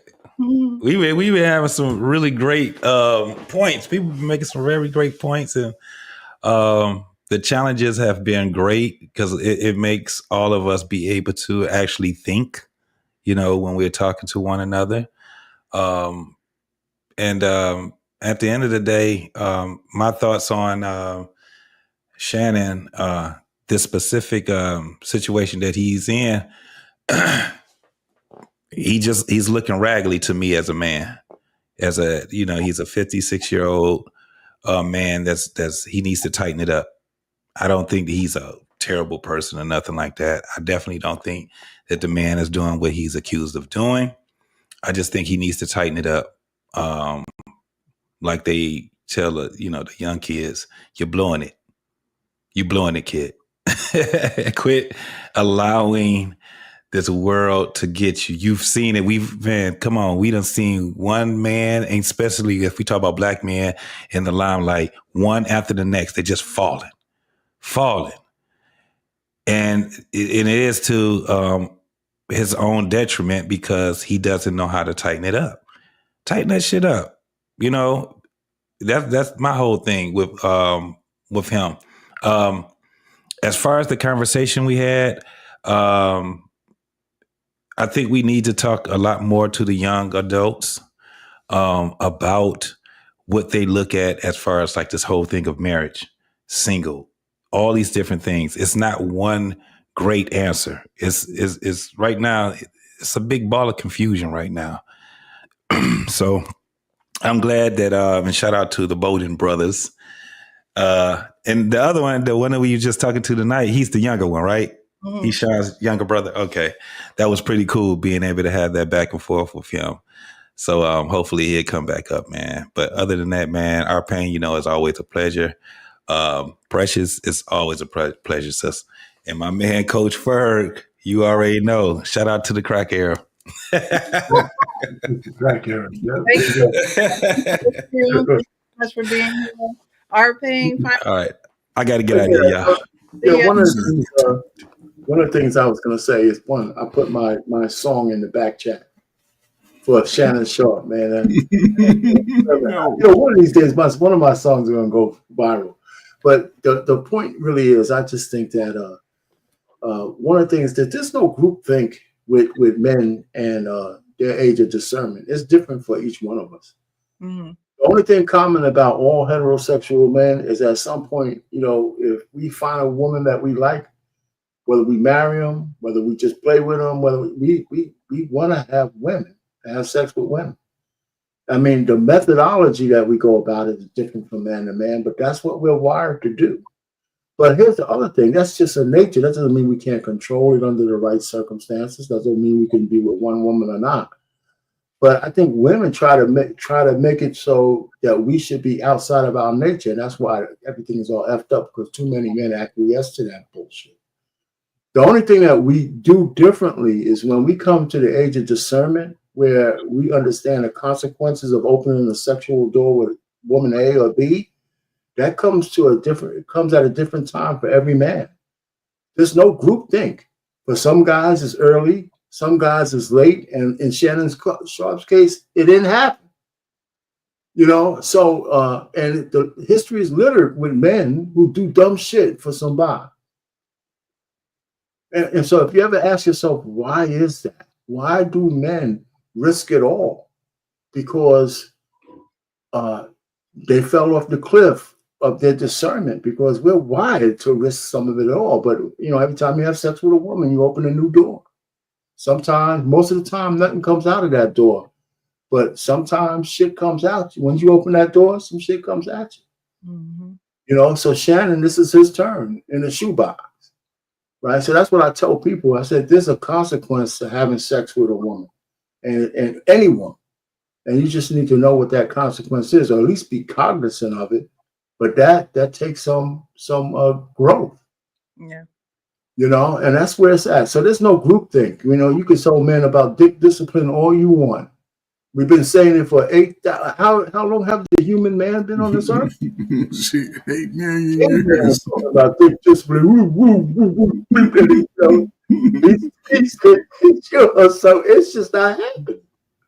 It ain't happening. Not the way y'all want it to happen. No, it ain't happening. So I'm gonna land here. That's why women like Tracy Ellis Ross and very successful women, not just black women, have trouble with really successful men, because they try to have those men at their own terms.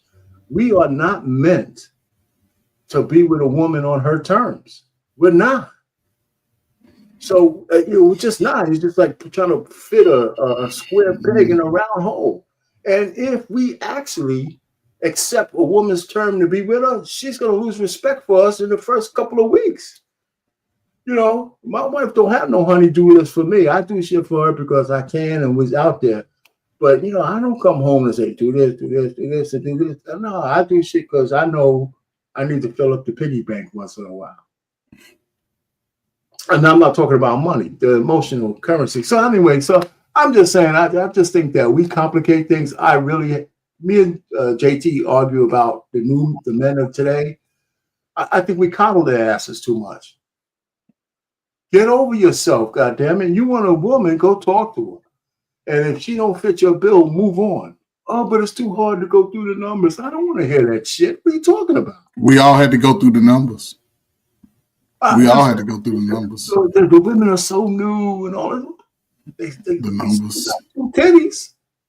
You know, it should never change. I mean, you know, so I just think the guys are just tripping because they make life so complicated. You like a woman and she likes you, everything else is a negotiation. I'll end it. And Precious, this dude behind me, I was going through the numbers. I was, 23-year-old me. No, I was going through the numbers. I wasn't playing. I wasn't giving them no breaks. But I was respectful though. I wasn't. Yeah, I was respectful too. I'm glad my age came. Yeah. I was like 19 or 20 when I found out how I'm supposed to deal with ladies, how and what kind of control they have. Thank God I was really young. Yes, that's the best time to go through that when you're young. Anyway, so Precious, thanks for having us up. Hey, listen, Ferg, if you don't see it in the back chat, you'll go to man, listen, man, I already listened to it, man. It's pretty cool. It's wild, though. Next time down, man. It's cool, man. You know, I write these things down. I write most of this shit down. Okay, you're going to make one go viral one day, man. One of these days, somebody's going to say, who is this idiot? That's how Anyway. But yeah, I think that's what Sean's brother was trying to say, you know, kind of just go through the numbers, right? He worded it by saying, you know, having sex with as many women as you can before you get married. But I think what he was really trying to say was go through the numbers, because for men, that's the only way you truly know.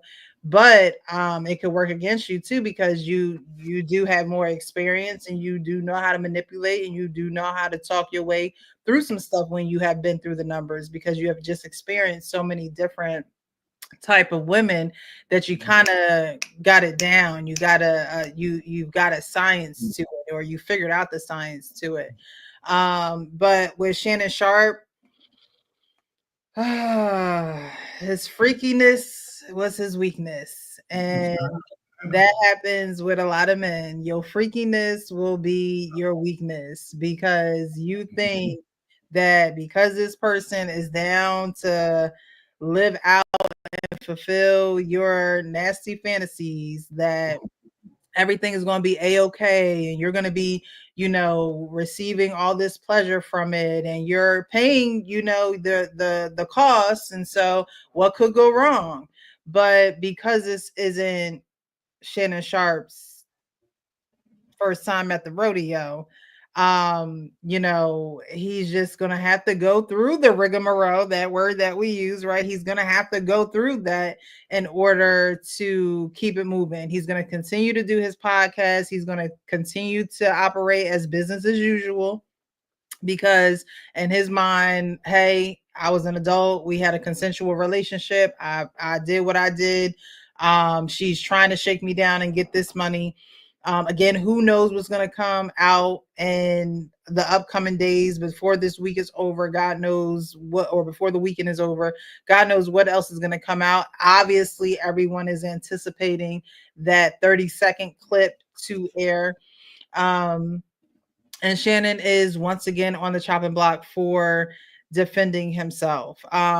You know, sometimes during or watching these videos, my mind always goes to, because he was very adamant on talking about how his grandmother raised him and his siblings, right? And you know, sometimes you got to ask yourself, you got to go back to what you were taught, and before the days that you had all this money, and before you were Shannon Sharpe, this NFL Hall of Famer, and go back to those teachings that the old school, you know, was trying to tell you. And my thing is, you know, how would your grandmother feel right now about what's going on and what you're going through, and you being dragged through, you know, the social media streets with this type of limelight? You know what I mean?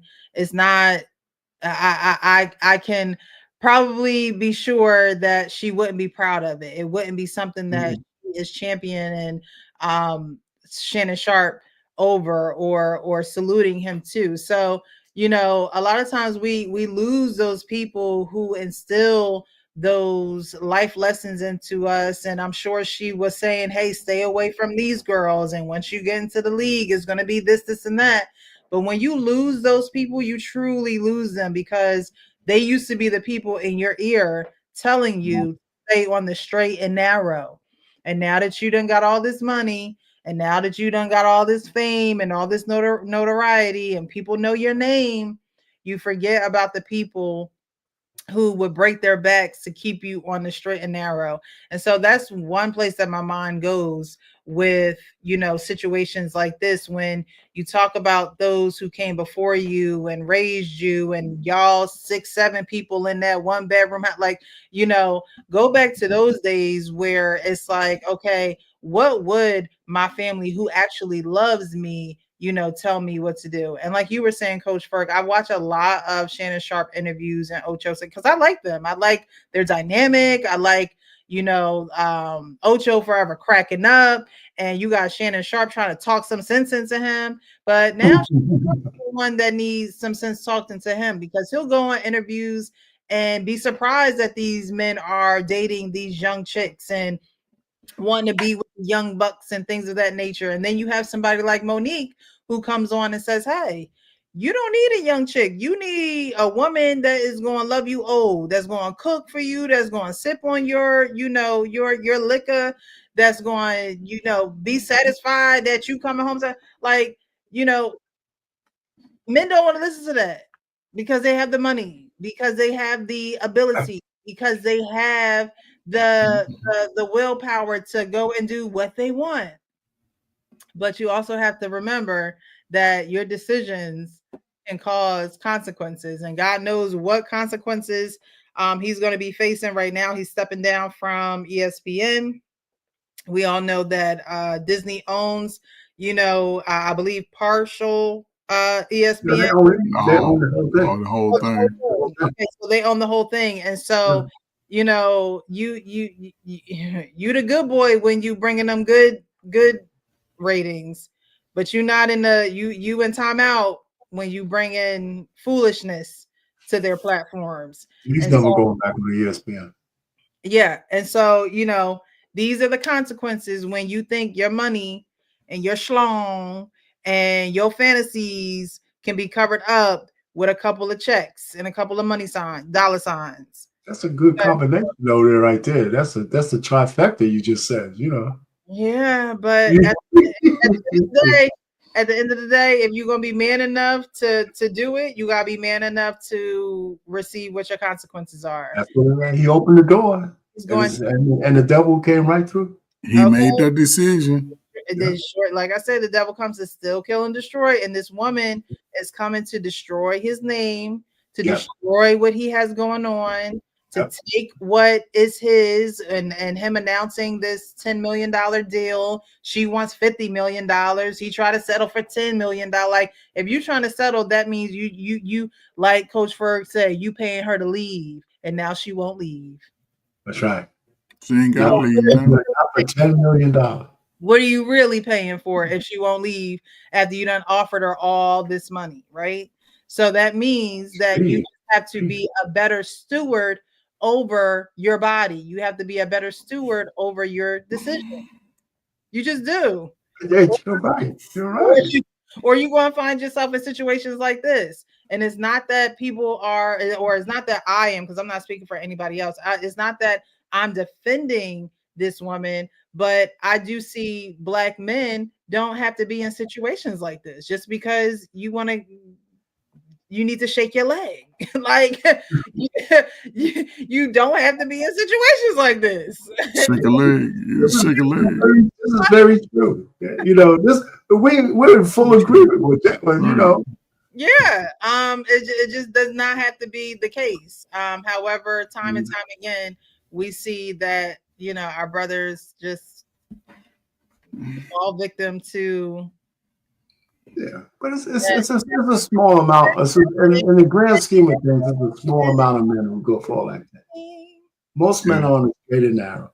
Yeah, most men are. Because they have to be. But most men stories aren't aired like Shannon Sharpe's, and we'll leave it there. It's a small select. Aren't on the spotlight.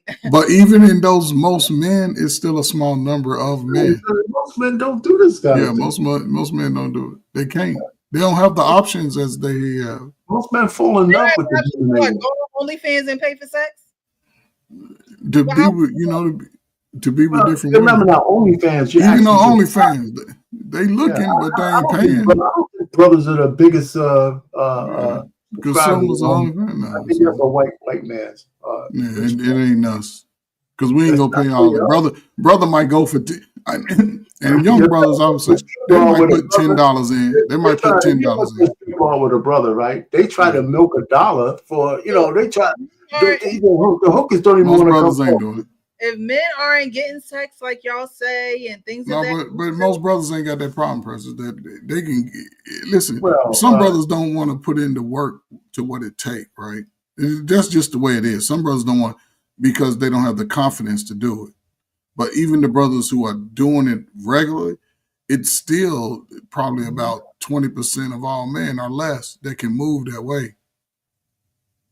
Because women find ways to disqualify you when you are a guy that's trying to be educated, trying to present yourself. You have to have a certain, it's almost like a ratchet personality to get that type of attention from a woman. Yeah, you got to be somewhat. Right. But like our Payne said, you got needs, right? And so you're going to go where you can fulfill those needs. And you may not be able to do it physically with these women, but you paying for them to you're paying for it, you just do most brothers want to, or you just do it for her. I mean, I'm telling you, I mean, the guys, there's no uptick in, like, for example, SA for, black men, like we're at the top of some kind of, I mean, some guys just know how to relieve themselves. Until they find the girl they want. I mean, it's just the way it is. But I think more men are having sex, but we pale in comparison to how much sex women have. Yeah. They all like the same guy, but man, men can't compare to women. Women don't have droughts at all. Right. Only by choice. Yeah. Only by choice. And that's not a drought. Yeah, this is supposed to be her closing argument. You're closing that. We're stepping all over. No, I welcome the conversation. That's why I do this, because I love having Yeah, this is very good. This was a very good one because I tell you, I wish I could really get inside your head and how you're listening to the rest of us talk about all this shit. Because I think sometimes just your expression alone. So these guys are crazy. I need a new panel. Like what the hell? I'll be saying that in my head. I ain't gonna front. We're gonna keep it real. Like what the hell? Like Lord Jesus, because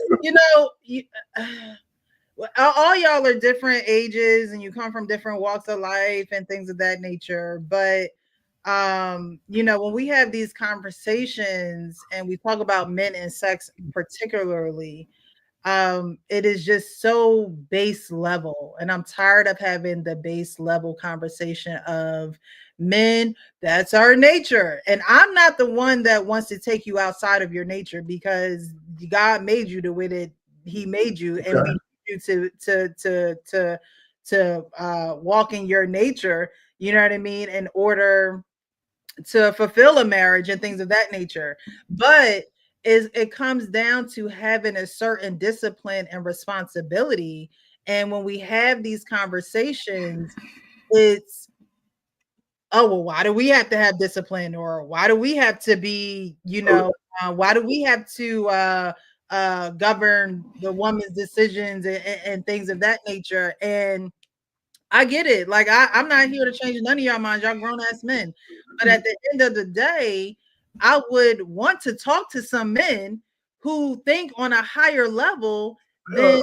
When you say that, though, you can ask us that just to set, because because of the topics keep us at this level.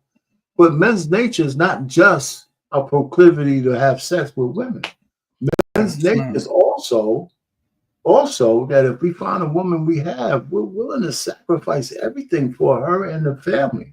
That's part of our nature, part of our purpose in life. After we're grounded with the woman and the family, that keeps us moving forward. That gives us purpose. Besides, I'm not talking about a job purpose or a business purpose. It gives us purpose to see how many chapters of our children's lives we're going to be alive to see. How they're gonna turn out. We get some grandkids, you get closer to your spouse. I mean, our nature does stuff for us Besides, maybe the second part is just the reward part of it if we can get it. But the rest of it, just having a man around, that's why I think women want to resist having a guy who is true to his nature, especially successful women, because they can't be in charge. Yep. That's the reason. It's not us. They call those men toxic. They don't want real men on their square, but they want them. But they want them on their own terms, and that's upside down. We're not the ones out of nature. Women are, right? For the most part. When I sit back and listen to all these ladies speak, I'm saying, but okay, for example, I'm gonna be real quick. When a woman says I got degrees and I got all these accomplishments, where men were wrong is saying that those things don't matter. That's a mistake. I never agreed with Kevin Samuels when he said that. It matters to that woman. So even if it doesn't, but that's not why we fall in love with you. That's not why we want you. I mean, it's a gravy that you're smart and intelligent and you can do your own shit. But that's not attracts men to. You'll never hear men say, God damn it, she's got a PhD, and she got this much money. That's not how we move. It's gravy if somebody who could intellectually back you up, maybe have some pointers for you that's better than what you're thinking. But that's not why we marry you. Exactly. That's not why we cleave to women.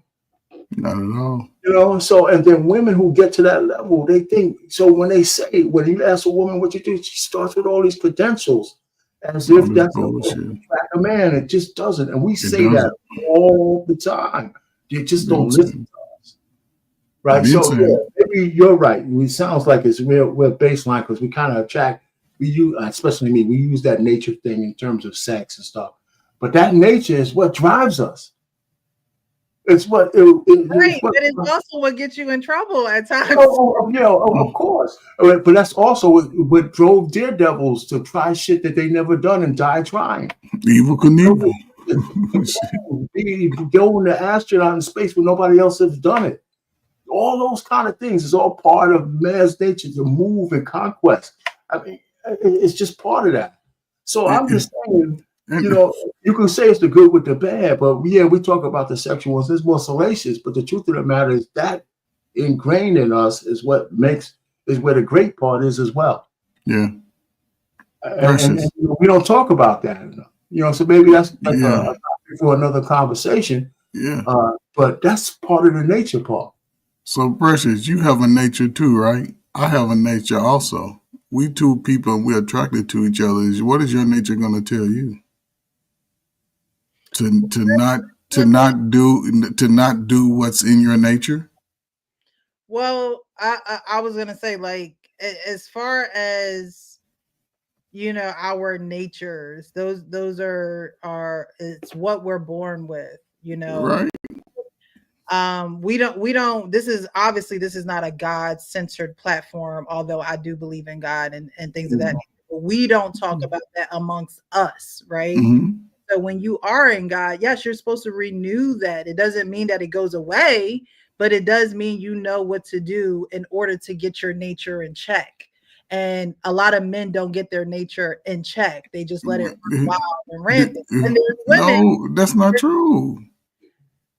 There are men who do not want to be married, nor are men telling other men to be married, which means that there is no discipline. You're just doing whatever you want. No, I think you're right. Sometimes we say, but we don't, but not for the reasons you're saying that. Right. Men want to be married, but I think you guys try to belittle what happens to men in marriages. I mean, you can't. Men are afraid of the Precious, do you think most women are moving in their afraid, right? Again, this is most men, and rightfully so. They're afraid, It's not a God-centered platform, but if it was, okay, it's got to be a God-centered world. I mean, where's the women on the God side? There would be men on this platform that would say, "Do not allow fear to overcome." And we would tell them, that's good for Sunday mass, but in reality, if your wife is not in tune with that, because they ain't teaching it in church, and the women are not teaching it to the other women. I mean, I don't see for women. Listen, men are being destroyed. I just think that you can't belittle the fact that a man can't, the men, first of all, the men have to learn how to vet. They got to change the laws. The laws are destructive to men. They just are. I mean, no fault divorce. If no fault divorce was gone, more men would get married. I can guarantee that. If men had more control over how they pay child support, more men would get married. But those laws will never change without the women. Yeah. Those laws are so if women are so free today, go ahead and vote that shit out. Where's the woman coming up and say, you know what? We're gonna vote this out so the men could come back. You guys, you can't, it's a real problem. How many Tahina Taylors do we need to see rake a washed up basketball player over the coals for what last couple of dollars he has left? Yes. I'm just telling you, I think women belittle that. Men are absolutely cautious about listen, if I'm a rich millionaire like Bezos and I can give out $1 billion and get it back, great. But if I'm 50 years old and I'm a regular blue collar guy and my wife decides one day, you know what, I want some young peen and I don't need you anymore and takes half my shit, I'm destroyed. I don't have the energy, the money, or anything else to rebuild. What happened to your prenup? What happened to the prenup? But he's already been in, though, If you're a regular guy, you probably won't have a prenup. I don't have a prenup with my wife. I didn't have nothing. What is the fear? If you're not gonna get a prenup, what do you place in fear? I'm just saying. So 2025, 2025, though. Middle class people don't get prenup. Where's the fear coming in at? If you so scared, they're not getting married either. That's the fear. They're not getting married, Precious. Nobody, Precious. Think about it. Most sisters have their first child at 17, 18 years old. It's been like that for the last 30 years, right? Do you think they was practicing any discipline? No, obviously not. Right. So when you're talking young people, it falls on both sides to me as far as getting that message to move a little bit virtuous like you. That's why I say your message ain't for the 35 and overs. They done already been ran through. Now they trying to get the bag because they see the time is winding down. The message for the younger girl who don't know which way to move because they being told, girl, get out here and get your money. But her mind ain't even strong enough to go out here and take a Shannon Sharpe type of activity. And then they get caught up in this type of situations because they don't have the messages coming from the Precious. Do you know about the 21 movement? The 21 and no kid movement? Where I had the messages come from. And then you want to Precious, I understand. I understand. But you're in a senior leadership role. You're in a senior leadership role. A senior leadership role today. You don't want to hear that. You're a senior leadership. See? Look, only Jesus saves, baby. I say that all. Wow. See, there you go. That's why the women. I'm not trying to save these men for marriage. Why should I try and save? We are trying to save them. What you talking about? No. Oh man. Okay. Precious. Or I would not advise any man in 2025 to get married. No, listen. What women am I talking to if y'all ain't advising men to get married? No, hold on for a second though. Wait a minute. Let's level set. Who am I? We gotta look a little bit. You're right. I don't mind. I'm not telling the men to get married. Listen, if you don't have any money and you're starting out in the 20s, if you find somebody who's willing to marry you, most women don't want men in their 20s because they don't have no money. Right. So, but if you get married like I did, I got married in my 20s. Did you hear the 21 with no kids challenge? Did you hear about that TikTok thing that's going on now? 21. About that. So there's like a new challenge out there. Talk about 21 years old with no kids. So a lot of women are coming to like TikTok. I got 21, 25, no children, blah, blah, blah. And they're getting roasted by all the single moms out there, right? Of course, right? But I think that is a good, that's one of the first best challenges I've ever heard. The women saying, I'm saving myself for something better. Now, none of them are saying marry till you can't, you marry until you can't, whatever, get married before you carry. Right. But still, they say, well, listen, we'll abstain from having children, which is a good thing. Yeah. You know, but the second part of that is where other women have to say. Now, I'm saying to me, I know you're right. I shouldn't say this at all.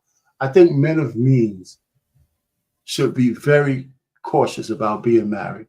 But a regular dude coming up, go ahead and get married because you ain't got nothing. Anything you build, you're gonna build with the woman you have. So I don't have any problem with you have a prenup then or not. That's how I live. I'm just thinking about if you're a man of means, though, you gotta be really, really careful. You just gotta be careful because women could change their mind. Women change their mind all the time. You know, we fall in love. You guys are talking about we're partners and shit like that. You know, men are looking for wives, women are looking for partners. It's just vernacular.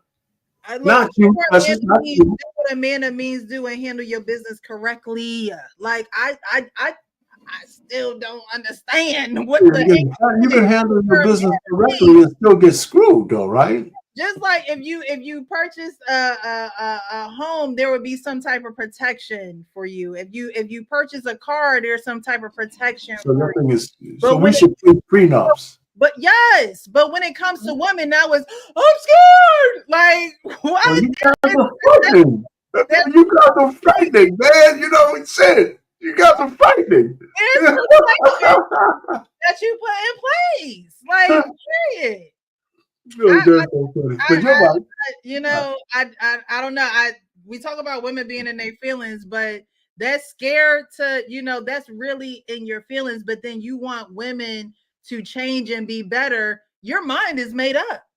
I think that women should be better. I think that women should. No, but you ask me why men are not getting married. I'm just telling you. I'm just telling you. It's not just. It's based on facts. It's not like based on just some suppositions. I get it, but the facts show that men aren't really handling their business either. If women are allowed to take half away from you without you putting certain protections in place for you. I agree with that because most men fall in love, but they fall in love with these women and they don't care. So, I mean, look at Steve Harvey had his whole thing. Why get a prenup? Get married because you're telling this woman that you don't want to love her, and you're not. I mean, there's a lot of sense out there like that, giving that kind of advice. Yeah, because if Marjorie leaves Steve Harvey, he'll be, he won't have no. He'll be right over here crying with us. Why would you have mercy on them? These women don't have any mercy on you, so why would you even go into something like, "Oh, we shouldn't. We shouldn't, Precious. We shouldn't. Huh? No, I'm saying we shouldn't. You're 100% correct. Right. You're right. But that's what I'm saying. Like, I think that men are just starting to wake up and to see that women aren't necessarily going to, again, like I talked about last live, have that endurance, right? And so you need to have protection in place in case the endurance Energizer Bunny runs out. Okay. Right? And so that should be the message. If yes, you should. I agree. We need communities. We need Black men being leaders. So Precious. Period. That's why I said earlier, brothers are getting it together. It's the ladies who are not going to even think about it. They're getting it together and they're dismissing marriage altogether. But see, that's going to be bad on the sisters' part. And it's no, it's not. Yes, no, it's not, Precious. Yes, no. Yes, and this is why I think so. Okay. This is Bible. This ain't whatever. Men are not going to be better off because, again, it's written that it is not good for men to be alone. Do you have to have a wife? Not necessarily. Are you going to have a companion? Yeah, you're going to have somebody that you smashing down. And when you have sex with a woman long term for a long time, that transaction or that companion or that just cuddle buddy that you think that you having is going to be something different in her mind. Yeah, Precious. As a woman, we talk about nature here.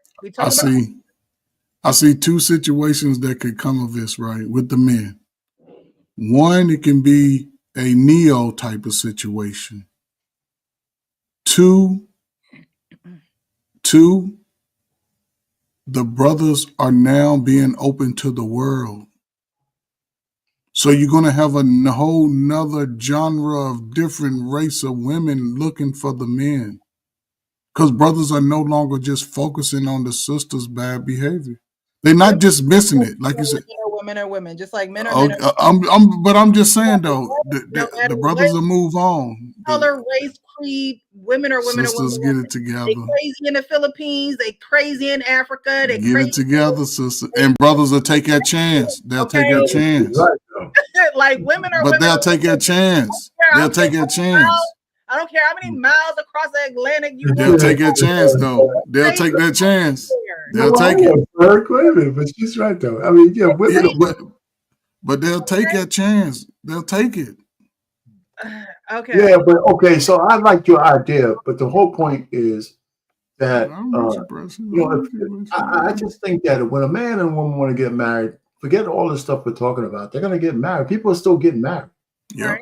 People are still getting married. So so we're not. The marriage is not over. Just the rates ain't good enough. Yeah, so even the president wants to say, "I'm gonna give you a $5,000 credit if you have a baby." Now, what I didn't see in that proposal saying that you have to be married first. Yeah. So if those guys say, we're gonna start giving women $5,000 just to have a baby, man, everybody gonna be busting it open, and they're gonna be popping them out, man. Yeah. Boom, boom. So they got to put a stipulation on there that it should be within a marriage, or else what the hell are we doing?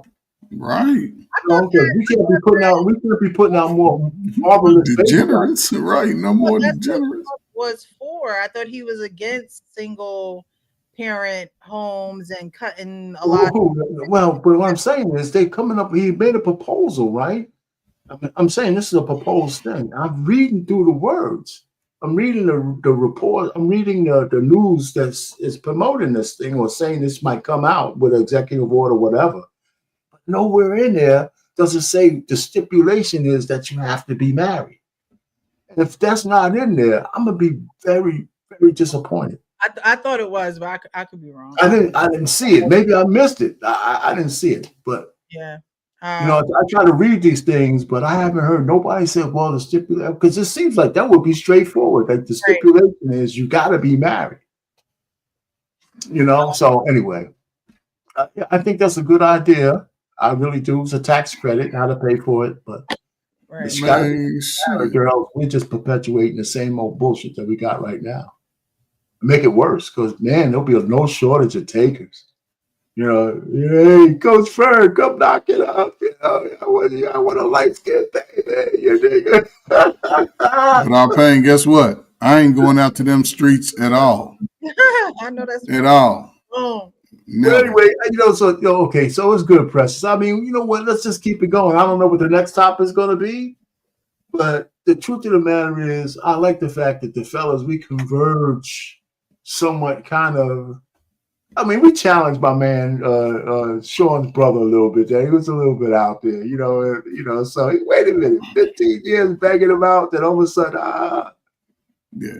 I'm gonna tell my son to do that. Nah, let me tell you this. Got lucky.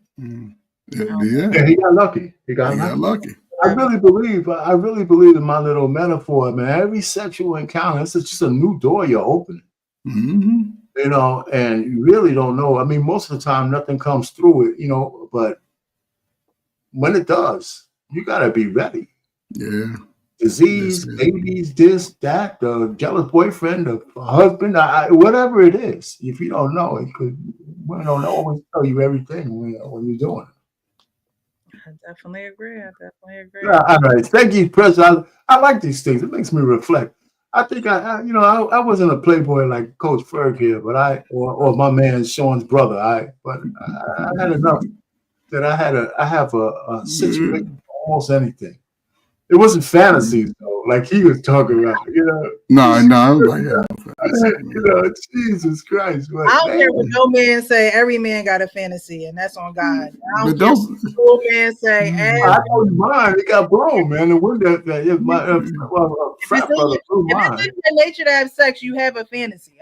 You can't sit there and talk. But he's talking about he fulfilled all his fantasies. That's what he has to do. Maybe he did. Maybe How many fantasies you gotta have? How many fantasies you gonna have to take in 15 years of fantasies? What kind of fantasies you got? All his fantasies with one woman. It didn't have to be 20 billion. He could have, but he did not. Look at this Gabby chick, this OnlyFans chick. She was able to do the things that Shannon Sharpe wanted her to do. It didn't take 5 people to do it. It just took one woman that was down to do what he wanted to do. And no, that's true, but and every time I time get an impression there was multiple women. He had a fantasy, a big butt fantasy. He had some other fantasy. He wouldn't give us. Yeah, it was more than one. But it only takes one though. She was probably the youngest. It may have been one, but it only takes one to do what you want her to do. That's true. I think every man, whether you get in the draws or not, if sex is just wired into you, you have some type of fantasy. You do. Well, sometimes it's just seeing a woman say yes. Well, I mean, if that's a fantasy, then that's it. Yeah, sometimes it's just saying a woman say yes. Men have them, and a lot of men can't be real about them openly with friends, with the women that they're with their wife. They just can't be open with it because a lot of people just aren't into what you're into, and so they keep quiet and they keep living. Well, I mean, again, I hear you, but I think the mysterious fetish fantasy thing is more on the woman's side than it's on the man's side. Yeah, I think we're pretty straightforward. Yeah, I think. But these are millennials and these younger guys. They fantasies are a little different. So I couldn't tell you what type of fantasy is. I think women don't understand the thrill of victory is something else. Yeah. When a woman's really ready to do the real submission to you is when you're having sex with her. That's submission. With none of this bullshit, they ain't asking, don't worry about the sandwich. She's in full submission. For some men, that's fantasy enough. Yeah, I'm not saying that the fantasy got to be elaborate. Yeah. I'm just saying it is there. I mean, what y'all do in between is another thing, where you could be doing some backflips and all that other shit. But I'm just that's crazy. To see a woman down for anything. You can play cops and robbers. You can role play. There's a lot of ways you can do it. Yeah, he put this on. You know what I'm saying? Put that on. Buy a stripper pole in the house and everything. You good. All that shit work. Do it. They live out their fantasies, and then there are other people who just never get the opportunity. They just gotta dream. Well, you know what? Some men, wish they had it like women, but you guys don't do what y'all want to do. Man. Men don't have it like that. They just don't. Maybe 10% of guys, even they can't count up to. I think a woman who's a 4 can get as much sex as a guy who's a 10. From a man. You sound like you don't believe that, Precious. Like, no, yes, you can. A man who's a 10 still gets turned down. Yeah. But a woman who's a 4, if she just has one feature that is strokeable, that's enough. Man, and don't let her be walking around without a gag reflex. It's on and cracking. She gonna get all the things you want. Have sex with any and everything. Man, it's a man that'll get with that. Some dudes like it, they got, and they ain't gonna turn it down. A man will have sex with any and everything, whereas the 10, he could be getting rejected because the woman just can't live up to his 10. He ain't got no stand. It ain't. Listen, it's not because he's ugly. It ain't because. Precious, come on now. Let's be real. Women ain't giving up the cakes based off a man's character. They're going off his looks. Some of the sleaziest dudes out here is getting all the cheeks. They're going off his looks. It ain't got nothing to do with his character. See, I can understand yours. Not character. I think it's confidence. There are men it's just looks. Who just how he looks. Well, and you can look good with zero confidence. But still, he gonna get some cheeks though. You reach it down. You reach it. You're right. Usually guys who look good. There was a lot of good-looking men who have no confidence whatsoever, who don't get no. and they could get a lot more draws if they had. Oh, they could get a lot more. I don't know. Okay, so I don't know where you found these guys on the Canary Islands or something like that, but for the most part, a good-looking man is affirmed by the women who chase him, right? And so I just think that if he's really good-looking, that he kind of knows that he can get laid. So I'm just letting y'all know that women don't just throw. There are women who just throw it at men, right? But there are women who believe in men being the aggressor. Yeah, I agree with that. That's what I'm saying. You don't have a choice, though. You have a choice. Right. And they choose. We don't want to put it with you, but a woman who looks like you, a woman like you, you have a choice. Right. You have the choice that men don't have, because most men will sit down, talk to you, and all that kind of stuff, and they'll be saying, you know what? If she just gives me a chance, I'm taking. Men can't move like that. So that's confident, but that's what I'm saying. Even if he's confident, right? Even if he's confident, I can't be confident that he can be confident and approach you with confidence, and you be like, "Boy, I don't like it. Back up." Yeah, if he ain't, but he's gotta. He said if he was good looking now, Coach Fur. Okay. I'm just saying, even if he's good looking. That is the equation for I'm gonna give you a chance. What do you mean? What are y'all talking about? What are you? No, all I'm just trying to say is, I'm saying, okay, we can only do it by numbers. If there was 10 men and a precious-like figure, now we ain't talking about you. I want to take you out of it, and she could probably have sex with 9.5 of those dudes. If there was 10 beautiful women and all of their names was precious, and a handsome guy came up, he might be able to get. He might be able to have sex with maybe 5, 4, because the other ones, even if he's handsome, nah, I'm not down. I'm just not down. And women, so women don't have to go through the things to get laid that men have to. So you're saying because she's not down is why he can't have sex, because he's not going to grape her. A woman has to be down. A woman has to be down. Right. And what you're saying is that, probably 9 out of 10, maybe 10 out of 10 of the men will be down because they're open to having sex no matter what. Right. So you're saying that these men don't have the opportunity because there are women who have standards and men don't. We're not saying those men don't have standards. If a woman, usually a good-looking woman, will meet an average man's standards. If you're a good-looking woman and I got 10 average dudes or 10, I mean, maybe even above average dudes, or even some 10s in there, if you're a good-looking woman and you wanted to sleep with those guys, they don't have to know each that they all are looking at you. You probably can get lucky with all of them. Yeah. And so if I had 10 beautiful women and one guy came up to try to get 10 beautiful women, and he's a good-looking guy, he might get 5, and that'll be doing good. Yeah. That'll be doing good. Right, but that's because women grant access. men. That's the point I'm making. That's the point I'm making. That access is power. Yeah, that access gives you the choices that men don't have. Right. That's what I'm trying to make. Okay, I get what you're saying. But I think that confidence definitely does go along. I agree with you, yeah. And we've said this before. That's why the Pookies get the attention that they get, because they're more confident than the man who spends his time in the library or at Barnes and Noble, because he's focused, or he's not thinking about women. He's thinking about some women. He just know he can't get them. He's thinking about them. What you use? You're saying he knows he ain't got nothing else better to do but to bag out honeys. He has no confidence. He knows he can't get them.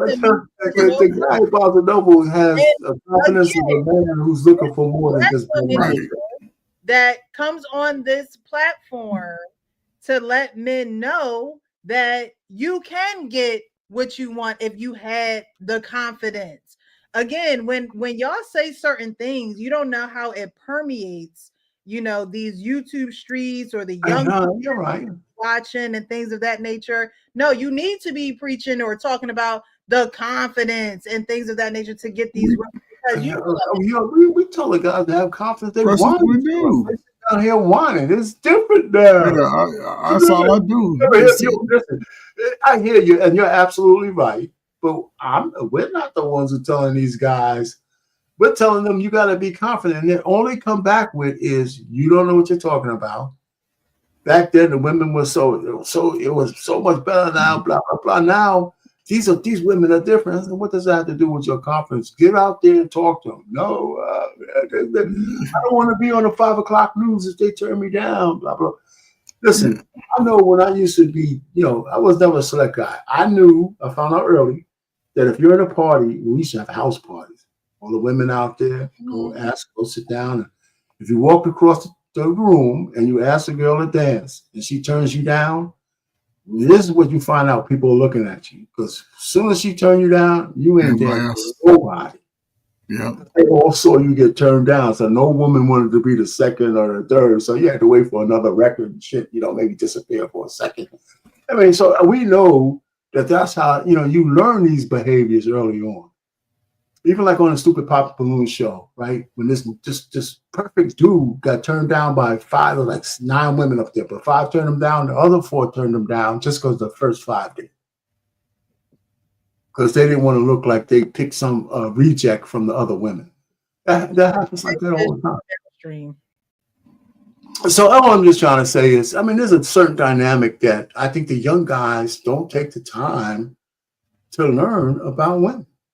And we can't teach them because they think, we too old. Maybe I should shave my beard off. Maybe just our pain, you know what I'm saying? But I don't really think that. They want to be pampered, take them out and rub their backs and shit, man. No. Yeah, because a lot of, and that's what I say, a lot of guys move in feelings. That's why I tell you, man, you can't move in feelings, man, when you're in the world. You can't do it. Because soon, listen, I believe I've always had success with women. But like I've been said, if I had 5, I was doing great. Sure. At one time, this is just true story. I'm tripping. But before I met my wife,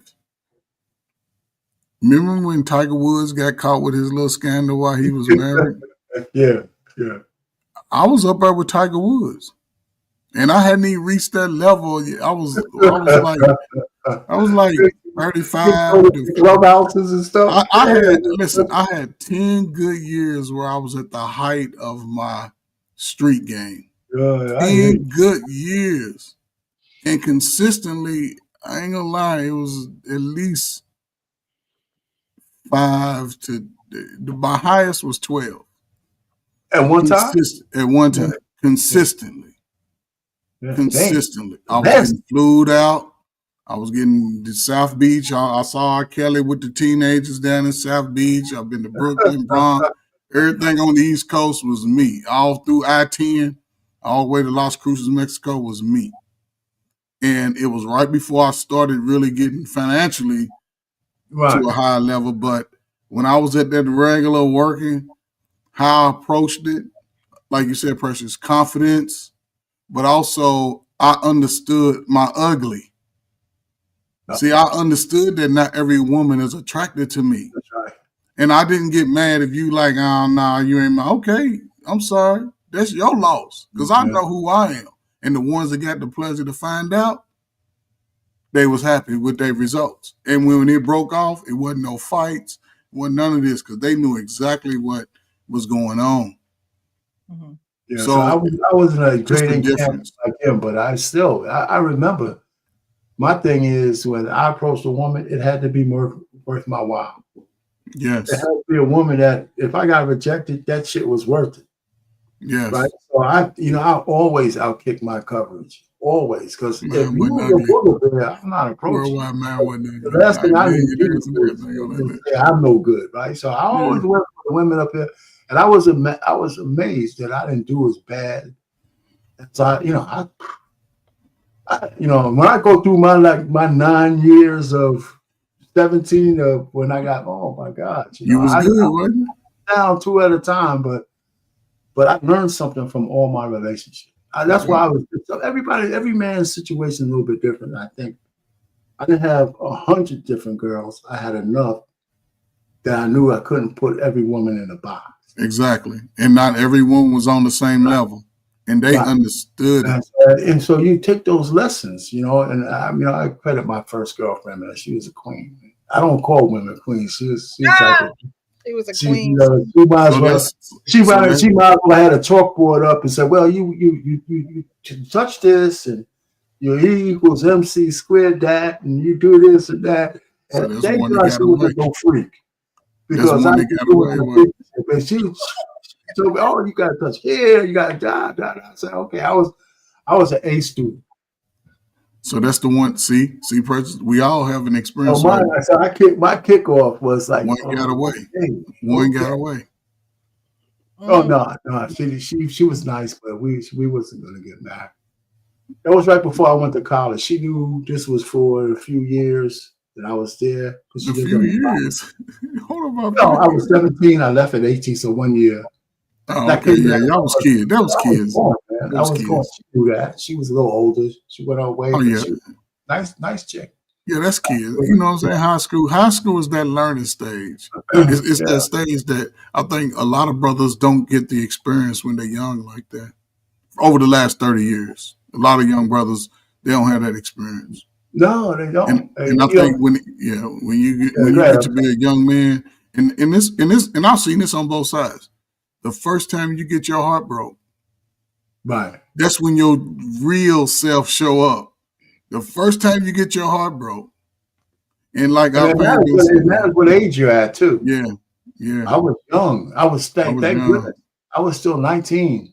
Yeah, and I fell in love with this girl from the streets, man. She ran me ragged, man. She was from the streets. She was from the streets big time, man. But she was my little. She couldn't be more than 5'1", and she ran me like I was like a buffalo.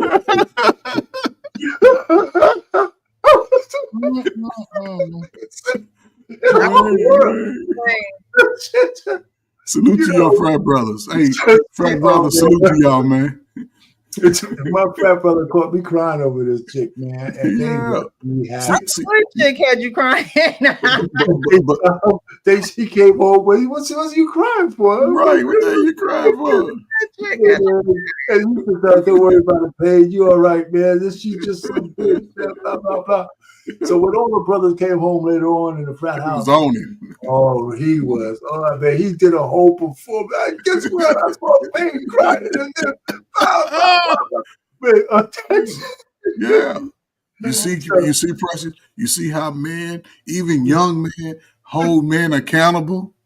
They was holding our pain accountable. They snapped me out of that shit. My heart turned into a brick. To get out of school, they did. They said, "Man, the F up and get out your feelings." Yeah, get out your feelings. Thank God I was 19 and not 35. And listen, and then, it's funny because after that, I had met this girl, she had AKA, and she gave me the secret. She gave me this. We were sitting down. I must have still been looking like a puppy dog and shit. Mm-hmm. She said, "Let me tell you something." We sit down between classes, and she said, "Listen, the only power a woman have over you is what she has between her legs. That's it. If you lose that to her, you're done. Yeah. You lost everything. You can't. You got to maintain the control as a man. That's the only thing she can. She can't beat you up. She can't do this. But if you lose it to that, you lose everything." That was like 40-something years ago. I remember it like it was yesterday. My mama told me that at age 15. I said, "Oh, is that the secret?" So your heart broken, and then somebody dropping some wisdom on you made me the man I am today. Made me the man I am today. Salute to our pain, man, for sure. AKA, okay. Yeah. And, the pink. I wish I could remember her name. She was working her way through school. She had twins, and she was the thinnest woman. She was a little older. Okay, and I can't remember her now. I need to find some AKAs. I know they probably know who she is, but she was like active in the chapter. But she was pretty. But she was a red bone. She was a real red bone. I mean, bony red, redder than a bone. Salute to the light skins, goddamn it. She's red bone, man. Anyway, we holding you up. We're gonna get out of here. Okay, I gotta work in the morning. You got work, Precious? Yeah, I got. I'll be turning over. Y'all the retired ones, okay? Turning over around 9 o'clock, 9:30. We'll be thinking about you, Precious. While we get there. I'll think about you on Saturday. Precious, we're getting up right about now. Will you have your morning cup of coffee? Think of me. Yeah, about 3. I get up about 3, Precious. I might even say that was a great show last night. Yeah, I get up I can do it. Between 1 and 3, depends. Depends on. I get up earlier than that. I retired for real. Yeah, I don't do too much. All right, y'all. We out. Be real with yourself so you can be real with everybody else. Thank you so much for joining. Thank you. All right, Precious.